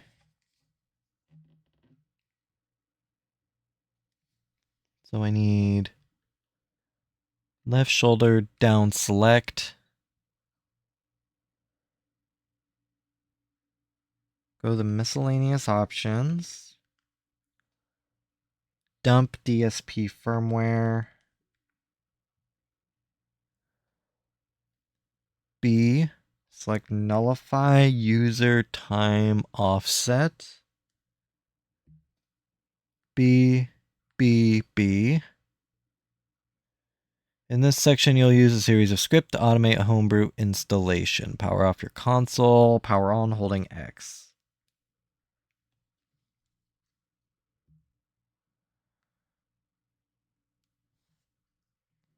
God mode. Okay.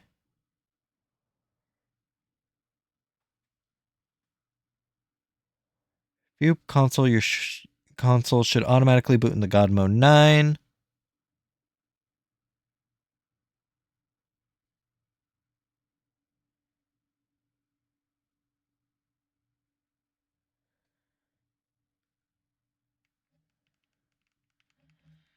Set the date. Oh god, month. 3/3. Time is 16:48, I guess. I'm not gonna get the exact time correct, but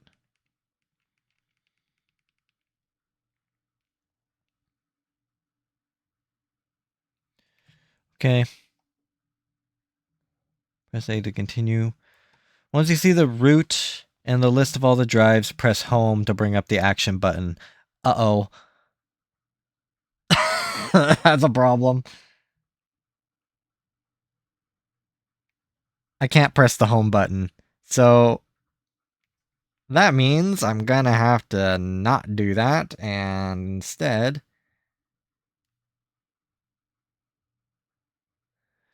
Can I do it through here? Oh, select scripts. So home scripts. Finalize. Oh, I got lucky. So I don't have to bring the home menu. Okay, finalize. Okay, and this will be a good amount of crap, I think. Follow the prompt, answering any questions that are asked. Alright, well,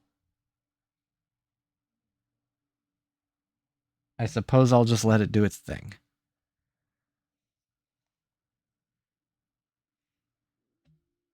Oh.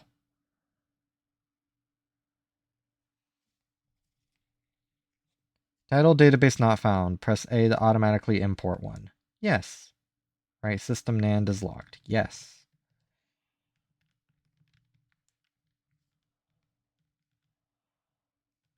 The script will do the following. Install base homebrew applications, copy God mode to CTR NAND, remove unnecessary SD card files, create an essential EXEFS backup, create a NAND backup.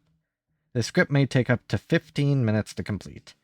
If you're okay with this, press A.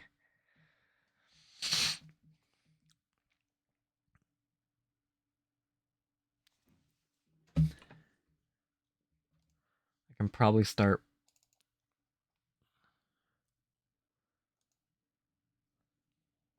grabbing the NAND. Yes, it is. Okay. And start grabbing all of the video segments for this console and make one long video while I wait.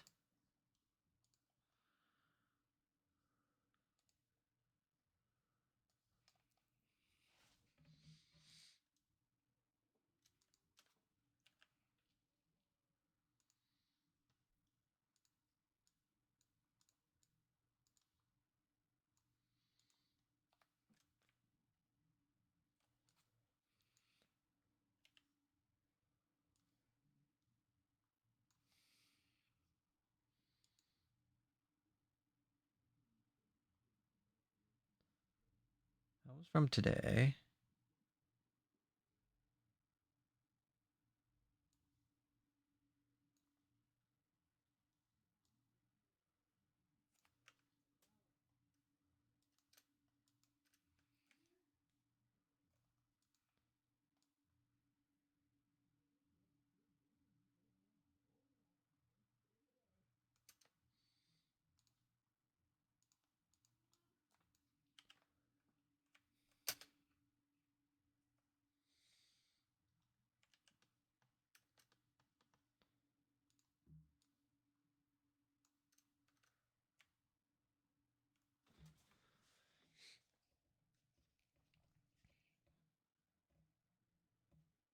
%33%.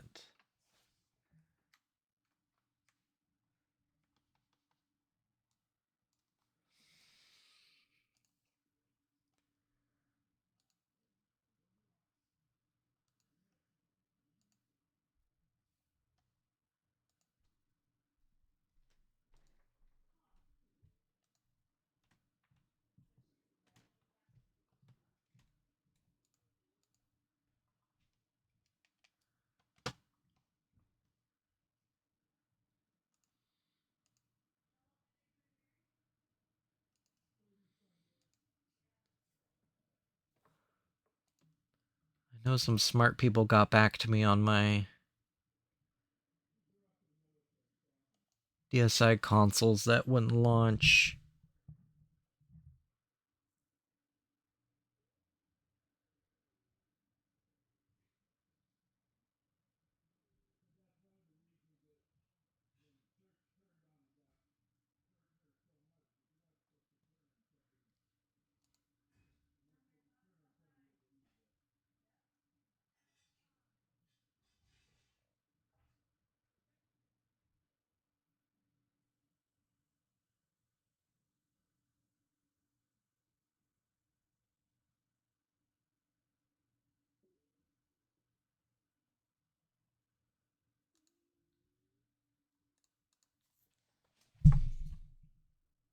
I mean, they weren't lying when they said this was going to take a while.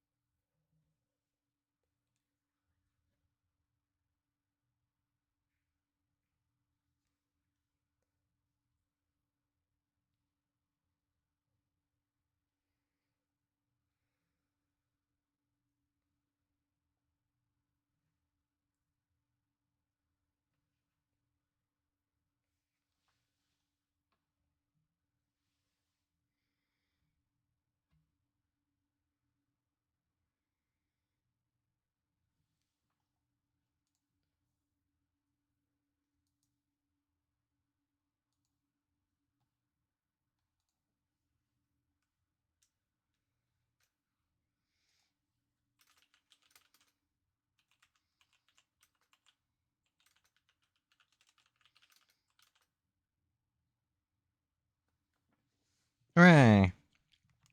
A to continue. I think it just shuts it off.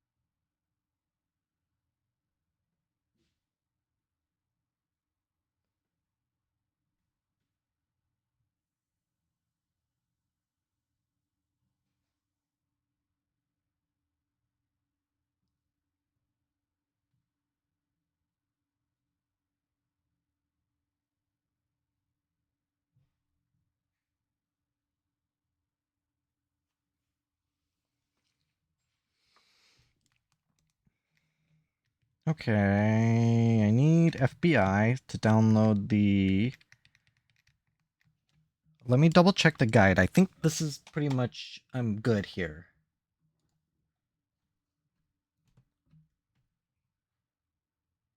Finalize once the setup complete. Oh yeah, it's just telling me to back up my NAND files. I don't necessarily need to delete my NAND backup because I can spare 1 GB. I'm not going to be doing too crazy things onto this console, so let me install these two tester programs. I'm wondering if nah, well, I'll just install and delete the CIA. Because right now, I can't exactly have like I was kind of thinking maybe kicking around a universal homebrew card, but since the finalized script, I think auto deletes a bunch of stuff. I would just have to redo the process every time. Oh, I can't go home. The problem. All right, turning all the way off.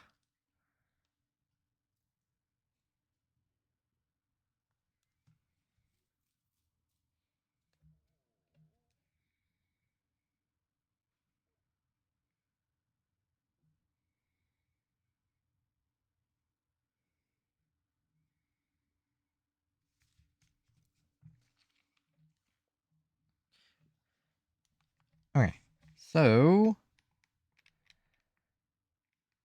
I did get the 3DS ident. I am curious. Okay, the person who sold it did tell me they were TN panels. And I mean,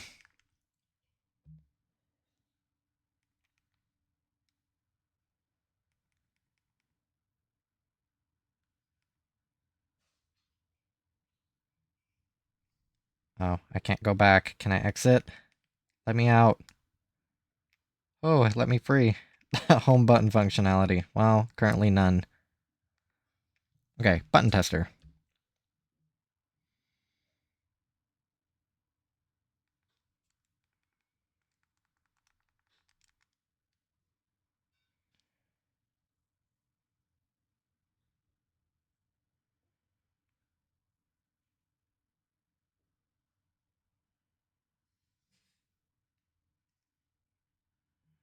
It's having a little problems with the diagonal inputs, but it is doing them.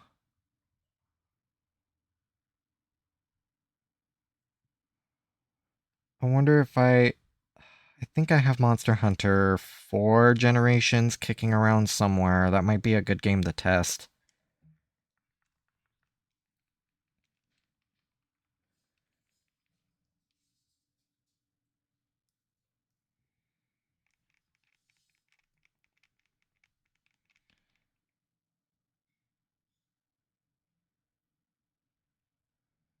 I will need to test the game card slot, so let me go grab Monster Hunter.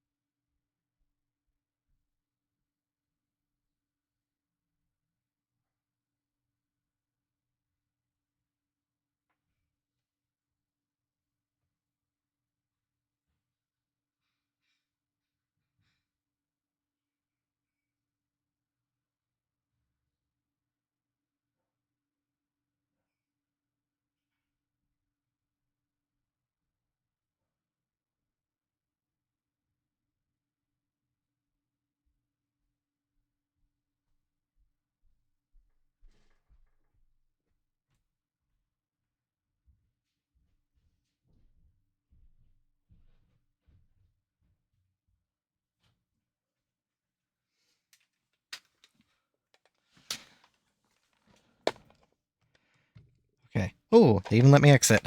Grab my game cards. And Monster Hunter Generations. I guess it's just Monster Hunter Generations, not Monster Hunter 4 Generations. I was getting it a little mixed in my brain with. Let me check the touchscreen. That was one thing I was interested in. Why exactly they had a bunch of digitizers. That implies that this touchscreen's bad, but it has a screen protector on it, so...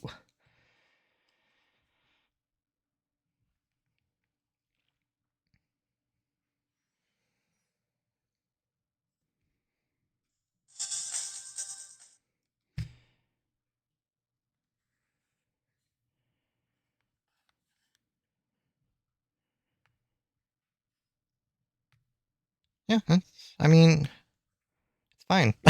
So I can throw away these other two digitizers that I have. And if I ever come across a new 3DS that needs a digitizer, I'll just buy a new one. I'm not going to try and clean them. Okay, let me fully shut off. I don't know if DS Pico will auto boot on a 3DS. It will on a DSi.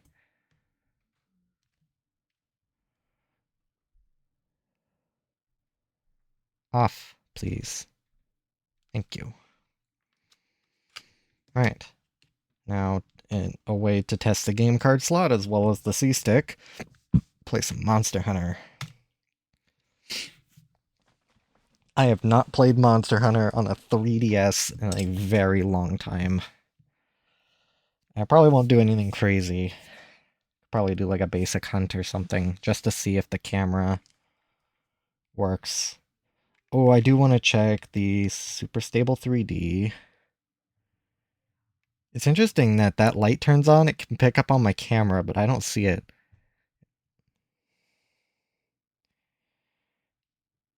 So that must be for the Super Stable 3D. Activate 3D.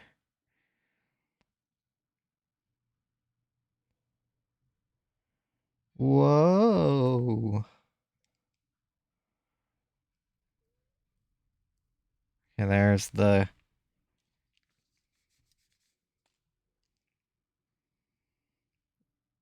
Yep, seems to work just fine. Can I leave these menus, or do I need to turn off my console again?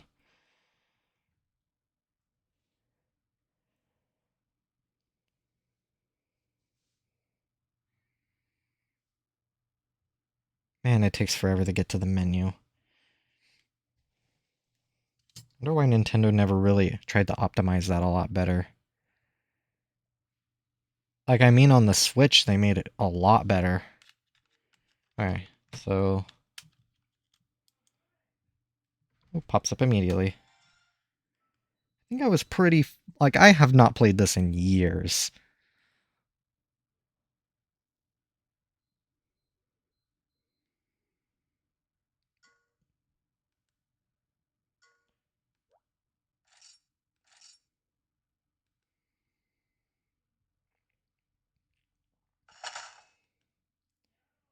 I was implying that...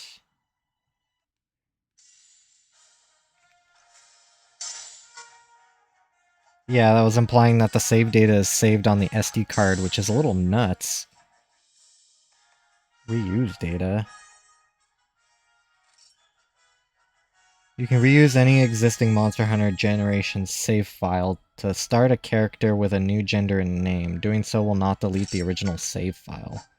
That's interesting.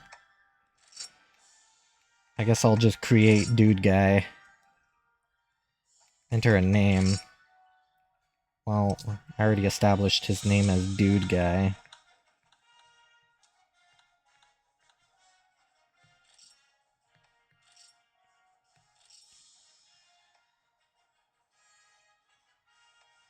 Oh, right. They had these weird style things. I guess I don't necessarily care.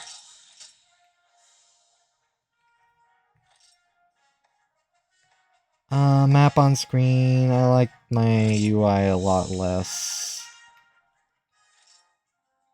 Alright, Dude Guy. I'll turn off the 3D, since it really doesn't look good in the camera. Wonder how many cinematics I need to go through.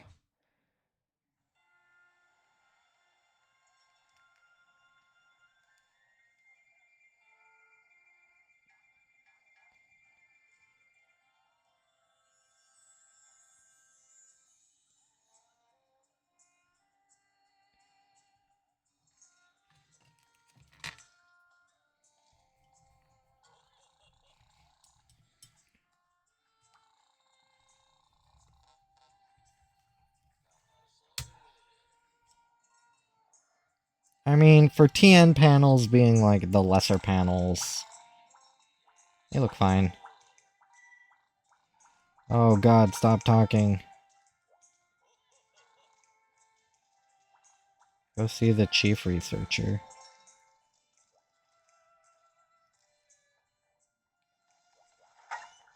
Oh, this is my... I don't want sword and shield. Manage equipment, select equipment. Let's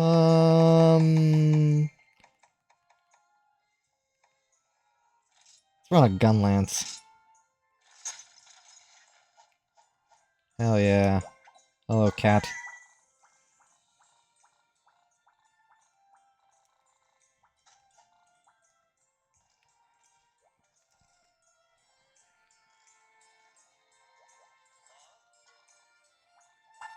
Hello, Mr. Chief Researcher.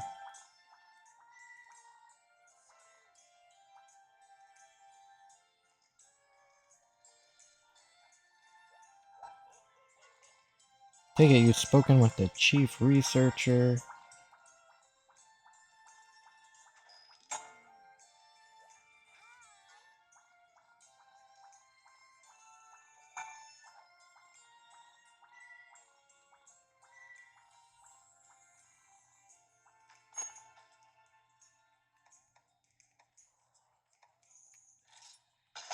Oh yeah, you don't actually fight any monsters at the very beginning of a Monster Hunter game. You do some boring stuff at the beginning, collection and fighting minor creatures.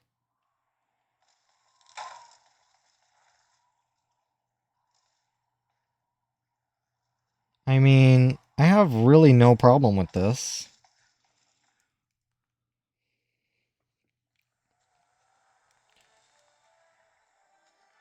Oh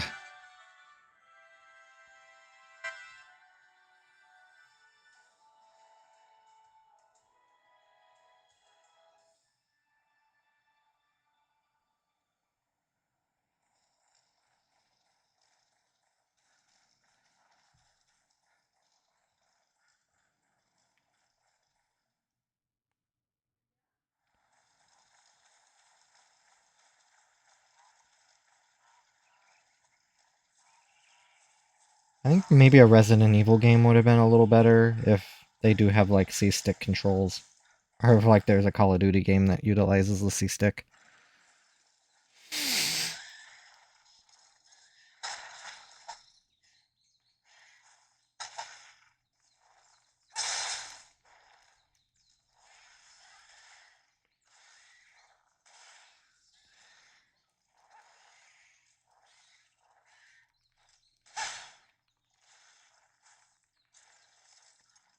Oh god. That's how I shell. When the hell do I reload? There we go. Hi. Is Y my melee combo? Oh, it's X is my sorta. There we go.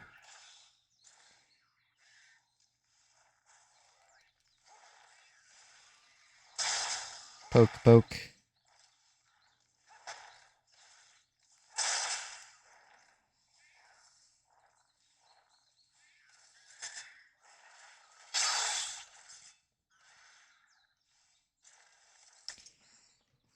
Oh, what's this? Ripened mushroom.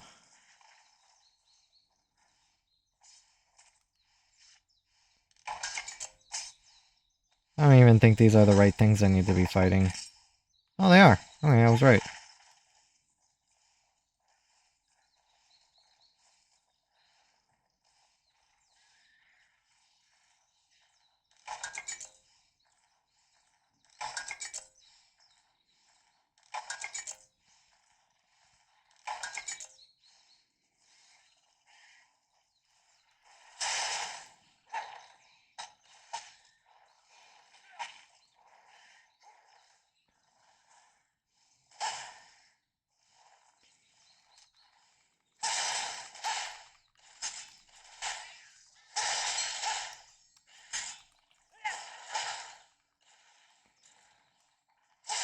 I would definitely have to look up the combos for Gun Lance. I've been using it a lot in Monster Hunter Worlds and Wilds. No, I think I spent a lot of time on Gun Lance and Rise. And in Wilds. And it shouldn't be too terribly much different in these older games. Just the combos are going to be a little different. Not as much flair in their moves.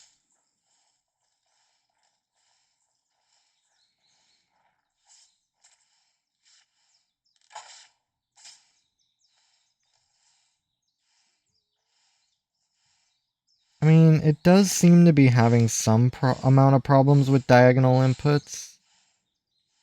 Like if I do a diagonal input, it only goes up. I might have to clean it. I think that would be sort of my best sort of strategy I can think of.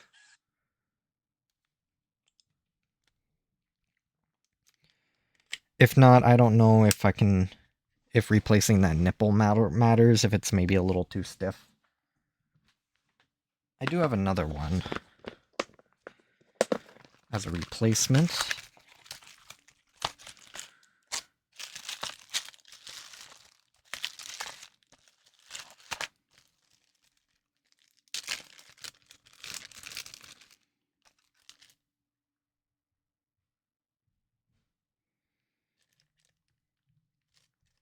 I mean, all I can do is replace it and just kind of see if that does anything. If that restores directional input, then that sort of answers my question of...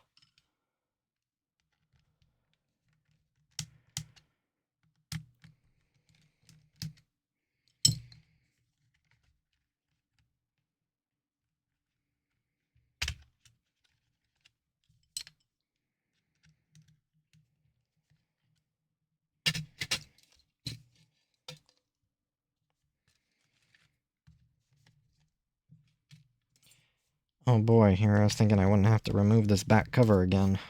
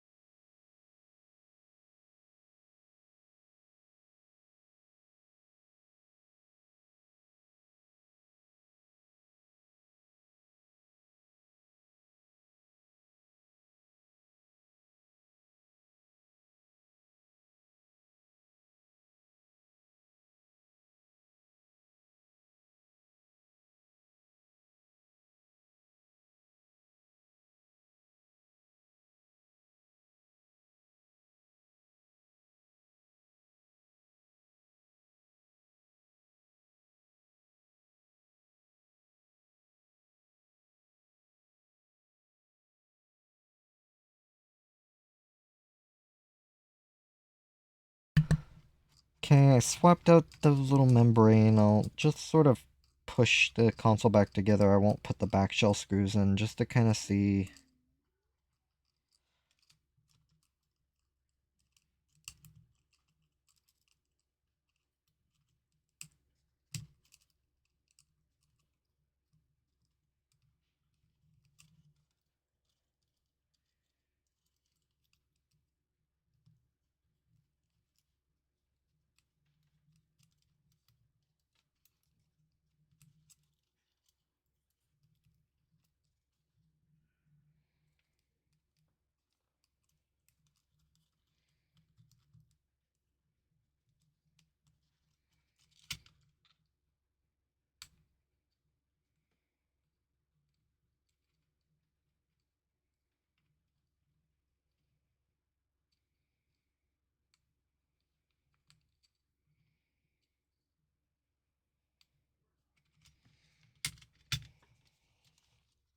I will need the SD card slot.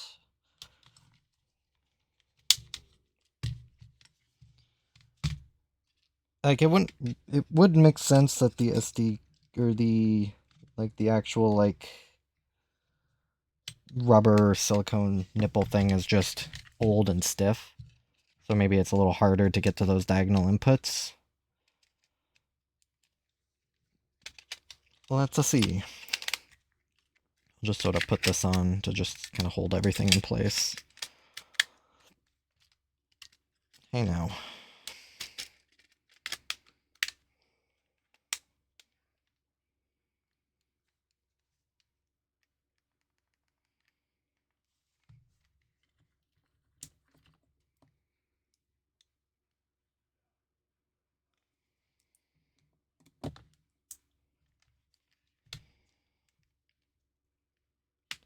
Oh boy.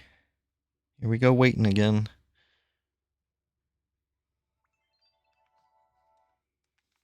Go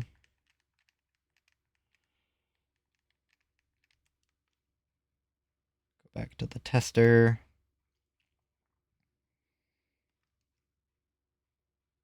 Okay, it was the nipple. It's a lot easier to hit diagonal inputs now. Well, cool. Okay. Well, that is garbage then. It's gotten stiff and old. I think I'm going to call it there. I'll get this thing back together, and then I just have to wait for parts. I'll just have to wait for my home button, wait for the plates, and test to see if the home button, that connector, is still good. If not, I'll have to replace it. That'll be part of my order. So, thankfully, this console is in very good shape. I'm very happy with it. Just missing a couple parts, but those can be easily ordered.